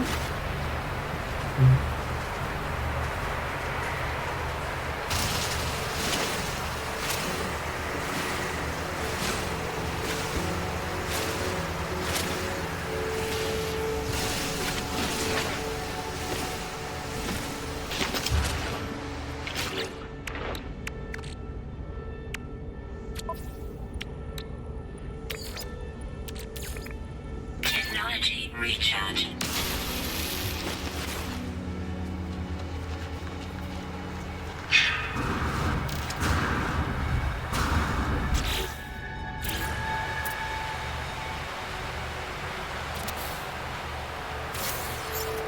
Weather warning. Incoming storm.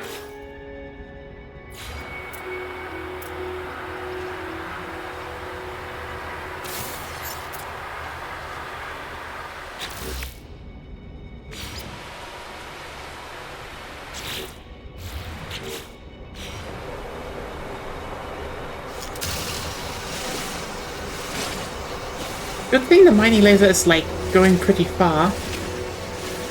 Oh yeah, it's got a pretty long distance. You can upgrade it a bit later, which allows you to mine like the harder materials. It's not bad. Base It's computer not bad. online. Oh, you made a small house. Yeah, I had to.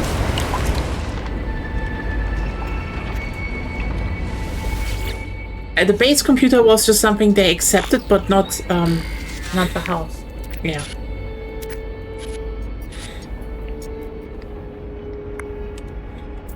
Our house in the middle of the sea. It's more like in the middle of the planet. Housed. In the middle of the space.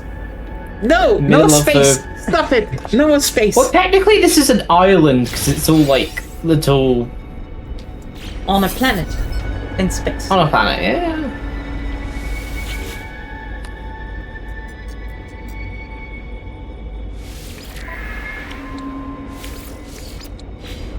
No, not building the biofuel reactor. We're going renewables. Like, sustainable. Not constantly requiring stupid ass fucking carbon.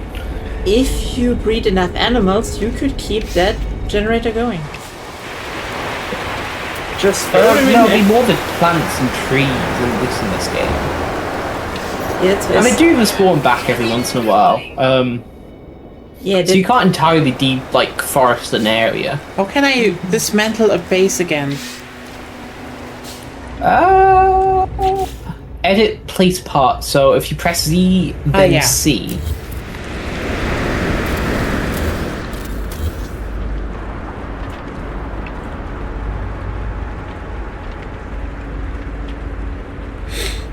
How do I destroy it?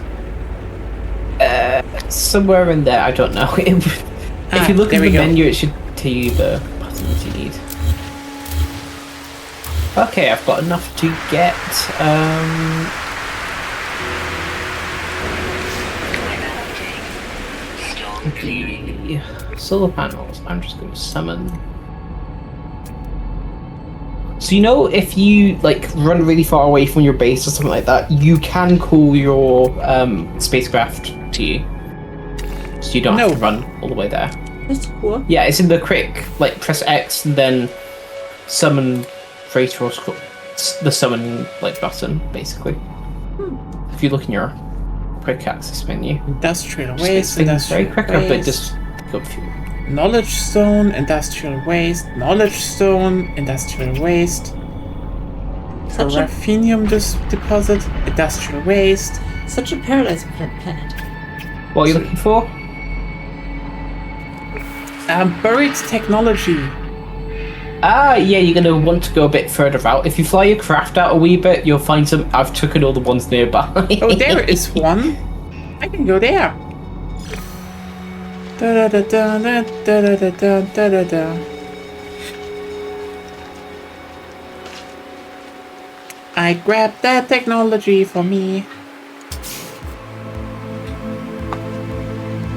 I will liberate that technology in the name of Agonia. I'm doing it for you, Okay. for your nation.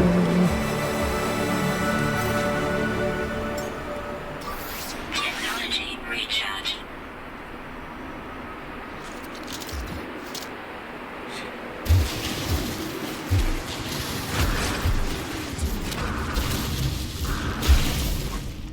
Okay, so I need to get more gold.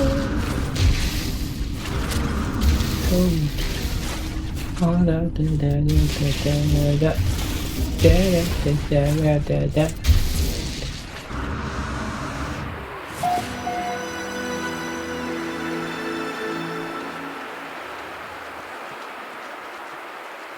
should we play some more No Man's Sky in future, essentially? Do you think? I'd definitely be down for that. I think Agonia Cool. also has interest. Yeah. And like, I'm still like, Okay. Getting used to it. Like, you should maybe play some more in your spare time or for fun or something like that. Just so you get used to the game and what all the controls and stuff. I want mechs. I want mechs. I want to You're build not a too mech. far away from mechs. If you follow the main tutorial Yes, line, yes, you do but I end want to up have a getting mech. mechs.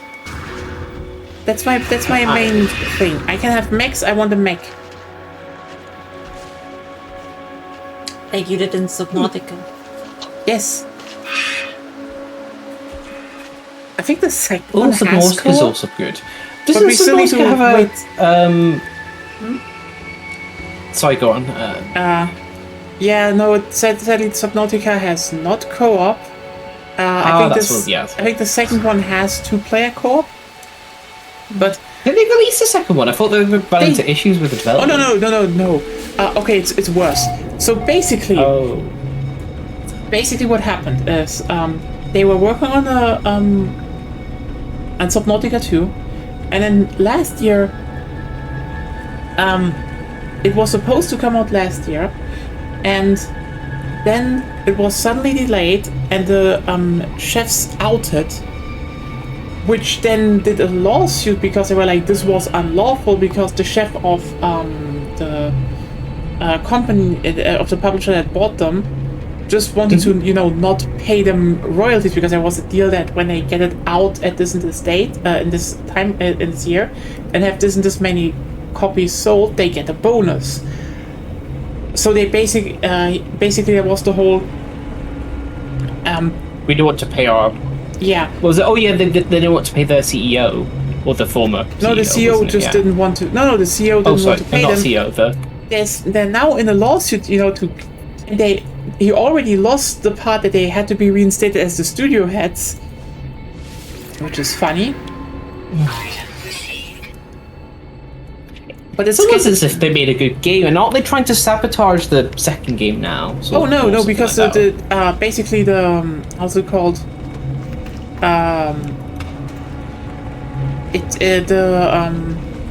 The CEO is just an asshole, but also it is okay. Want to hear the dumbest part about all of this?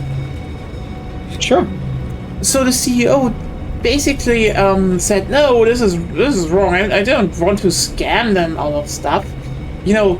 Then they went in front of the court, and the court basically had one, first verdict that they had to be reinstalled as studio heads and owners. Now the rest is more like, I think the publisher will probably lose the rights to Subnautica and such, because guess what? This What? whole thing happened Without because storm clearing. they fucking... He asked ChatGPT. He asked ChatGPT that for a off. plan. And it was just like said by multiple people in the company. Oh, the Artemis mission is back. Oh, yay! They made it. No, they apparently doing currently the re-entry. Wait a second. This is the 10-spit given the heat shield. Let me just look here. In 51 minutes is splashdown. Nice. Question is, should we just stream and just you can go react to to that? Yeah, you can if you want. And this is also about to Agonia, because I don't know if you feel well and you want to still go out today. If we go out, we go out. Okay. If you want to stream that, stream it. Okay. I'd definitely be interested in just seeing that. I mean, from the space game to actual space. Yeah, moon missions are surprisingly not that long even. No. I mean, the moon's like way closer than like Mars, so Yeah. Like Mars, it takes like Yeah. a year to get there and back, or 6 months at best.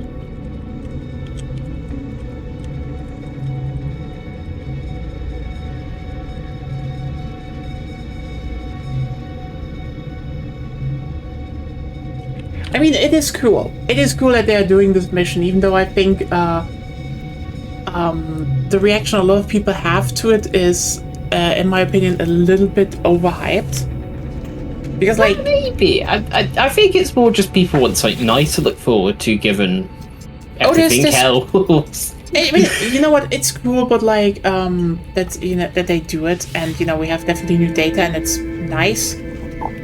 It's more like, again, I have the very probably cynical view of. It is a photo op in What? a lot of ways, but yeah, What is? it is a photo op in a lot of ways, but it's more just making use of a test. That's Yeah, I mean, that, it is. they know No, no, this it's also safe. it's not even my point. It's more like everyone's like, "Oh, look what we managed to do," and I'm like, okay, so how many times did we get to the moon already with worse technology? yeah. But the thing is, this is being done with a fraction of the budget that was used back then. Oh, 'Cause this back is- then, that you is had impressive. literally the entire state of no. looks like you had the entire finance of the US going into it, budget and technology. So No, it's cool. It's just like it's definitely cool, but and it's also impressive, how much basically NASA, like comparatively how cheap NASA can operate nowadays in terms of technology. That is actually the interesting part. But like, it's more like the case of, listen, it's cool seeing it happen. But I think also this is probably more a case of, our generation just didn't have a, like, listen. it's been like over 50 years since they actually been back to the moon, like with humans. So I mean, here's the thing. The whole, we go to the moon and do, like, stuff, do actually, like, moon stuff again, and maybe build a base there, which, again, we could have done for the last 30 years. True. That's just one of those things I will be in mind. When everyone comes with, look at the marvel of engineering, again, doable for over 30 years, this is not like, this isn't the thing. It's just more like, it's cool that we're finally doing it. That should actually be more impressive. But like, I don't know, maybe my big thing was, you know what the big space thing was when I grew up? Space shuttle, The ISS and the space shuttle. ISS, yeah. I have a Lego model of the ISS, and I fucking love that thing, even though I applied the fucking stickers wrong. And you know what? I hated them all the time, that those were like shitty stickers. And you know what? Nowadays, watching like channels like the Held der Steine, where you also it's like stickers suck, and I'm like, they could just print, and like, yeah, they were already cheapskates back then. Fuckers. Vindicated. Investigate the space station, yes. Okay, the ISS is cool. Like, I'm genuinely sad to hear that the ISS is just like retiring, and like It's been an active service for over 30 years. they could still save it. Ah, They could, but they don't need to. You could, I know. but you need to do a lot of work. It's a real fixed world. I know. Really. it's just better to do like a new space station. And this was like This time maybe without the Russians. Yeah, maybe. this time we'll I mean, you definitely. can always go to the Chinese one. They've had a couple actually. And that's the problem. Like if we already like, okay, we need to exclude the Russians probably because they're like warmongers. Then we also need to exclude the USA. You know what? Fuck it. European and space independence. ESA should send people to the moon and build another space station. use his Bavaria fund? You know what? Magus Stairs, it's your time. Head with the European Space Program. Bring us to the moon and build a base. And when the Americans are like, wait, we have a base on the moon, you know what? First space warfare led by Bavaria. Let's just fucking go. You can do it. I guess. What? I just find it funny in a stupid way. That's my intention. Probably a lot of people don't even understand what I mean with König Magus der Erste. No, not really. Oh, okay, so basically the current Prime Minister of Bavaria is called Markus Söder. And the thing is, he had a whole thing, announced something called Bavaria 1. Basically, oh hey, we're building a space program in Bavaria and going to the moon. And Oh, is this a April Fool's or? no, he did that for a year. This was actually a program, but like, Oh, okay. Fun. it's okay. It's even funnier because like the whole, you'd think if you see that what they did, and basically he basically just did a bit of an, how should I put it in the best way? Yeah, concentrate. Yeah. Basically, they're like, how's it called? Okay, basically they had a program and there was like financing, you know, investing into the like Bavarian space capacities, which you keep in mind, the space stuff, like a lot of space stuff in Germany is built in Bremen. That's like where the main 'cause rockets and stuff are built for the ESA, etc. But also, there was already some parts in Bavaria. Like, the irony is they had, like, the whole presentation where he just did basically a state-sponsored Elon Musk-style show. Like, it was a lot of self-preservation of, like, oh, we're getting everyone to the moon and then to the Mars. And you're like, okay, that's weird. What? But then, well, the thing is, that was actually not what the whole program was about. They were mainly investing into, technology, like into local universities, and that companies can actually settle near the near there and like develop more stuff and work with it. And interestingly, that worked out. Like, everything he said on the whole presentation was bullshit. But the program they did fund meant that now, like, a bunch of, like, I think especially satellites and some other, like, key parts are just now manufactured in Bavaria. Like, the good part of the ESA space program is just, it's just in Bavaria now. So, yeah. Oh, you know what's actually quite funny? I can't remember the name of the German company, but the German company launching their rockets from northern Scotland, actually, for ESA.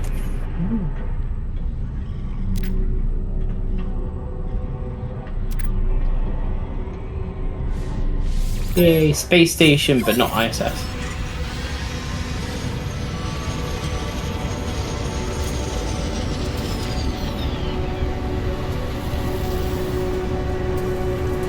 Ooh, I can now get rid of some of my useless junk.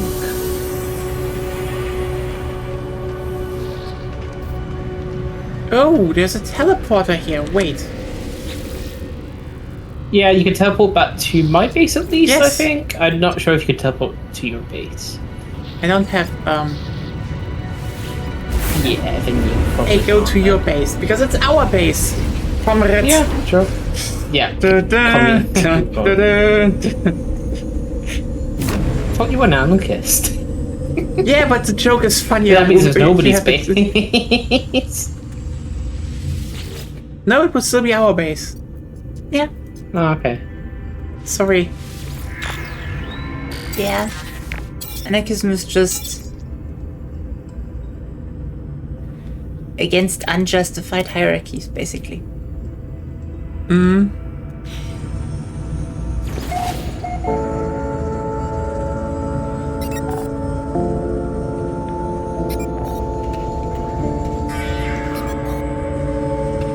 Which is ironic because I think everyone agrees that unjustified hierarchies are bad.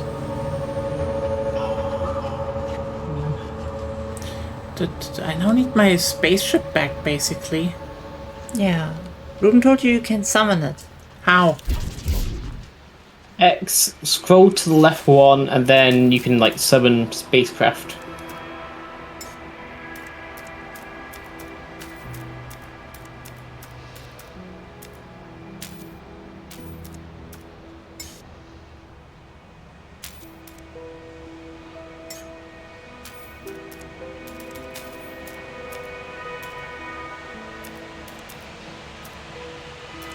Starship summon trade rocket exoskip freighter?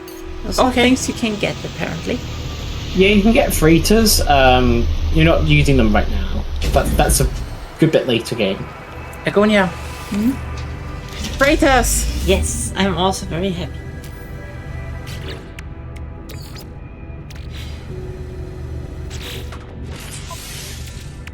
I made a good amount of money with freighters in EVE Online. Not as much as manipulating the wiki, but hey. Yeah. That was the best thing you could do before, what was it called? You can also make fighter fleets as well.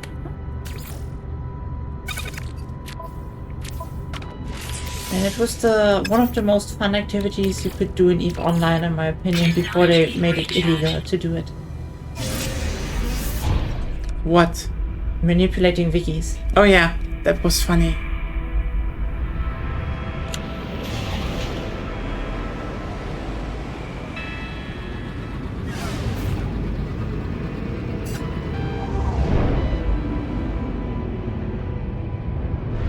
I mean, I get why they didn't, why they made it illegal, but still. Okay, I think I'm probably gonna head. You don't want to be here when they touch down into the water. I think I'm just gonna go to bed. I had like 3 hours of sleep last night. I had like coffee Yeah. and energy drink, so Yeah, you better head then. sleep. Oh yeah, then you do that, and Yeah. I will probably also leave. I just need to land But you can here. use the base whenever. That's fine. Yeah, it's been fun. We should definitely play some more of this. Yes. It's a very chill game. Like holy shit. It is. It is. Yeah. It's also just dead easy. Well, it's easy in terms of like. Yeah, it's just chill. It's just chill. You build, you explore, you get materials, you build a nice base, Yeah, you it's true. build a mech, you get more material, you explore. Cool. Okay, let's look into one last thing here. I'm gonna head. Yeah. Yeah. See you ya. guys. Have fun. Bye. Bye. Bye. By the way, if anyone in the chat wants to just stay there until we look how there's a re-entry into the atmosphere, which is just that's cool, you know. You just that fascinated by it? Sure. You know what? I kind of want to see it, you know.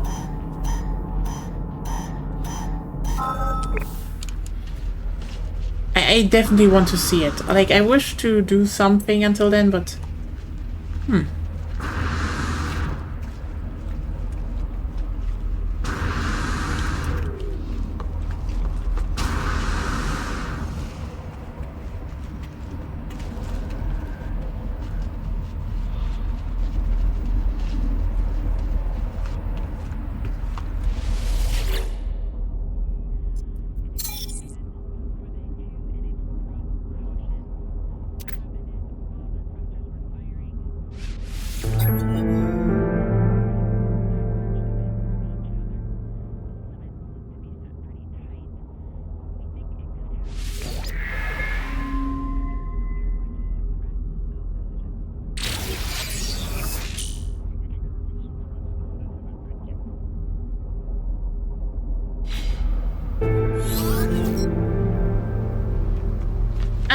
nice. Well, I go back to my ship, but I guess next time we're doing a hyperdrive. Then I can jump between star systems. Yes. It's cool. It's really nice that in comparison, like in Minecraft, like if Ruben opened up a world, you would have been thrown out when he left because it would be like locally hosted and stuff. But since it uses its own online system, you can stay Yeah. without the server even. That's nice. Actually, it's pretty neatly done, yeah.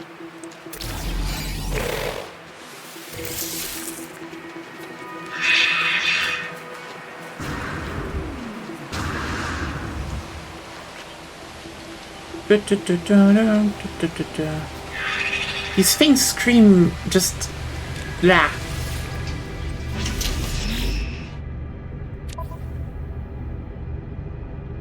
Well, that was that. I mean, doesn't it still like take 55 minutes or like 50 minutes?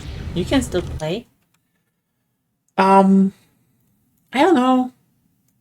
Still just 21 minutes from now. So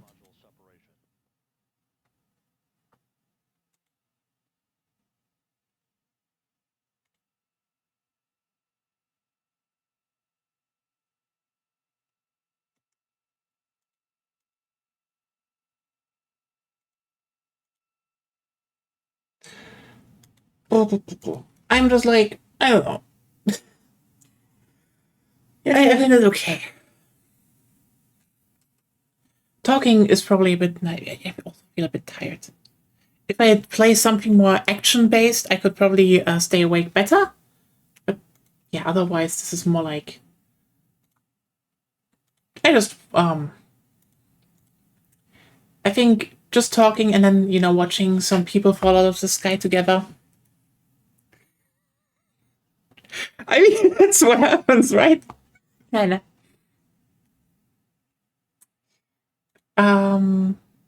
Yeah. No, let's go back into Nia Parlor. I think I just labeled this like Nia Cast or so.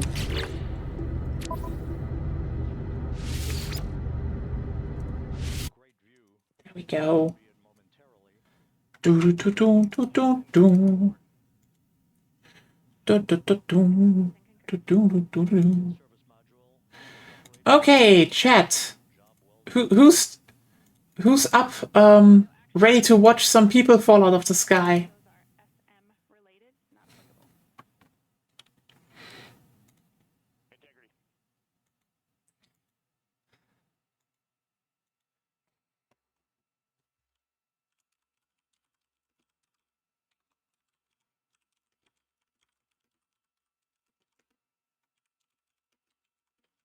So, with Integrity now flying free on its own for the remaining 32 minutes of this mission.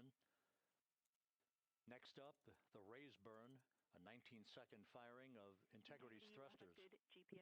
Do, do, do, do, do, do, do. Okay, so we still have a few minutes. Anything we could still talk or play during that? There are things like Micabellum and stuff. But they're not that clear cut in their time consumption. That's yeah.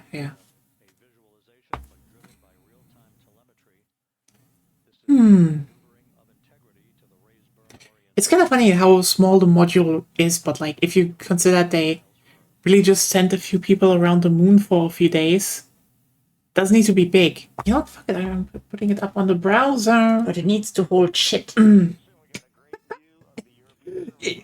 Or are they like glittering space with human feces? No, it holds actually shit. That's actually a thing it does. You know So what? it can burn all that shit on re-entry then? No, that gets. Imagine being the guy that has to dispose of the shit from the moon modules. Called septic tank cleaner. So Yeah, septic. Imagine being the septic tank cleaner for the Artemis mission. I think that would be a relatively cool job, or I would scream to the engineers that they should have designed it better. Hey, Just for Luna, welcome to the we're waiting for people to fall out of the sky moment. Uh, you know. Da-da-da-da. I'm just my phone and it's almost empty. Bee. So, but yeah, the septic tank cleaner of the lunar modules. That's Then again, how will the waste be disposed when they're on the moon? Maybe it will be mixed with the soil to make the soil more fertile to some degree. Okay, unironically, that would be something they could try, but also this has a shouldn't be the okay. It only works to some degree because it's human Not feces. new. It's not good. It's not good dung. Not good fertilizer. It's all right fertilizer, I would say. They should definitely have some more ammonia with it anyway. But like, that's a good question. If you honestly, that is unironically a thing they could test if they actually build a bit of a permanent moon base. Just like hermetically seal like a patch of moon rock and see if you can turn it into soil. And what would grow in there?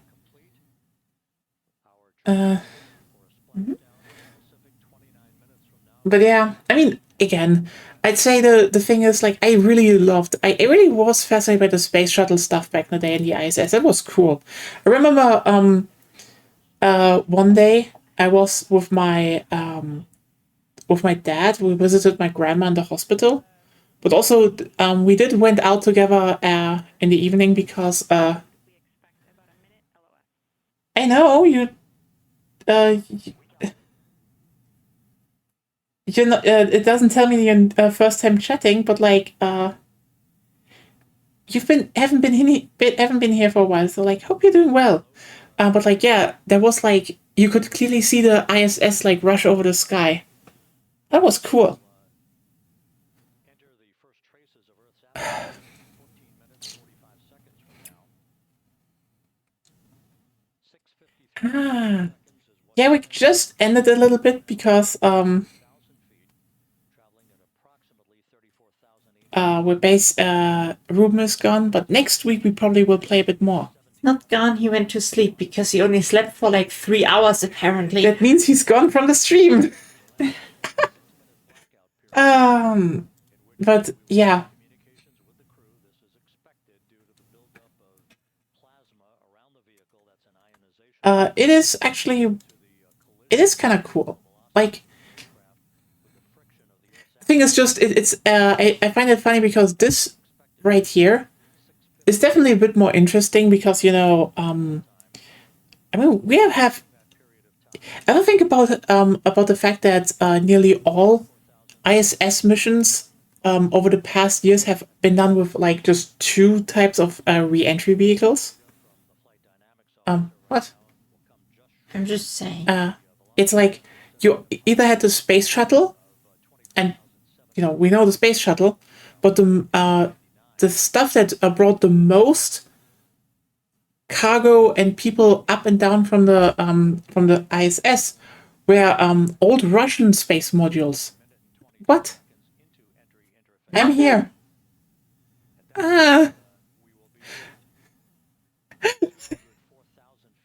So this is, I think, kind of one of the first times an American-made module in a long time is doing the re-entry. So that's actually interesting to watch.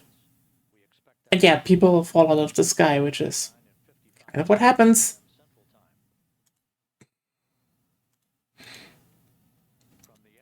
So yeah, how have you been? How have you been doing? How was the past year?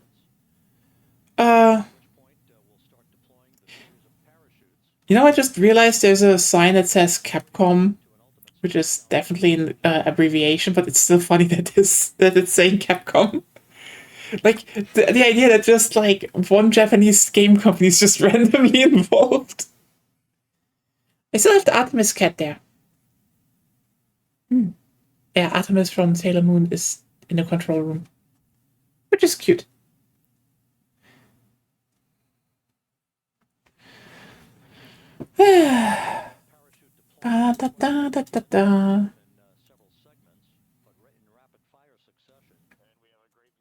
Yeah, if you're on the Discord and you do want to join the People Watch Out of the Sky Fall reaction, you can join. We can pull you in. Boop, boop, boop, boop. Reed Wiseman and Jackie Mahaffey exchanging discussion on a view of the moon that Integrity's astronauts Well. are seeing in the final minutes of this mission that will be completed with splashdown just 25 minutes from now. 3 forward bay cover payloads will be used to pull Yeah, 25 minutes. top of the vehicle. You know what the interesting thing is? This is like the first quote-unquote moon mission we're really witnessing. Ever think about that? Our generation had the ISS. Everyone born after us had basically nothing. We'll have 3 main parachutes deployed. And These will be 116 feet in diameter. Each main parachute approximately this is like the first time everyone since the original moon landing can actually witness something like the moon landing. from its peak speed of almost 33 times the speed of I'd love to have a new Venus mission though with a robot. an hour as splash. Like Venus is fucking interesting as a planet. Like, by the way, Get the Tesla robot. no, not the Tesla robot. Dude, that will just fall down when the operator's just like, fuck this shit, Emma. No, I mean the original one that was for advertisement purposes, which was just a guy in a suit. Okay, can I say one thing? Ironically, those kind of, the fact that we have technology, like, this is the dumbest thing. We have basically technology where we can relatively alright, remote control humanoid robots. And it's not used for space exploration. Like, ever think about that? Range to touchdown 43 Ever think about that? Like, yeah, we'd probably need a better, like, signal transfer and stuff, but, like... Ooh.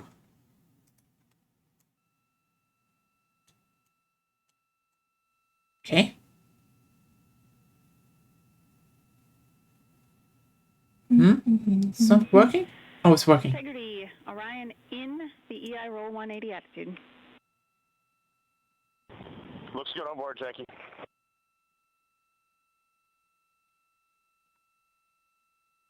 This view out of one of Integrity's windows. We had a call for 3 good barrows. Those are barometric pressure sensors that feed altitude and rate of descent information to Integrity's computers that will trigger the parachute deployment sequence. We are less than 9 minutes away from entry interface, 22 minutes from splashdown. 9 minutes from re-entry, 22 minutes from splashdown. That's actually kind of insane if you think about how long they're falling. Well, that's a pretty big surface area. Yeah, true. It's just like, it takes a while to get from space down. You can see the reflection of one of the crew members in the window.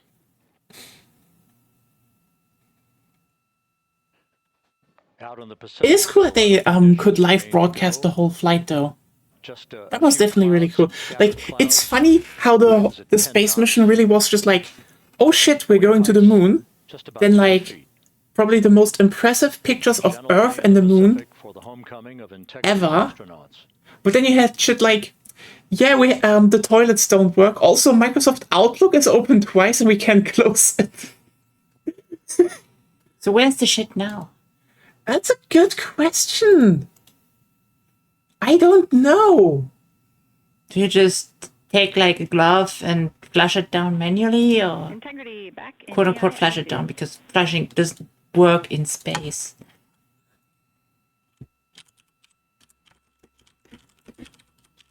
We see the same on board, Jackie.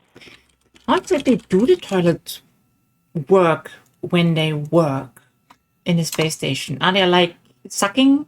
Yeah. Like That's actually, I can confirm. I know that because there were like huge articles about that. I didn't know that, but it seemed to me like the sensible option. Like You put your excrements in there, and you seal it up, and then you have negative pressure. And Funny enough, you've actually seen the general idea of a space toilet in action because they are actually used on this planet.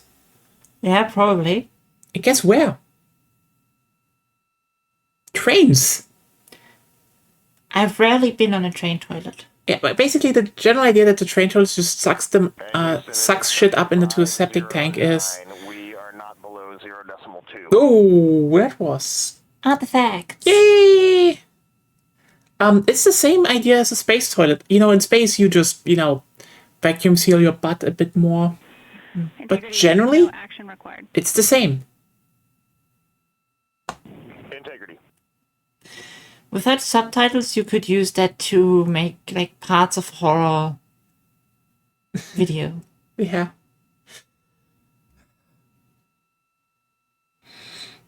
Now 6 minutes away from entry interface, we will hit the first traces of Earth's atmosphere at an altitude of 400,000 feet, traveling about 34,882 feet per second. Range to splashdown at that point will be 1,701 nautical miles.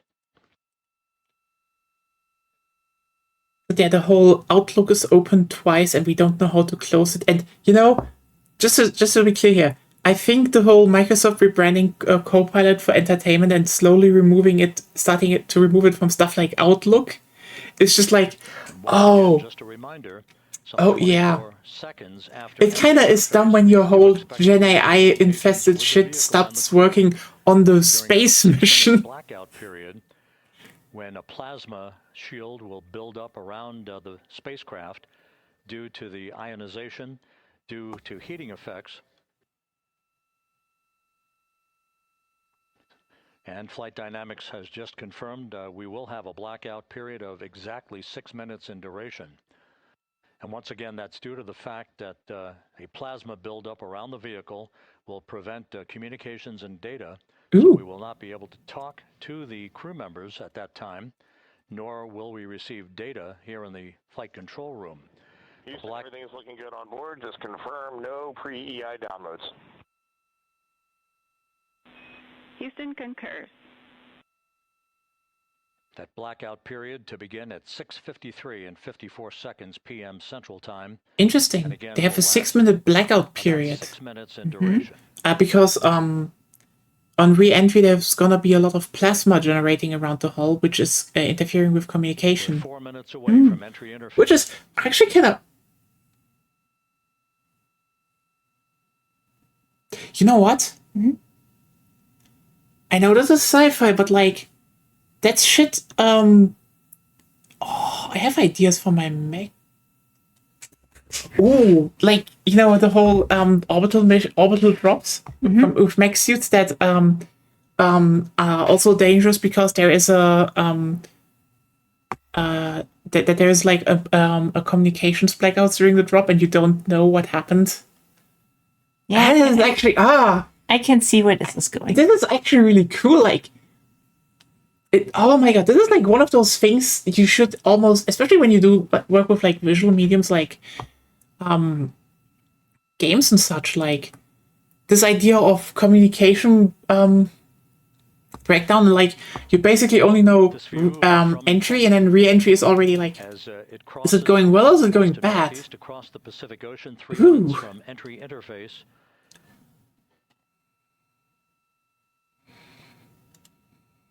"16.5 minutes till splashdown."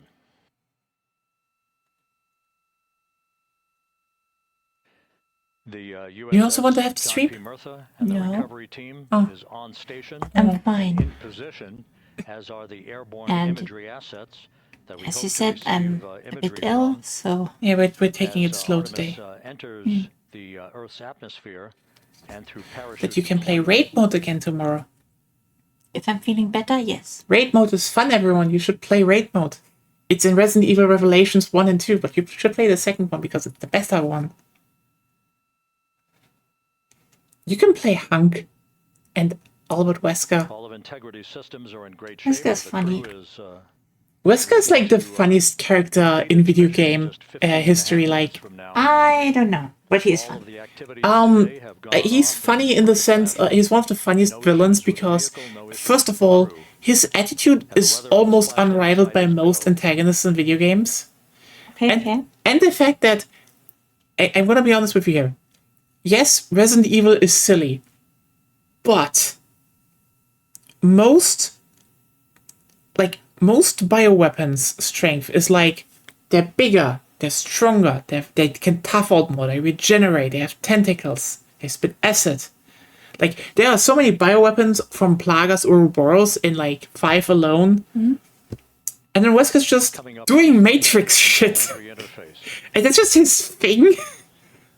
Like, okay. How does that work?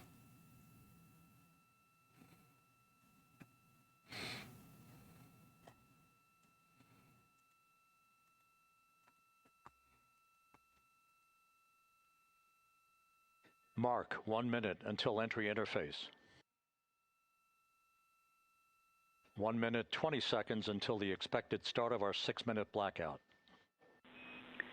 Integrity, 1 minute to a 6-minute blackout. Integrity. Mm-hmm.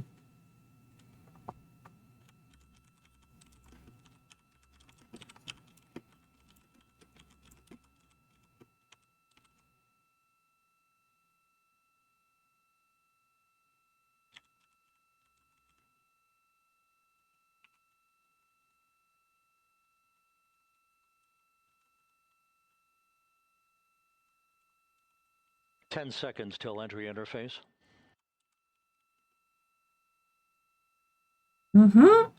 Blackout happening in literally 10 seconds.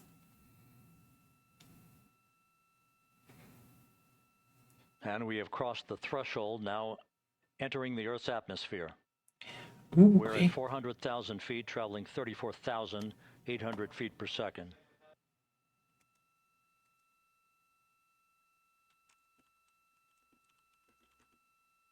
Time to splash down, 13 minutes, 10 seconds.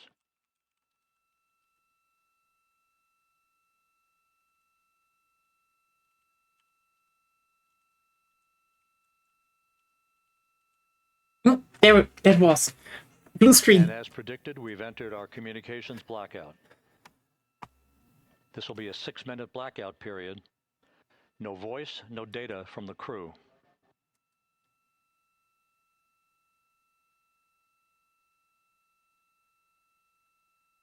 We're 30 seconds away from the anticipated point of peak heating on the vehicle, where temperatures will rise to about 4,000 to 5,000 degrees Fahrenheit.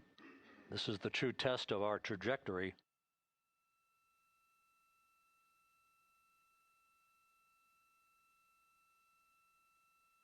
And from the G5 aircraft in the vicinity of the splashdown zone, this view of Integrity. So that pinpoint of light shows the vehicle as it enters the period of peak heating in the Earth's atmosphere, the first tug of gravity being felt by Integrity's astronauts since their launch back on April 1st.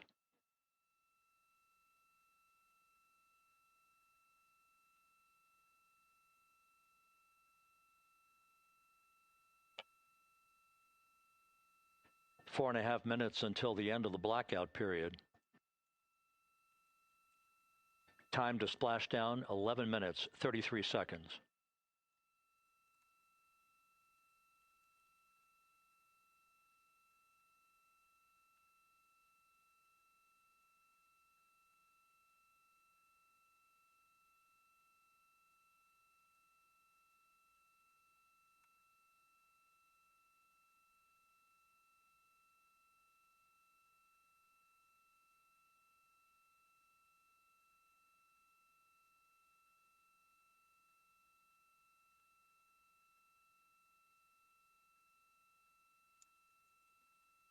The landing and support officer reports that the P-3 has acquisition on Integrity.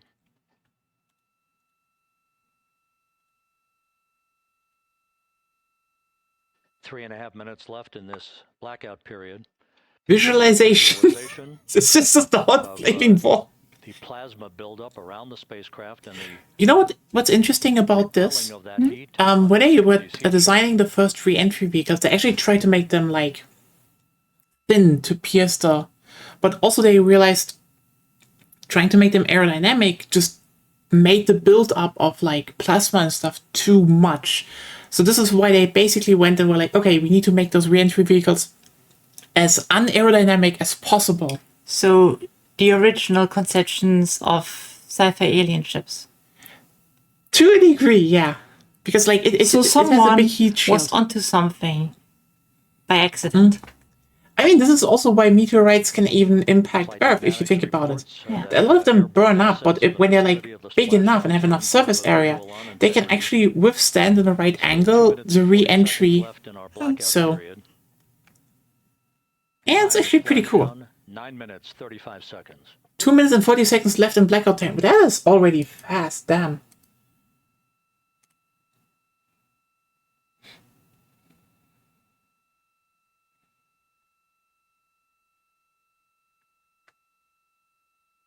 Multiple airborne assets as part of the recovery team all have visuals on integrity.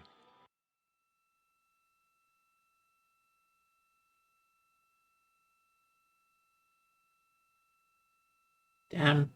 25,000 miles per hour is fucking fast. And the WB-57 flying in the splashdown zone also has a visual. 40 miles from Earth. And the Navy helos also have visuals. Honestly, it would be cool if they actually had, like, you know, a U-2 spy plane or so, like, up in the air to film this. Period. Like an atmospheric jet.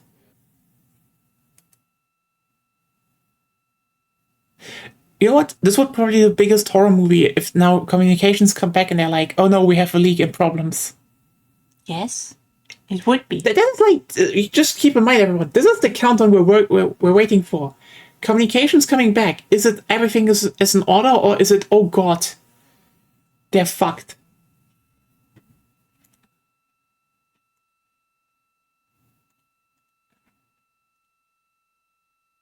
Probably, they're likely fine. We're standing by for Like, communications there are from the crew.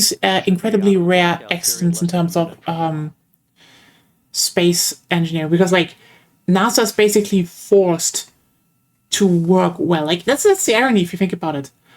SpaceX is bullshit. Like they're like, oh, but we can move fast and break things. Silicon Valley bullshit doesn't bring anyone anything. They're just wasting material. Completely. They're just wasting it. We are now processing NASA? data from integrity. They work everything through and it just works. Mm-hmm.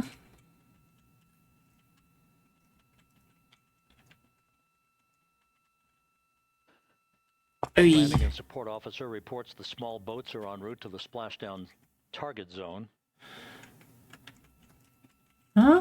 Oh.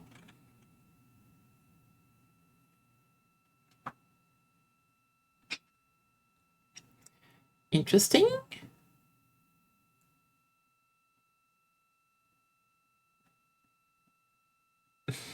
Don't get a consistent Stream. yeah. I think the blackout period is almost done.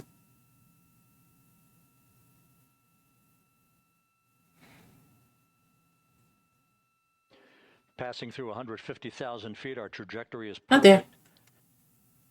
We're getting intermittent views of integrity. Still waiting to establish voice communication.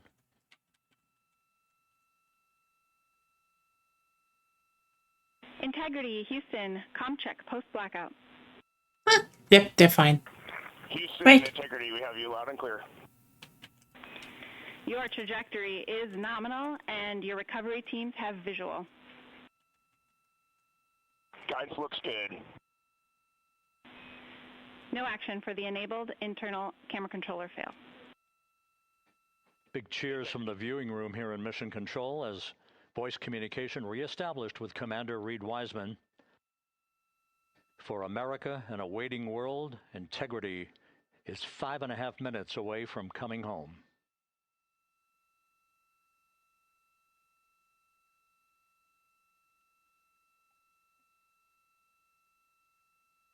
Passing 100,000 feet now. Range to splash down 19 nautical miles. Oh, now they're talking about nautical miles. I mean, yeah, it's slowly getting into the territory of the marine, but it's still funny.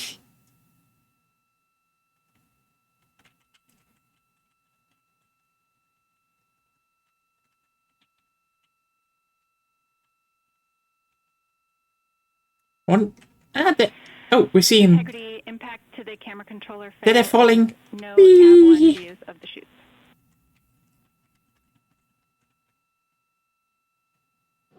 Integrity. We're processing good data through the GPS system. A good view of Integrity. Time to splash down 4.5 minutes. It's kind of interesting to just see this fall out of the sky. From the WB-57, we're at 50,000 feet.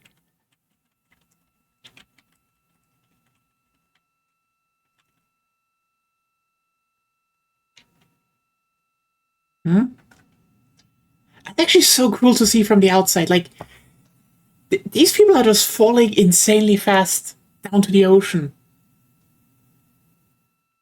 The pyros are armed for It's kind of insane that we can do that, you know? Since the 60s, we can just send people to space and back.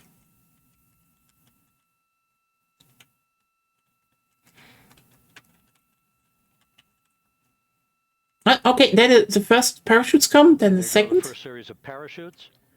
Yeah. And we're on drogues. Second one that slows them down. We're visual 2 drogues out the window. They're still over the Drogue chutes. by the way, still over the We see 'em. clouds. Next up, the deployment of pilot parachutes that will pull the main chutes out. Time to splash down 3 minutes and 10 seconds.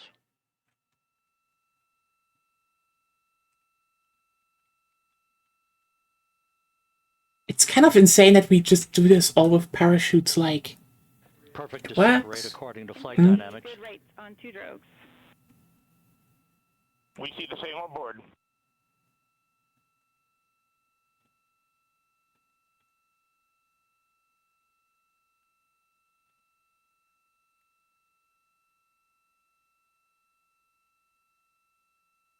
Passing through 10,000 feet. Still on drogues.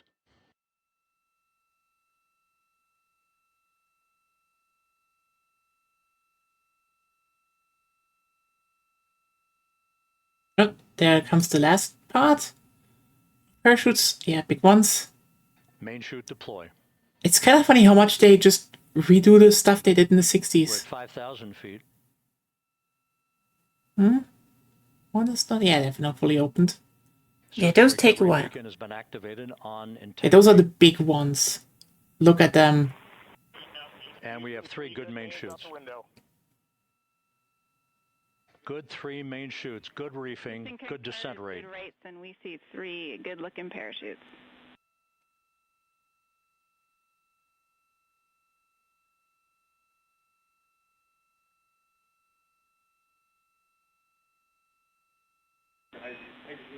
Integrity. Cabin pressure indicates no need for hydrazine checks. Integrity copies. This is a perfect descent for Integrity. Its crew sounding hale and hearty on board. Time to splash down 1 minute, 15 seconds. Yeah, now we have like really good views from them because they're now down, beneath the clouds. And imagine how Off center a bit. Integrity Yeah. about to complete a journey think spanning about how fast they were just a minute ago. 794,481 miles and now they're really from its launch they- from the they can Kennedy just touch Space down Center back on the April water. 1st, and a trip around the moon.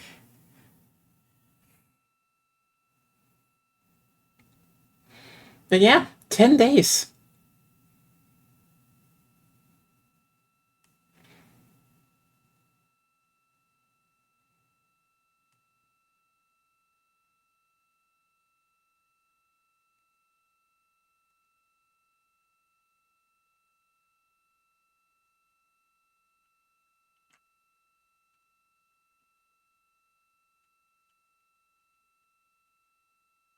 Passing through It's also- 1,000 feet.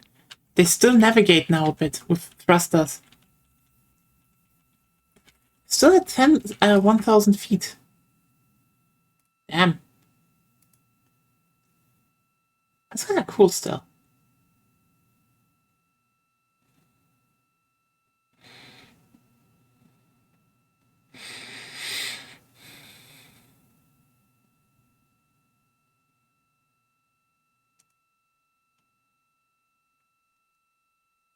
You know what the worst part is? These people have to deal with Donald Trump the moment they're touchdown, because the orange will wrestle himself in. Splashdown, sending post Yep, down water. Splashdown confirmed. Copy splashdown. Yay. Waiting on VLDR. Nice. Splashdown confirmed at 7:07 p.m. Central Time, 5:07 p.m. Pacific Time. From the pages of Jules Verne to a modern-day mission to the moon, a new chapter of the exploration of our celestial neighbor is complete. Integrity's astronauts back on Earth. Huh?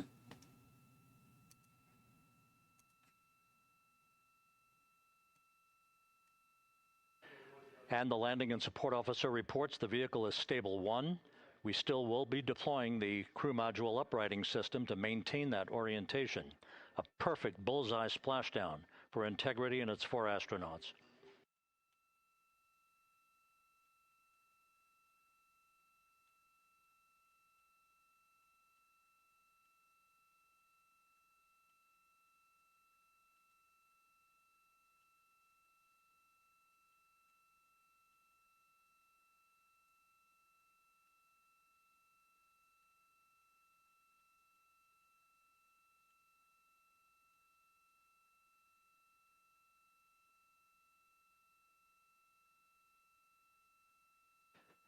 The unofficial splashdown time, 7:07 and 47 seconds p.m. Central Time. We'll get that refined for you. That would put the end of the mission at a mission elapsed time of 9 days, 1 hour, 31 minutes, 35 seconds.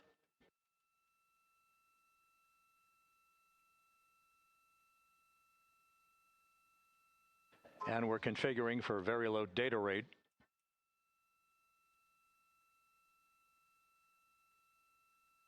Once again, splashdown occurring in the Pacific, southwest of San Diego at 7:07 and 47 seconds p.m. Integrity Houston, comm check on VLDR.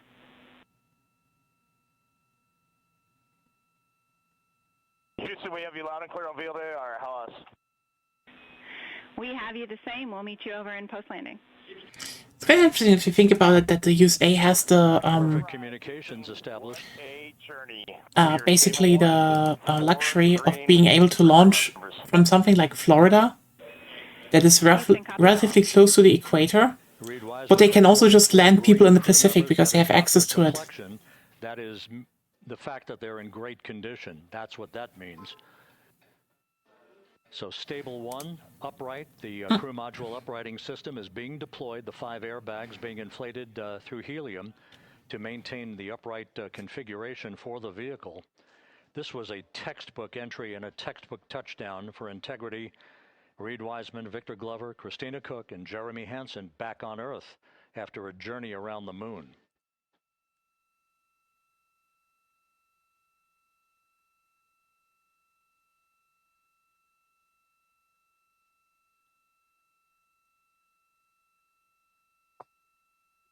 Well, and yeah, there they are, floating with helium balloons. Look at the little helium balloons. They're kind of goofy.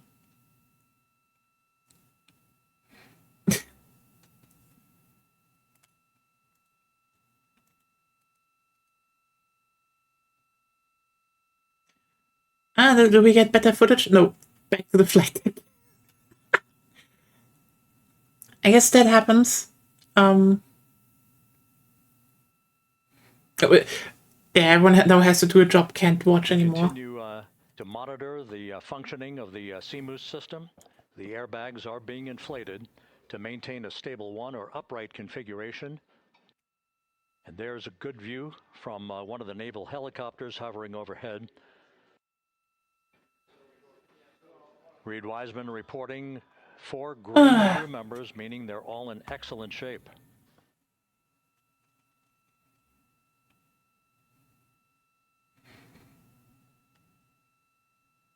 Interesting that there are still not boats going near. You'd think that there, considering there's a carrier there, that there should already be some rib boats. Beacon and radio. Star Beacon is in 406, and we're powering the radio now. Go ahead. We see the beacon on. However, the recovery team is not seeing the signal. Your SAR radio uses the same antenna, so you may run into trouble with the radio. I have a We're problem. also powering up the sat phone now.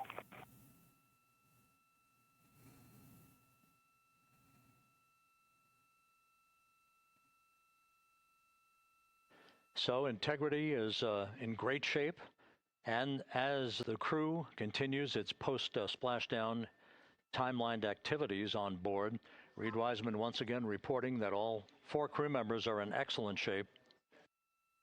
And we have 5 inflated airbags to maintain an upright configuration so that the recovery team can now begin a slow approach to the vehicle. Meanwhile, here in the flight control room, Entry Flight Director Rick Henfling is polling his team of flight controllers for the start of powering down the vehicle after a thorough systems check. We have no toxic gases to be concerned about, so the recovery personnel can approach the vehicle, but not until we have powered down the spacecraft. That's expected to take a few more minutes.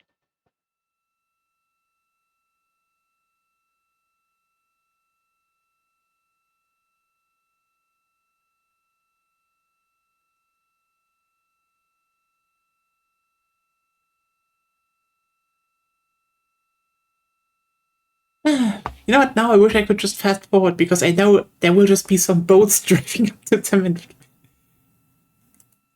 And that's annoying now when it takes some time. Integrity back on Earth following its historic flyby of the moon. It was, for all intents and purposes, a textbook mission. On 2828, but I'll remain on this frequency. We copy.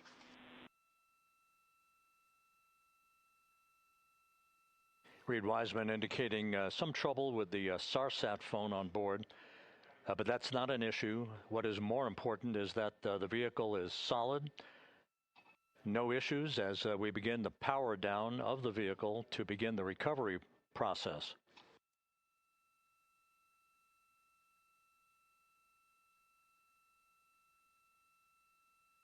You know, considering they're basically working on radio frequencies, I'm surprised not one troll in California decided to drive to San Diego and basically just override one of the signals and spam something like Caramel Dunstan into the airwaves.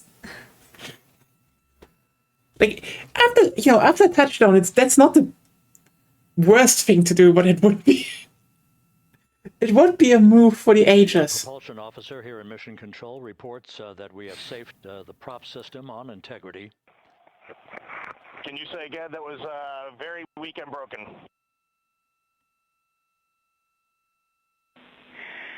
Integrity, Houston did not. But then again, as I said before, it's not like this is like new. They kind of just. It might have been on the SAR radio. Stand by. They did this in the 60s with worse technology. Okay, then again, I need to ask: did they in the 60s have the problem of Outlook opening twice and not being able to close? So what is really the worst technology? Integrity entering the Earth's atmosphere right on time, reaching its peak speed shortly after a blackout period began. We emerged from the blackout period, but the recovery imagery airborne assets were able to pick up Integrity's descent almost immediately through entry interface, tracking the vehicle all the way down. And finally, you saw the sequence of chute deployments. First, the forward bay cover being pulled off the top of It is kind of funny to think about, though, series of that 3 parachutes. Then I mean, they drop have helium chutes, balloons to help it were, upright. Yeah.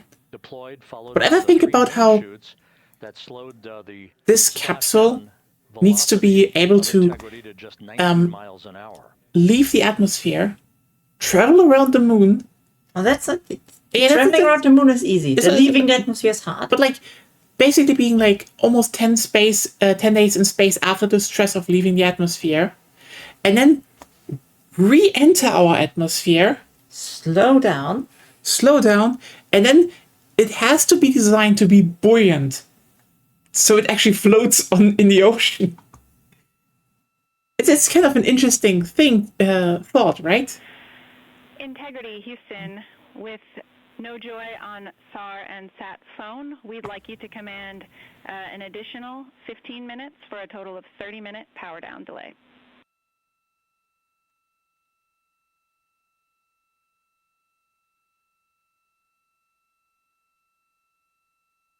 All right, Jackie, we have selected T/D+30. No Joy on SAR radio or sat phone. Oh wow. And stand by, we have the master diver on SAR radio. Please hold comms. I'm still surprised that they're not sending people over. Just got the master diver on SAR. Like you'd think they would send someone over, but nope.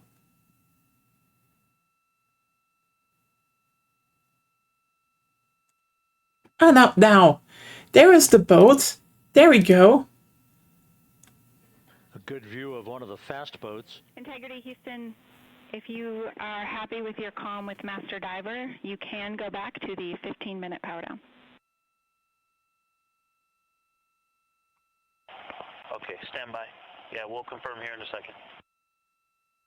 The crew on board Integrity coordinating with the flight control team in Houston here in Mission Control on the timing of the power down of the vehicle, which will be the precursor to the recovery teams approaching the spacecraft. There are no issues with Integrity.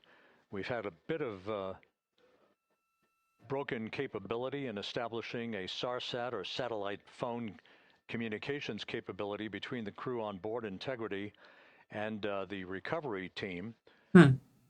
That will get sorted out here shortly.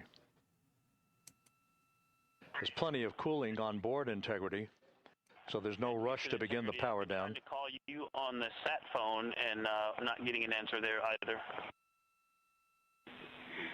Concur, we haven't had anything come through. Yeah, interesting. They need to wait so long. Apparently, they have. Maybe it's pressure difference. Could be.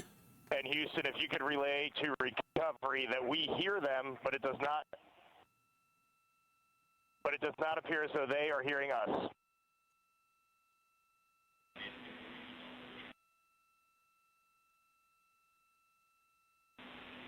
Houston copies, and Reed, just to confirm, you are pushing the PTT on the radio.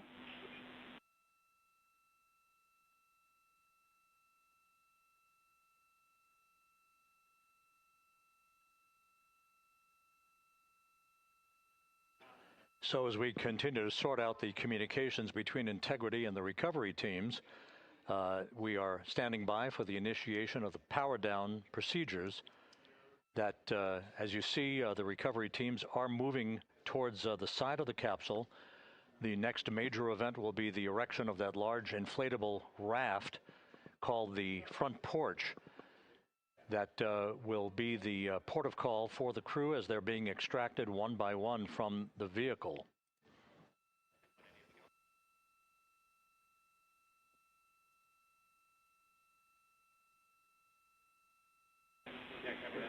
Integrity Houston, for sat phone, we are going to attempt to call you.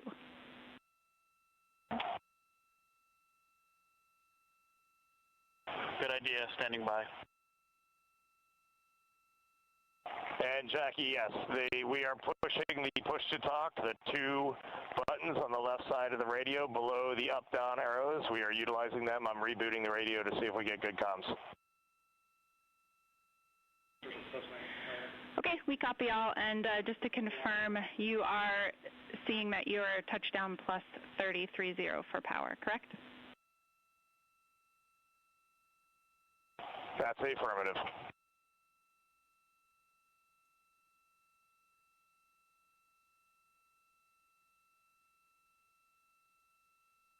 Hey, helicopter.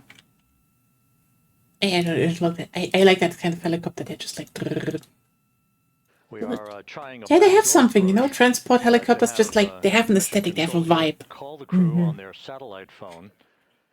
And that is a Black Hawk, I think, even. So, of the vehicle. which is interesting that there is a Black Hawk. Initiate the actual recovery operation. The first boats with the Navy divers on board are standing by, waiting to close in on Integrity to begin the process of erecting the large inflatable raft that's called the front porch that will be where the astronauts are extracted from so that they can have a few minutes to get their land legs back before they're hoisted aboard the Navy helicopters for the flight back to the deck of the USS John P. Murtha. Cannot reply. Oh, it could be a VH-71 Kestrel, not a Black Hawk. I'm just like, because I don't think they're using those.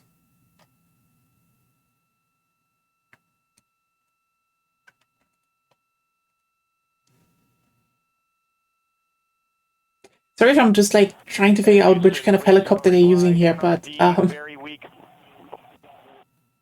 but readable master diver. We can hear, but they cannot hear us.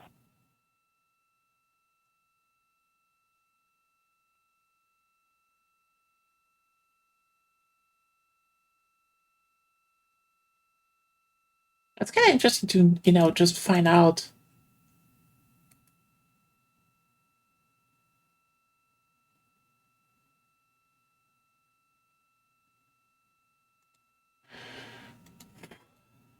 Then again, it would actually be kind of interesting if that capsule is just like, would have been lifted out with like an Osprey.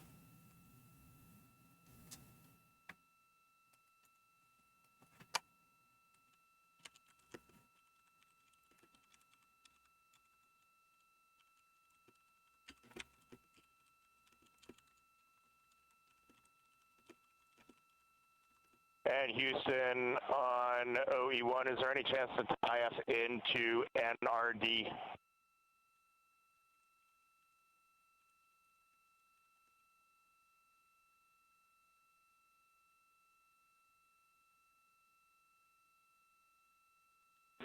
Checking.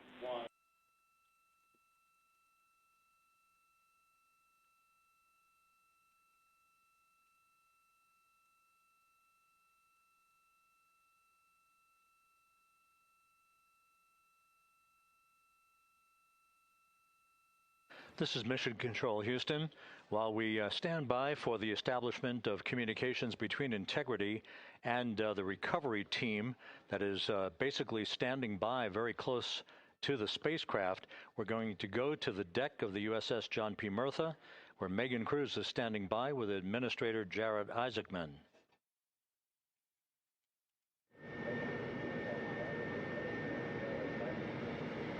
Hey, Everything- Roger, just such an honor to be able to be here on the ship. They're putting a able to fucking share interview now in. Experience this moment with everyone together, and of course, as you just said, yes, here with NASA Administrator Jared Isaacman. Administrator, how did you feel getting to witness this and seeing NASA at its best? Oh, I mean, I'm honestly, I'm still at a loss for words. I mean, you know, like the childhood Jared right now can't believe what I just saw. I mean, almost been waiting my whole lifetime to see this, and then as NASA administrator, I just couldn't be more proud of the entire workforce, the years, the effort, the late nights, all the hard work from across the country that contributed to this incredible moment right now, and. Yeah, incredibly grateful too for our teams here on the John P. Murtha right now. Yeah, look at them behind us here. We got everybody. Hey, what do you guys think? We just brought some astronauts back from the moon, huh? Can I be pedantic? Thank you. Yeah, so Astronauts were flying around the moon. They weren't coming from the moon. joint effort that's on their way right now. They were coming from the direction of the moon. Integrity. I probably like really on the ship safely. Yeah, and this is not just an accomplishment for NASA. This is an accomplishment for humanity. Again, a historic mission to the moon and back. How does this make you feel? It's kind of interesting how they're saying this is historic. No, the first moon mission is. This is cool that you're doing it again, that it's happening again. But like, let's just be real here for 1 second. Wonderful communicators, almost poets, but then I think these were the ambassadors from humanity to the stars that we sent out there right now, and I can't imagine a better crew than the Artemis II crew that just completed a perfect mission right now. So yes, it's a huge moment for everybody, right? I mean, we are back in the business of sending astronauts to the moon, bringing them back safely, and to set up for a series more. I mean, this is not a once in a lifetime, which you hear sometimes around here. It's like, this was a once in a lifetime. No, it's not. This is just the beginning. We are going to get back into doing this with frequency, sending missions to the moon until we land on it in 2028 and start building our base. Yeah, are we going to build on the momentum for Artemis 3? I mean, it's just around the corner. Absolutely. So, I mean, that's, you know, part of me too. Like, I can't wait to get the crew off of Integrity right now, but also getting Integrity back on this ship so we can start taking a look at it, because all that data is so precious to us right now. I mean, we are going to definitely want to take a good look at the thermal protection system. We're going to want to download all the data they couldn't transmit back to us and use that to inform Artemis 3. But we're already making progress, right? You had SRB segments already showing up at KSC. Core stage for Artemis 3 is rolling out on April 20th. We're getting Mobile Launcher 1 back in vehicle assembly building. So yes, there is a lot to celebrate right now on a mission well accomplished for Artemis 2, and at the same time, we got to start getting ready for 3. Amazing. And last question, you know, for people who joined us for all 10 days to see what we can accomplish together with our international partners, what do you think about the fact that we're going to keep doing this more and more and more? It's incredibly exciting. I mean, yes, it's the contributions, like the best and brightest across the NASA workforce from across the country, our industry partners, our international partners. We had a Canadian Space Agency astronaut on board in Jeremy. We had the European Service Module. And you think, in the days leading up to this launch, I mean, 48 hours prior to launching Artemis 2, I was meeting with the Italian Space Agency. We signed a memorandum of understanding to build a habitation module on the moon. I mean, you have countries, all of our allies and partners coming together saying, we are committed to this effort. We are returning to the moon. We're doing it to stay. We are building that enduring presence. We are going to master the skills on the surface of the moon so someday we can undertake missions to Mars. It's just an incredibly exciting time, and we're not going at it alone. We're bringing everybody along with us. Absolutely. And speaking of everyone, one more time, we're going to ask the crew here, you guys ready to land on the moon? Awesome. I love that. Okay, well, thank you so much, Administrator. Appreciate you being here. We're, of course, going to stay on to watch the crew get extracted from Orion, so stay tuned, and we'll see you back here shortly.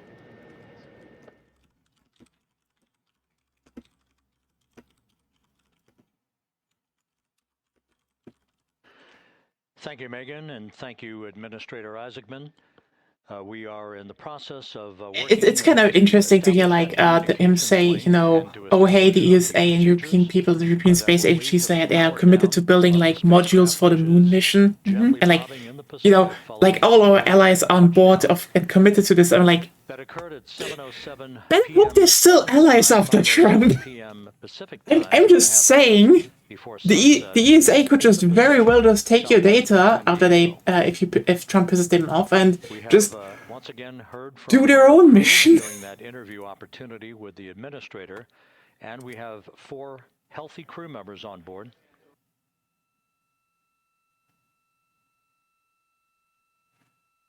We now have confirmation that the vehicle has been powered down as per the procedures. So we have vehicle powered down, and the flight control team here in Houston, Flight Director Rick Henfling, has handed over mission authority to the Exploration Ground Systems team out in the Pacific. Now, we will physically not get off console with this team until the crew has been extracted into the front porch, that inflatable raft that will be erected along the side hatch of Integrity. So we're standing by for that. You know, I do think we should maybe be a little bit more angry about the fact that this hasn't happened earlier.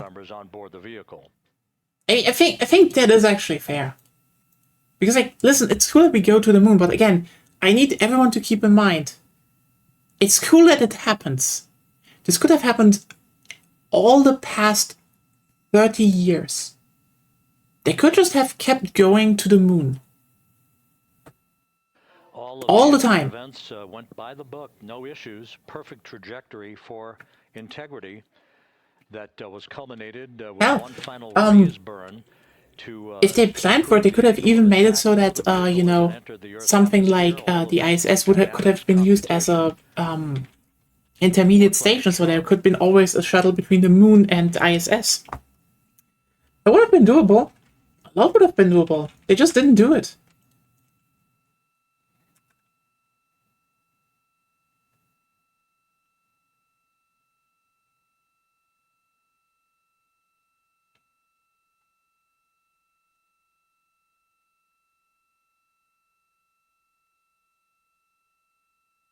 So we are standing by for the recovery team to approach Integrity. It's funny how he constantly has to reiterate that, oh yeah, we're standing by, and I'm like, we'll see the crew members be extracted from get on with it. Of Orion into that inflatable raft before they're hoisted aboard two Navy helicopters.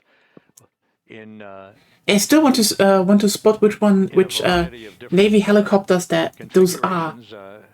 Each crew member will be hoisted in sequential fashion, in alternating fashion, two crew members for each helicopter before they turn. Yeah, it's probably once on the deck of the ship, they'll be brought into medical bay for comprehensive medical exams. But Reed Wiseman has reported several times that the crew is in excellent shape. Yeah, it's probably a Sikorsky SH-60 Seahawk that is flying there. Which is, it's a variant of the Black Hawk. Okay, yeah, so basically those are Black Hawk helicopters. So just to recap, basically Marine variants. 6.5 minutes since the splashdown of Integrity in the Pacific. The vehicle is in excellent shape. It performed like a champ all the way down through the Earth's atmosphere. All of the vehicle functions were checked off in excellent trip hammer fashion. The parachutes all deployed as planned. Splashdown occurring at 7:07 p.m. Central Time, 5:07 p.m. Pacific Time.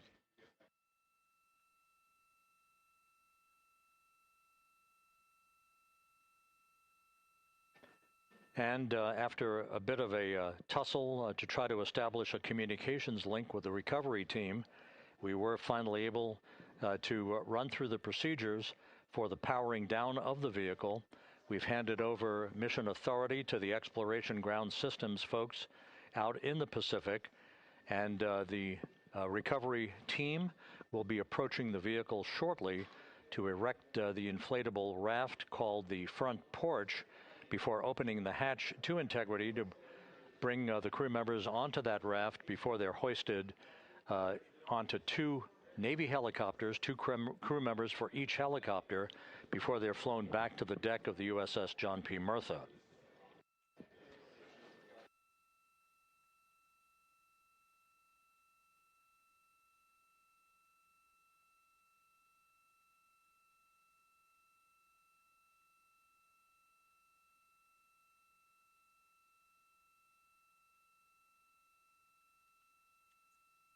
It's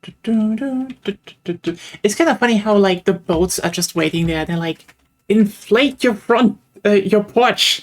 Inflate the porch so we can get you out. Maybe they can? Yeah, There's yep, it's a Seahawk, but even though it's a very pixelated one. There is something down there. Yeah, no, it's just a reflection. Looks like a Whee! There was the helicopter in the Yeah.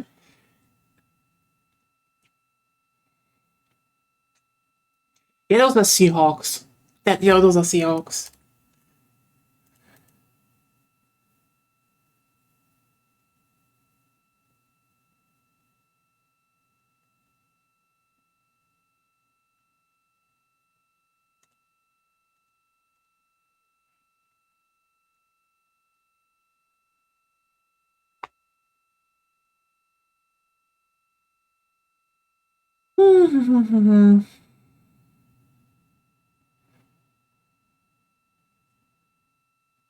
Damn, I wish I had more to talk about here, but you know what? You had like an interesting re-entry and then just like a lot of waiting.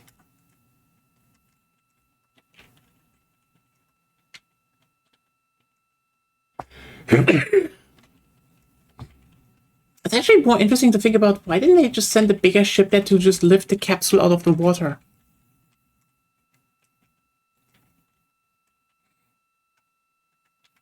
Yeah.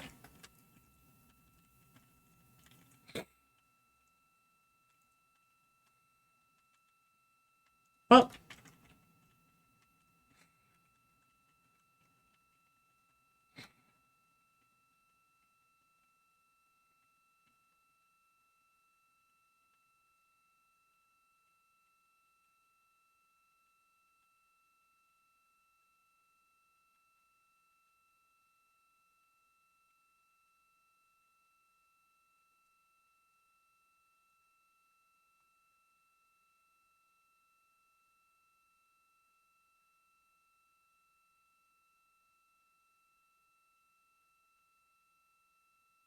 This is Mission Control Houston.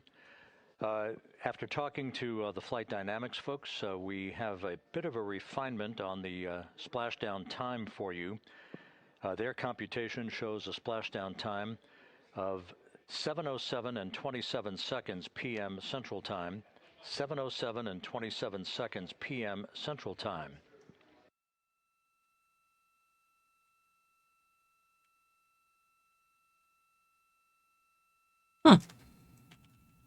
That would equate to what? a mission elapsed time of 9 days, 1 hour, 32 minutes, and 15 seconds. That's really the rest is like I would have watched it if it happened still, but once again, they will probably not inflate the porch soonish, so yeah. I will just say, hope you all had fun today. Tomorrow, Yakuza time again. I hope you all are going to enjoy Yakuza. Otherwise, let's have a good night, everyone, and see you then. Bye.